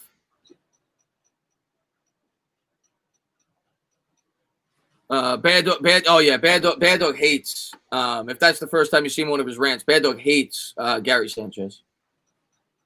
Oh, that rant wasn't. If he's talking about the video was on Aaron Boone. Although I do mention Sanchez. Oh, I thought it was meant during the stream. There's not many that can rant like me. We'll just. I don't know. I have a style all my own when it comes to ranting. Slider misses outside there by Brock. It'll even up the count at 2 apiece. I mean, even with the whole when I did the video about Daniel Jones and Joe Judge saying he wants his pads popped. Here's the two. I had the same take as you on that. I don't get that whole thing. I mean, I get it that you don't want your quarterback to get hit with the red jersey, but it's not a normal offseason. Right. And this is a quarterback that has fumbling woes. He doesn't have good pocket awareness. He's not going to develop that with a red jersey on. So I understand where Judge is coming from. Right. Like I said, I'm not saying drive into the ground. Yeah. You're calling him and you're saying all kinds of things about Judge running laps. It's football. Here's the 2-2. Slider, slow roller. Good play there by Brock. He'll throw over to first. 2 away. I was going to play Brock got off the mound really fast there. I was able to throw the runner out because if he doesn't get off the mound like that, it's probably a base hit. Yeah. Good anticipation skills there. Strawberry and Eric Davis were diagnosed with colon cancer young. Trey Mancini managing with it. Eric Davis was another really good player. Eric Davis was one of the best players I ever saw when I was a kid. He was so good, but he couldn't stay healthy. Yeah. So that was his big thing. But with the Reds, man, that guy could play. There's a slider swung on him. There was a Barry Larkin was another great Red. He won the MVP in '95. Barry did. Yeah. Who else was on that Red? Ray Langford, center fielder. What in the '90s? Yeah, I'm thinking of the '90s Reds. Here's the 0-1. Slider swung on a miss. O'Neill was on the '90 Reds. Larkin was on the '90 Reds. Chris Sabo, he was on the Nasty Boys. Rob Dibble and Reese, right? Pokey Reese. They were there. Lou Piniella was the manager, I think. There's the 0-2. Fastball misses outside. 1-2. Oh, Reggie Sanders got there. Reggie Sanders, yeah, there's another one. He was a good player. Eric Davis was a damn good ball player back in the day. Here's a 1-2 slider. Hit up the middle, fielded cleanly by McNeil. He'll throw over to first, and that'll do it. We'll head to the bottom part of the 6th. Mets trail 3-2. Let's see what scrub we can come out of the bullpen with this time. This is the inning. If the Mets are going to do it, it's going to be this inning. We got just like last game. We got to do it this inning. Let's see. Let's see what we do. See where the hell comes in here.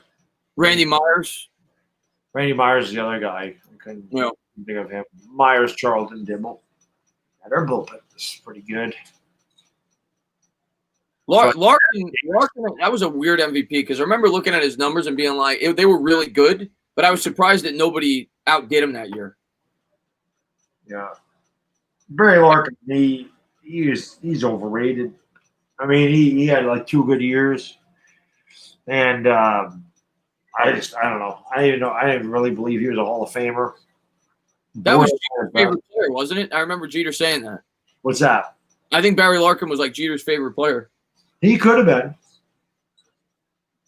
Maybe that's why they give him so much credit. What's going on, Nick? Thanks for popping in the stream, man. I love the old 2000s jersey with the black around the lettering. Let's go Mets. My favorite Mets jersey is actually I love the 80s jerseys. I love those jerseys.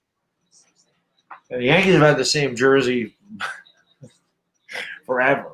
Yeah, you guys. I mean, it's classic, but it's the same thing. But I love those Mets with the stripes down the side. I love those jerseys. Although the one time I think when we played the Dodgers last year, they went with like black and white jerseys, which was stupid because they're 2 of the most classic jerseys in all of baseball. And I'm like, why are Yankees Dodgers of all series? Why are you doing that there?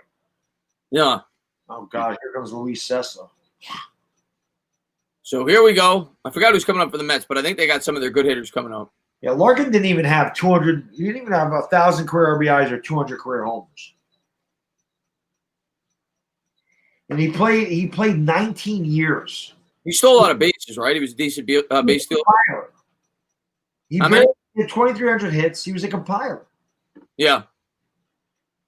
Here's Cessa, 4.66 ERA on the year, 9 2/3, 9 hits, 1 walk, 11 strikeouts. Vizquel, you think he's a Hall of Famer? Yes. Yeah, great fielder. Absolutely. Larkin never had 200 hits in a year. He never led the league in any major category his entire career. J.D. Davis will lead off here for the Mets. He's 0 for 2, 286, 4 homers, 12 RBIs. So heart of the order here for the Mets here in the 6th. The year he won MVP, he had 15 homers and drove in 66 runs. Now, that was a strike-shortened season. Slider misses outside. I thought, wasn't the strike-shortened season 94? Yeah. I thought he won in 95, the MVP. Oh, he did. I meant 95. That was a little more strike-shortened that year, but still. I mean, here's the 1-0. Oh, fastball right down the middle. J.D. Davis fouls it off. Missed that one. 1-1. Larkin's overrated. Yeah, Michael, I heard, man. It's horrible. Yeah, Cessa's in Asia. Cessa Pool. Let's see if we can get some outs. At least get Chapman and give us a chance. Here's the 1-1 to Davis. Good eye there. 2-1. Be nice if we get the hell out of the 6th inning with the lead in a doubleheader for a change. What happened to the squad? Oh, sorry about that, guys. I screwed that up. Tyler Wade in the game now for the Yankees, so they're shoring up their defense here. Here's the 2-1 to Davis, and I think he went around there. They're going to check. He didn't. They said he didn't. It was close. He lays off the slider. 3-1. Yeah, why not, Luis Cessa? Come out of the bullpen. You're up by 1. Walk the leadoff hitter. That's typical Yankee bullpen. That's typical Yankee baseball. Come on, JD. If I'm the Mets, well, let's see if he gets on. Go ahead. We know you want to. Here's the 3-1, and he's not going to. He's going to roll the that slider. As a hitter, that is the worst thing you can do on 3-1 is have a check swing.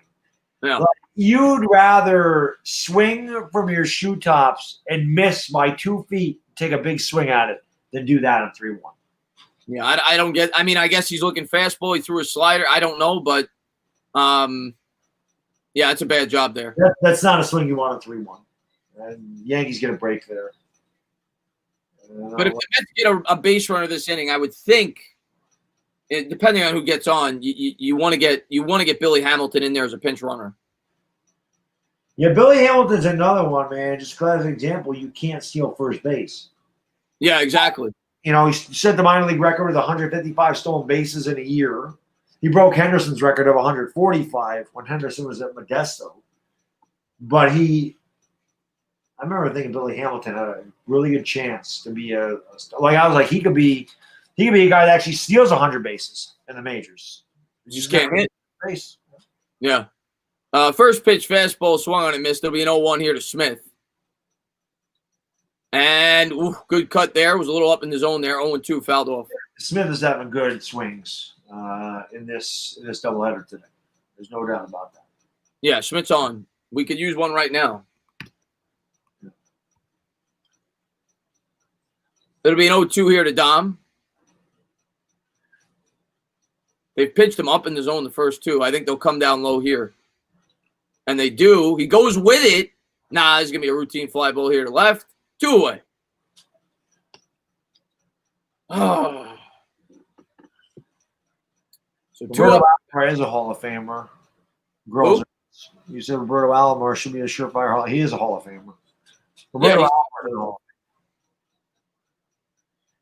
That's another card I want to buy, but they're so damn much money. Ichiro rookies are just ridiculous. Yeah, that's horrible to beat Chadwick. But Cano now batting 370, 4 homers, 14 RBIs on the year. Another guy super familiar with the ballpark. He's hit a ton of home runs down that right field line. Here's the pitch, and he's going to drill this one. This will drop in for a single. Good piece hitting there by Cano, 2-out single. And if you're the Mets here, I think I bring in Hamilton here.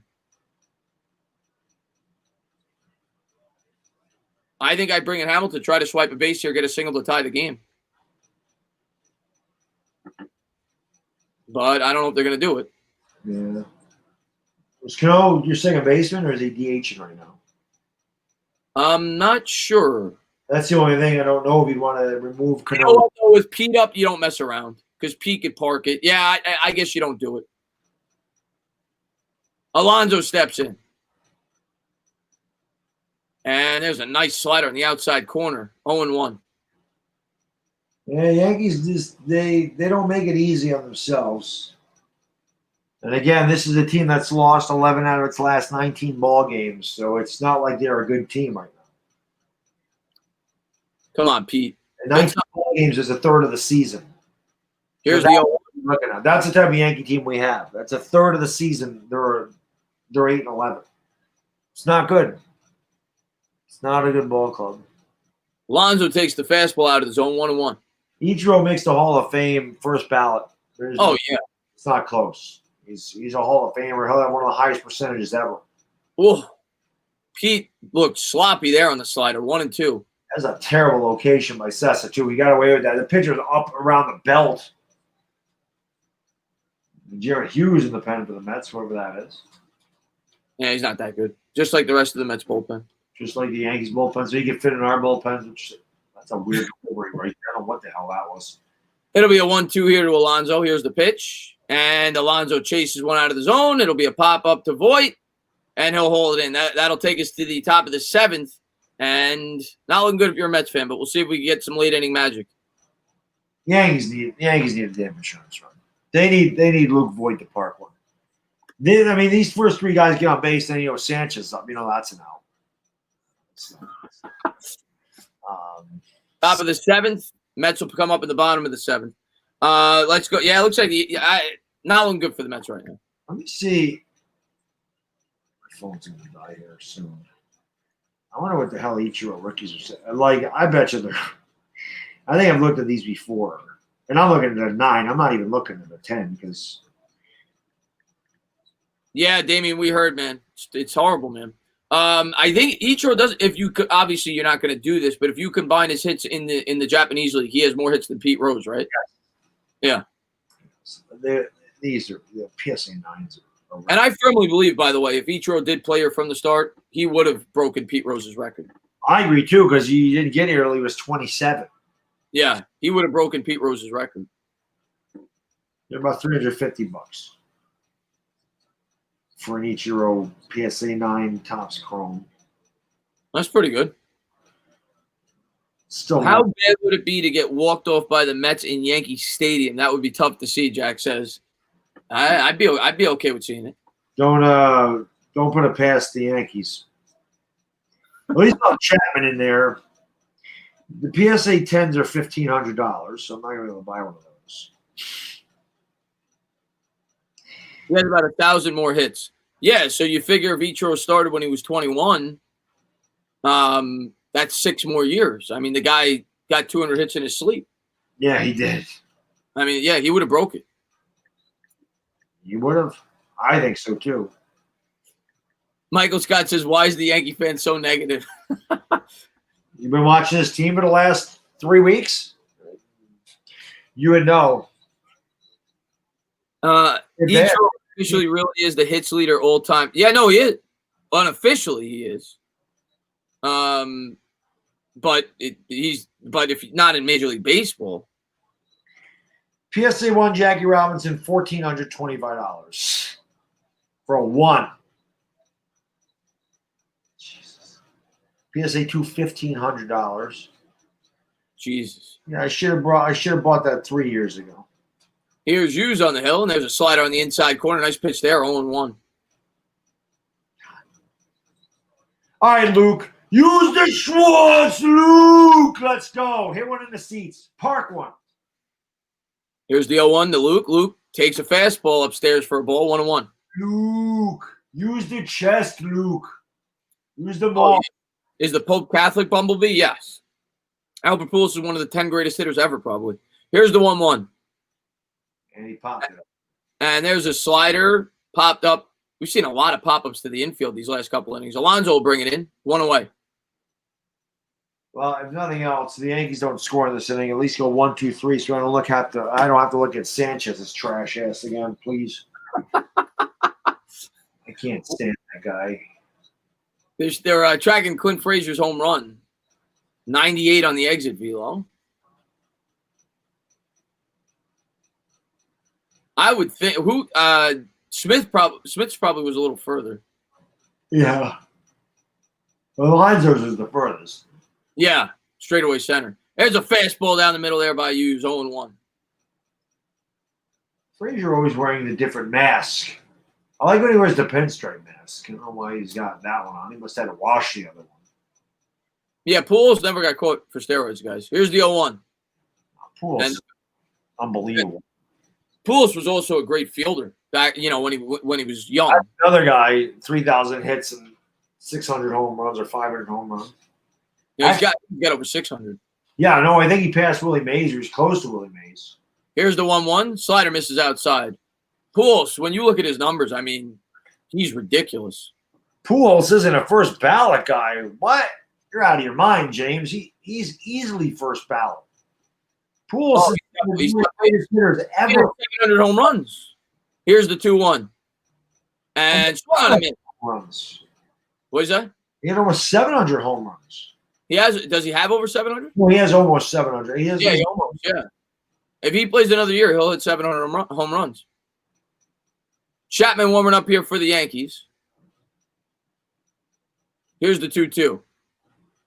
And a fastball on the inside corner. There you go. Strike 3. Good pitch there. And this Yankee team is making me feel all sorts of emotion. Boone costing us wins. Sanchez being a straight-up bum.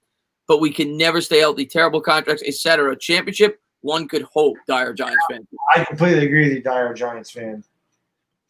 So Pujols is the active leader in like every. He has 3,219 hits. He has 664 home runs. I'm sorry, he has 659 home runs, 664 doubles, 2,087 RBIs. Yeah, he's insane. His career statistics are insane. In the first 10 seasons, he drove over 100 runs. Oh, wild pitch there. Almost hit Hicks there. Fastball in the dirt, 1-0. But thank you so much, Dyer, man. I really appreciate it, man. He won Rookie of the Year. He won 3 MVPs. He finished MVP. He finished second in the MVP 3 times. He's won a ton of this guy's it's a first ballot Hall of Fame. One of the greatest players ever. Close. He's underrated. Albert Pujols is underrated. Now he filed a little bit at the end, but he was ridiculous. I mean, he's really good. It'll be a 1-0. Here's the pitch. And wow, he gave that to him. That looks like the umpire's strike zone is getting wider and wider and wider. The strike 3 call to Frazier was not a strike either. Yeah, that was definitely a ball there. I'll take it, but that was out of the zone there with the changeup. 1-1. What are these Trouts are going up yet? Here's the 1-1. And that's a fastball in the dirt. 2-1. What am I Trout selling for here? That one I was smart enough to buy. Could Andy Pettit make no? Andy Pettit was borderline at best, and then with the steroids, there's no chance. Here's the 2-1 from Hughes. And there's a slider that's hitting the air. That'll reach the seats. 2-2. 3,300. 3,700. 3,600. Well, Trout's having another good year, but he didn't a Mike Trout card just sell for like over $3 million or something like that? I think it's his 2009 Bowman Prospects autograph PS, a superfractor maybe, sold for $3.9 million. Highest card, higher than the Honus Wagner card. People say cards aren't worth anything anymore. Here's the 2-2. And Hicks lines one down the first baseline. That's foul. People say cards aren't worth anything. It's hilarious. $8 is pretty good. Could Derek Jeter make Derek Jeter's in the Hall? He's going to the Hall of Fame. Yeah, Jeter got the Hall of Fame already. He is in. They're going to do the ceremony next year. Yeah. Got elected in this year. Larry Walker. Larry Walker got in? Who did? Yes, Walker got in this year. That one's interesting. There's a slider. That's in the dirt. Take it for a ball 3. Because when you factor in the Coors Field, Larry Walker's a questionable one for me. Yeah. I think if he gets in, I think you got to put Todd Helton in. Yeah, that's a questionable one. Larry Walker was great. Don't get me wrong, but he wasn't great before he got to Colorado. He was good. I mean, Harold Baines isn't a Hall of Fame in my opinion either. They put him in. So I don't know. The Hall of Fame swung on and missed with the slider. So the Mets will come up here in the bottom of the 7th. Good pitch in there by Hughes. Thank God I didn't have to look at Gary Sanchez's dumbass again.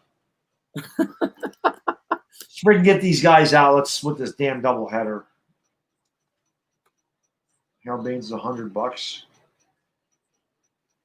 Bottom of the 7th. I'll take one. I'll buy one of these for $70.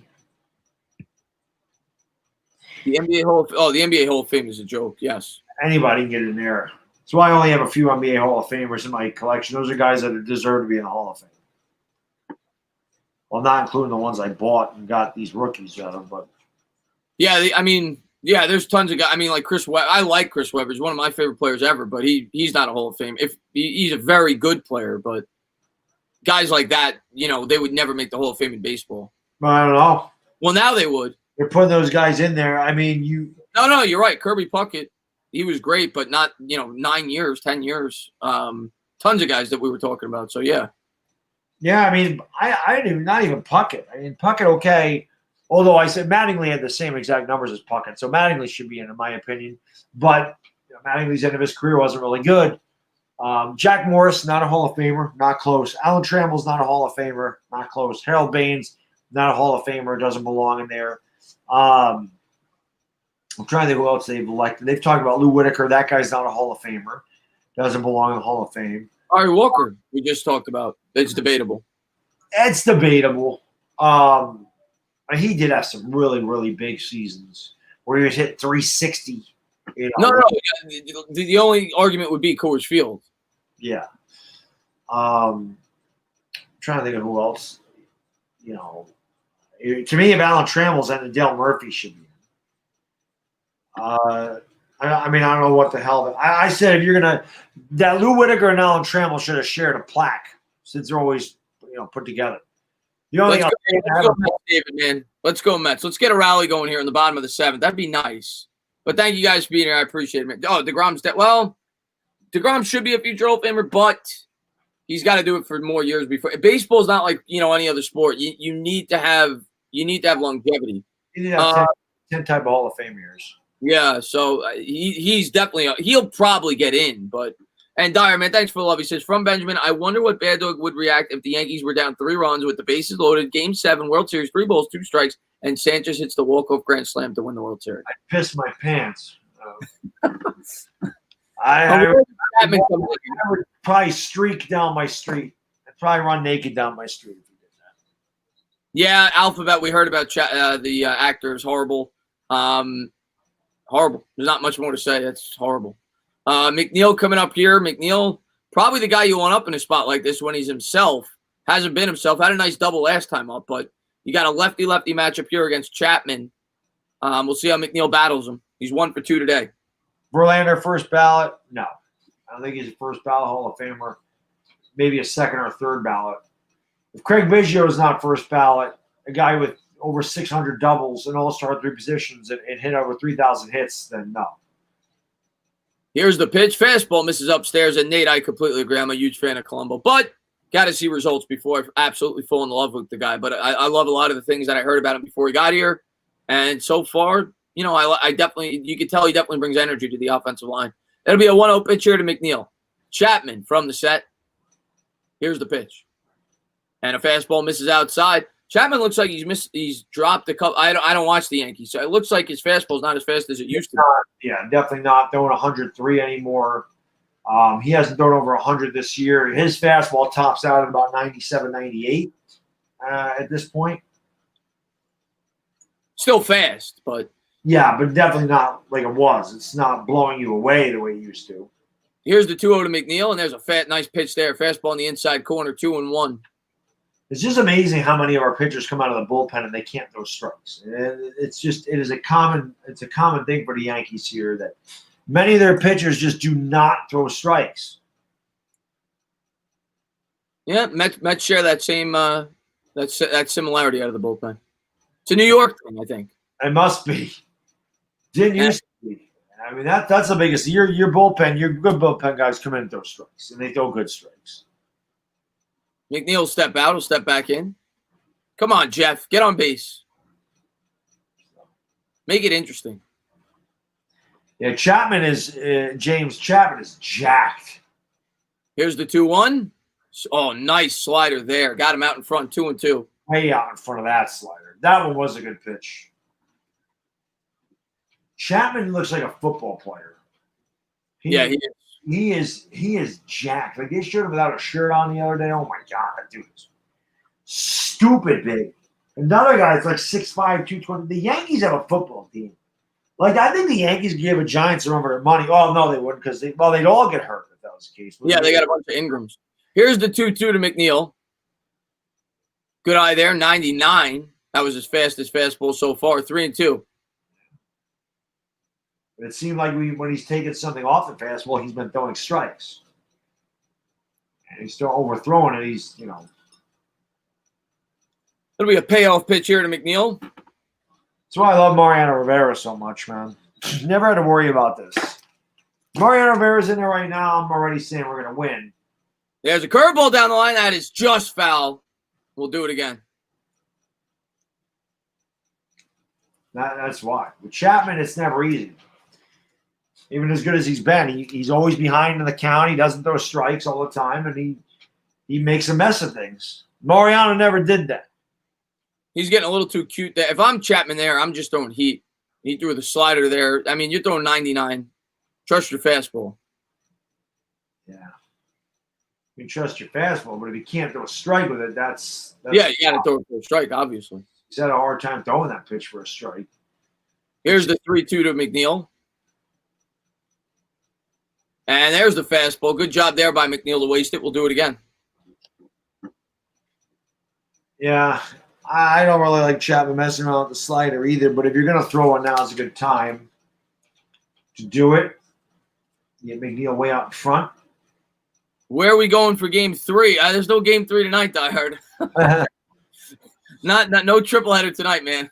I'll probably call the game tomorrow, but no more tonight. Dyer, man, thanks for the love, man. I really appreciate it. Yeah, Laker Dog makes his return tomorrow. Here's the 3-2 to McNeil. And good eye by McNeil. He lays off the 99-mile-an-hour heater. The Mets will have a leadoff base runner. And we'll see. Maybe you bring in Hamilton here, but it is a lefty pitcher. He's probably hard to steal off of, especially because of how hard he throws. Nah, he's easy to steal off because he has a long windup. He's not fast to the plate. And they do bring in Hamilton. So I think this is the right move here by the Mets. We'll see if he tries to swipe a bag. But this is the right move here. Yeah, definitely. And again, Chapman doesn't throw strikes. And as Yankees fans, just watching this team all year, pretty much after the first 9 games anyway, you just can see this team just does not know how to put opponents away. It's just too many blown games this year. It's just a shame because they can't. And again, no matter what happens, Yankees had a chance to put more runs on the board, but you got Sanchez in cleanup. He throws it hard over the first. It's like he's throwing a pitch. Yeah, I think he was mad that he walked McNeil. He checks him back first there. That's what's good about bringing Hamilton in. Even if he doesn't steal, it at least takes the pitcher's mind away from the plate. And Hamilton's going. They got him. He's safe. Is he safe? He's safe. He beat it out. He looks like he's hurt. They're gonna challenge this probably. We'll see. Nah, he was safe by a mile. That wasn't close. Hamilton steals second after he was picked off. Wow. That was pretty close. But I think he's safe. Good job there holding the bag. Wow. This is the angle. The throw beat him, but I think he did get the foot in. Yeah, he tagged the back foot and the back knee, so. Now, does he try to steal third? Hamilton leads from second. It doesn't matter. The Yankees will lose this game. I've seen this song and dance too much this year. This is a bad team. Like I said, they've beat up on really bad teams. I think they beat the Red Sox 7 times this year, and the Yankees have 16 wins. So take that away. I don't think the Sox have beat us this year. So take that away, and what are we? We are 6-13 against the rest of the league. So pretty bad. It's a bad slider. Misses downstairs 2-0 here to Rosario, and if Rosario gets on, you have to bunt. You get him over to second and third with 1 out. Doesn't matter. Chapman's coming in, can't throw strikes. Typical Yankee bullpen shit. It's like I said, it's the same thing every night. I don't even know why I bother watching the Yankees, to be honest with you, because I can. That's driven in the air by Rosario, deep to left field.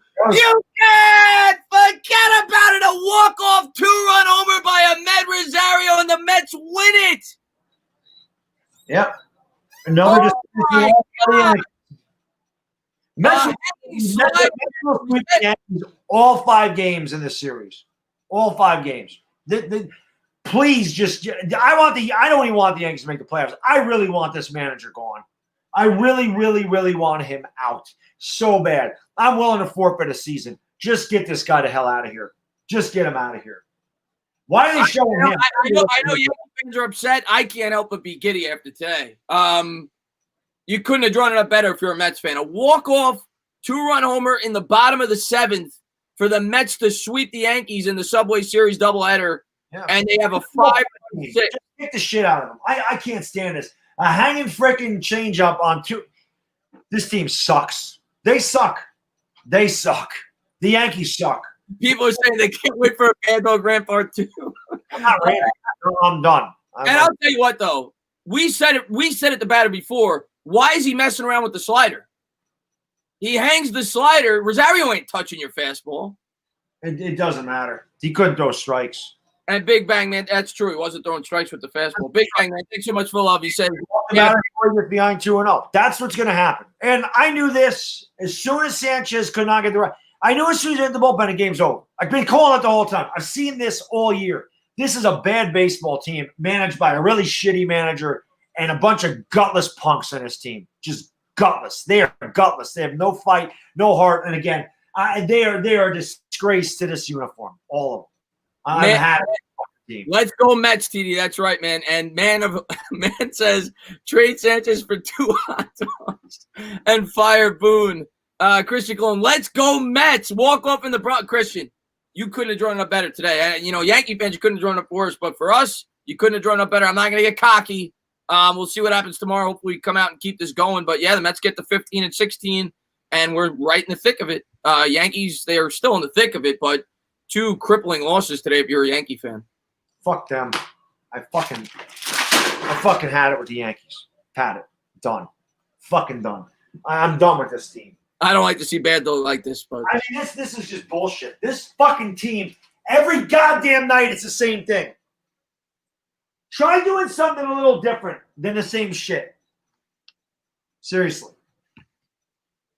I've had it. I've had it with this goddamn team. All this goddamn money that they spend on freaking Garrett Cole doesn't do anything. The stupid trade for Giancarlo Stanton, this bum that they put in the middle of the lineup every freaking night. It's just bullshit. It's bullshit. He doesn't know how. Why are you taking the wise guy out after 3 innings to begin with? What the hell was that about? Why are you taking the wise guy? They couldn't touch him. Why are you taking him out after 3? You bringing out Avino in the 4th? That's a great point. I don't know why. Yeah, that's a great point on that. Dyer, man, thanks for love. He says, damn straight, bad dog. Boone needs to be gone. There's so much wrong with this team. I feel dirty for rooting for them. And LA, thanks for love. He says, had fun, guys. Emotion all over the place. Yeah, well, like I said, if the Mets ever played the Yankees in the World Series, it would be times 20. And that's like the dream stream that I would love to do with Bad Dog. But I'm not used to this element because we're usually rooting for the same team. So I don't like. I kind of like feel bad for going crazy and celebrating because I know Bad Dog is going through pain. But going through pain. I'm just. Like I said, I'm pissed because it's the same thing every game. And then how much more can you mismanage a baseball game? He does it every game. And it starts by hitting Gary Sanchez 4th. Why do you put him there? He left 9 fucking men on base in this doubleheader. He struck out with the bases loaded. He struck out with 2nd and 3rd and 1 out. Both times the Yankees had a chance to put this away, and they don't do it. And then every goddamn guy that comes out of the pen cannot throw a strike. It's disgraceful. Thank you for the love. He says, 2 A+ fans. Sorry, Bad Dog. At least one New York team won, right? And Bavit says, ask Bad Dog the definition of insanity. You watch it. That's insanity. It is. It's the same crap. This team is just, it's a joke. You're watching, Bavit. You're watching it. You're getting a live image of insanity. You're looking at him. Watching it. You're watching him. That's insanity. They need to carry. Yeah, Kevin. Listen, the Mets, they got momentum going now. Hopefully they can carry it. Like I always say, though, momentum's only as good as your next day's starting pitcher. That's why I'm saying let's calm down. We still got to play 3 more games against the Yankees, but we're close to 500. We're back to 15 and 16. These are the types of wins that could get you going. The Mets had 2 really, encouraging wins today. We'll see if it could carry them through. Let's go Mets. That's right, Gabe, man. Congrats. Let's go, baby. Oh, Bad Dog needs his Mets will finish with a better record than the Yankees. The Yankees will not finish with a winning record this year. And I mean, when this happens, they've got to get rid of the manager. They've got to. This team is underachieved. I don't give a shit how many regular season wins they've had the last 2 years. Like I said, Girardi took a team that everybody picked to finish near the bottom of the division and brought them with 1 game of the World Series. The only reason they lost is because the Astros cheated, and we know that, okay? They would have been in the World Series that year. They did that without Garrett Cole, without Giancarlo Stanton. They did that with a bunch of guys that didn't even belong, like a lot of guys that weren't major leaguers. And now you get all these superstars over here, and you got a damn manager that doesn't know what the hell he's doing. He loses every game in the playoffs. He mismanages the pitching staff. He doesn't know how to set a lineup. When a guy's red hot, he takes him out of the lineup. When a guy's ice cold, he hits him 4th. Why is Gary Sanchez playing both the ends of the doubleheader? This is the best guy you have? That's a great point. Gary Sanchez, he caught. Did he catch both? He only caught 1, right? He was a DH in the second one, but still, the way he's been hitting though, he caught the first game. Give him the second game off. Like, I agree with you. Boone did a horrible job managing today. Pulling the guy out after 3 innings in this game, he did a really bad job of managing today, Boone. He does it every game. That's why I knew we were going to lose this. You can just see it at this point. This team has gotten to a point where this is a losing culture. They're a losing ball club. They're a bad ball club. The Yankees are a very bad ball club right now. And like I said, they beat up on the Red Sox, who are worse. But other than that, I mean, the Nationals are bad. So there's 9 wins out of our what, 16 wins? We're 16-15 now. And so there's 7-15 against. You're only a game over? Yeah. This is their 8th straight loss. Wow, I don't know. I thought you guys have a 5-game cushion coming in. 16-14. They've lost 8 in a row. So I think they're 16-14. Wow. But you guys still make the play. I think 16-13. I thought you were 16-11 when they did, but I could be wrong. Yeah, 16. Oh, it's 16-13. Jeremy says, okay. If the Yankees are the home team, why can't they bet? Well, Ernesto, they weren't. It was a makeup game, so they were home even though they were both in the Bronx, because they had to make it up due to the COVID. The second game was technically a Mets home game, so it was a walk-off homer by Rosario. And that is one thing you'll never see, by the way. Is a walk-off. You'll never see that again because the Mets will never be the home team at Yankee Stadium. You'll never see a walk-off home run by the Mets at Yankee Stadium ever again. Well, yeah. Right? I mean, who knows? I mean, that's the only way it can happen, right? If you're the home team, right? I'm surprised the Mets didn't wear their home uniforms. Yeah. Thoughts on Chadwick Boseman, man? A bunch of people came in and asked us about that. It's horrible. It's way too young for him, man. I thought he was much younger. He looks much younger. Dyer, man, thanks for the love, man. I really appreciate it. He says, I'd pay to see Boone fired in person. Just yell, he deserves it in person. Yep. I'm sure Bad Dog would too. We were there. Punch him right in the face. I mean, seriously. Just as hard as I can. Just one time. Send me a hole off and blast him right in his big-eared ass head. I'm serious. He sucks. I mean, this guy's just an awful manager. Why the Yankees chose this guy, I'll never understand. I will not get it. He was a shitty ball player for us, and he's an even shittier manager. It is unbelievable. It really is. He's terrible. What's up, Polar Bear? What's up, Polar Bear Pete? Thanks for popping in the stream, man. Let's go Mets, baby. Aaron Boone, dumbass, can't coach to save his damn life, Bumblebee says. He's a bad coach. I don't know what to say. I mean, like I said, I've been saying the Yankees are going to lose this game, and pretty much you could see it coming. It's the same thing every game. It's the same thing every game. James, to know as much James. You can predict this shit. He ain't lying, James. Steve Cohen's from several people that came in. Steve Cohen's going to be the Mets owner next year. And this is like the greatest day in a long time as a Mets fan. You beat the Yankees both of the doubleheader. You have a walk-off home run, and you change ownership. I mean, Mark, man, thanks so much for love. He says, why do experts say the Yankees have a great bullpen when they've sucked for 3 years? I never, ever trust Chapman, Britton, or Ottavino in big. It's because they big games. Mark, they can't throw strikes. They're all overrated. Yankees bullpen is so overrated. When they lost Canely, they lost their best reliever. That's what happened. Brandon wants to know Boone or Shermer. Listen, Shermer had a bad team with the Giants. That's true. Okay, Boone has the best talent in the American League, and he sucks. So Boone is way worse than Shermer. Because Shermer may have been an idiot, but give him the talent that the Yankees have.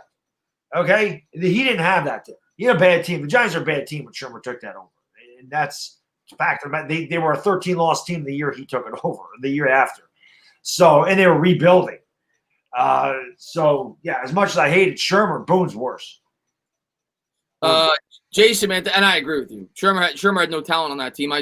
That's why I defended him as much as I did, even though he was a bad coach. Jason, man, thanks for the love. I appreciate it. He says, rest in peace, chat. Yeah, rest in peace is right, man. It's horrible. Boone's a horrible. I never got the Boone hire. You know, I think I said that before we went live today. I never understood the Boone hire for the Yankees. This is the most storied franchise in all of sports. You had a guy with Girardi who I respect as a manager. I was actually pissed that the Mets didn't bring in Girardi to be the coach. I think Girardi's a great manager. They fired him to bring in a guy that's in the ESPN booth who has no managerial experience. Nothing. Never made any sense to me. At any level, not just major league, at any level.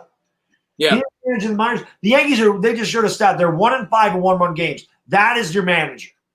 Your record of 1-1 games is your manager. He mismanages every game.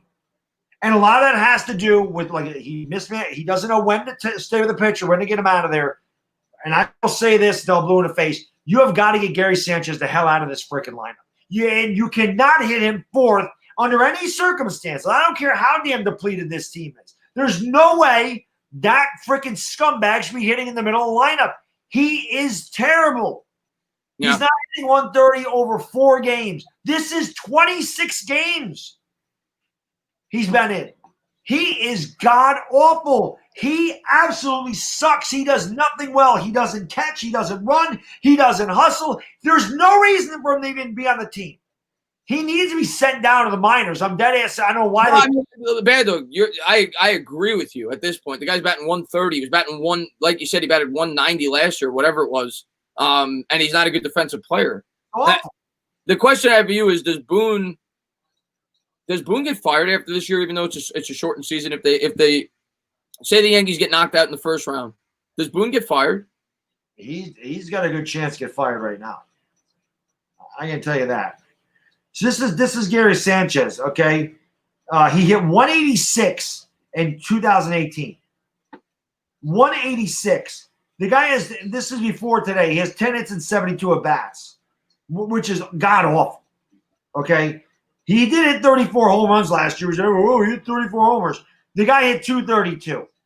He had 77 RBIs with 34 homers, which tells you he does not hit at all with men on base. Okay, that's pathetic. The guy's had more than 100 hits once in his career. He's awful.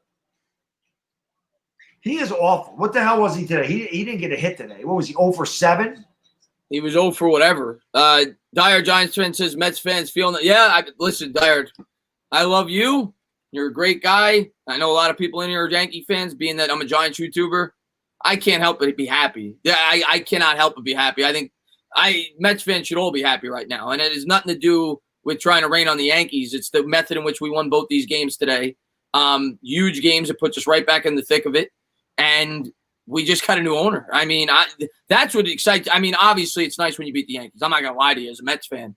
But what excites me more than anything today, we got a new owner. And I think this team's starting to click a little bit. We'll see what happens. But I'm excited as a Mets fan. Absolutely. Gary Sanchez in the postseason is 18 for 102. That is a 176 batting average in the postseason. He's hit 201 over his last 3 years. And in the postseason, he struck out 40 times in 102 at-bats. That is 40% of the time he strikes out. This guy absolutely sucks. Not awful. I don't even know what to say. I mean, I can't with this guy. I can't. He's not a major league ball player.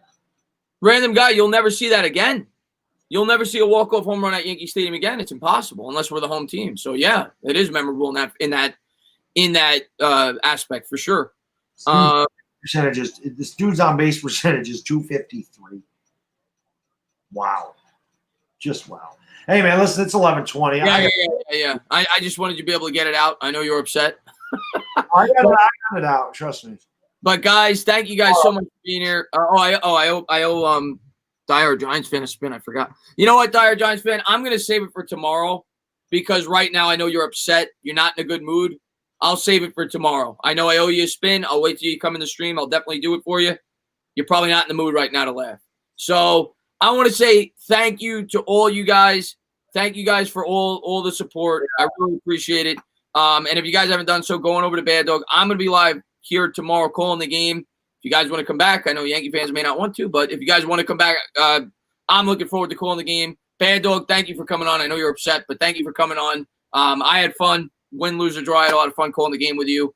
And, yeah, thanks for coming on, man. Yeah, no, hey, congrats to the Mets fans. You know, like I said, they showed heart. I mean, that's it. As any kind of fan, that's all you want out of your team. You want your team to show fight. You want your team to never give up. You want your team to hustle.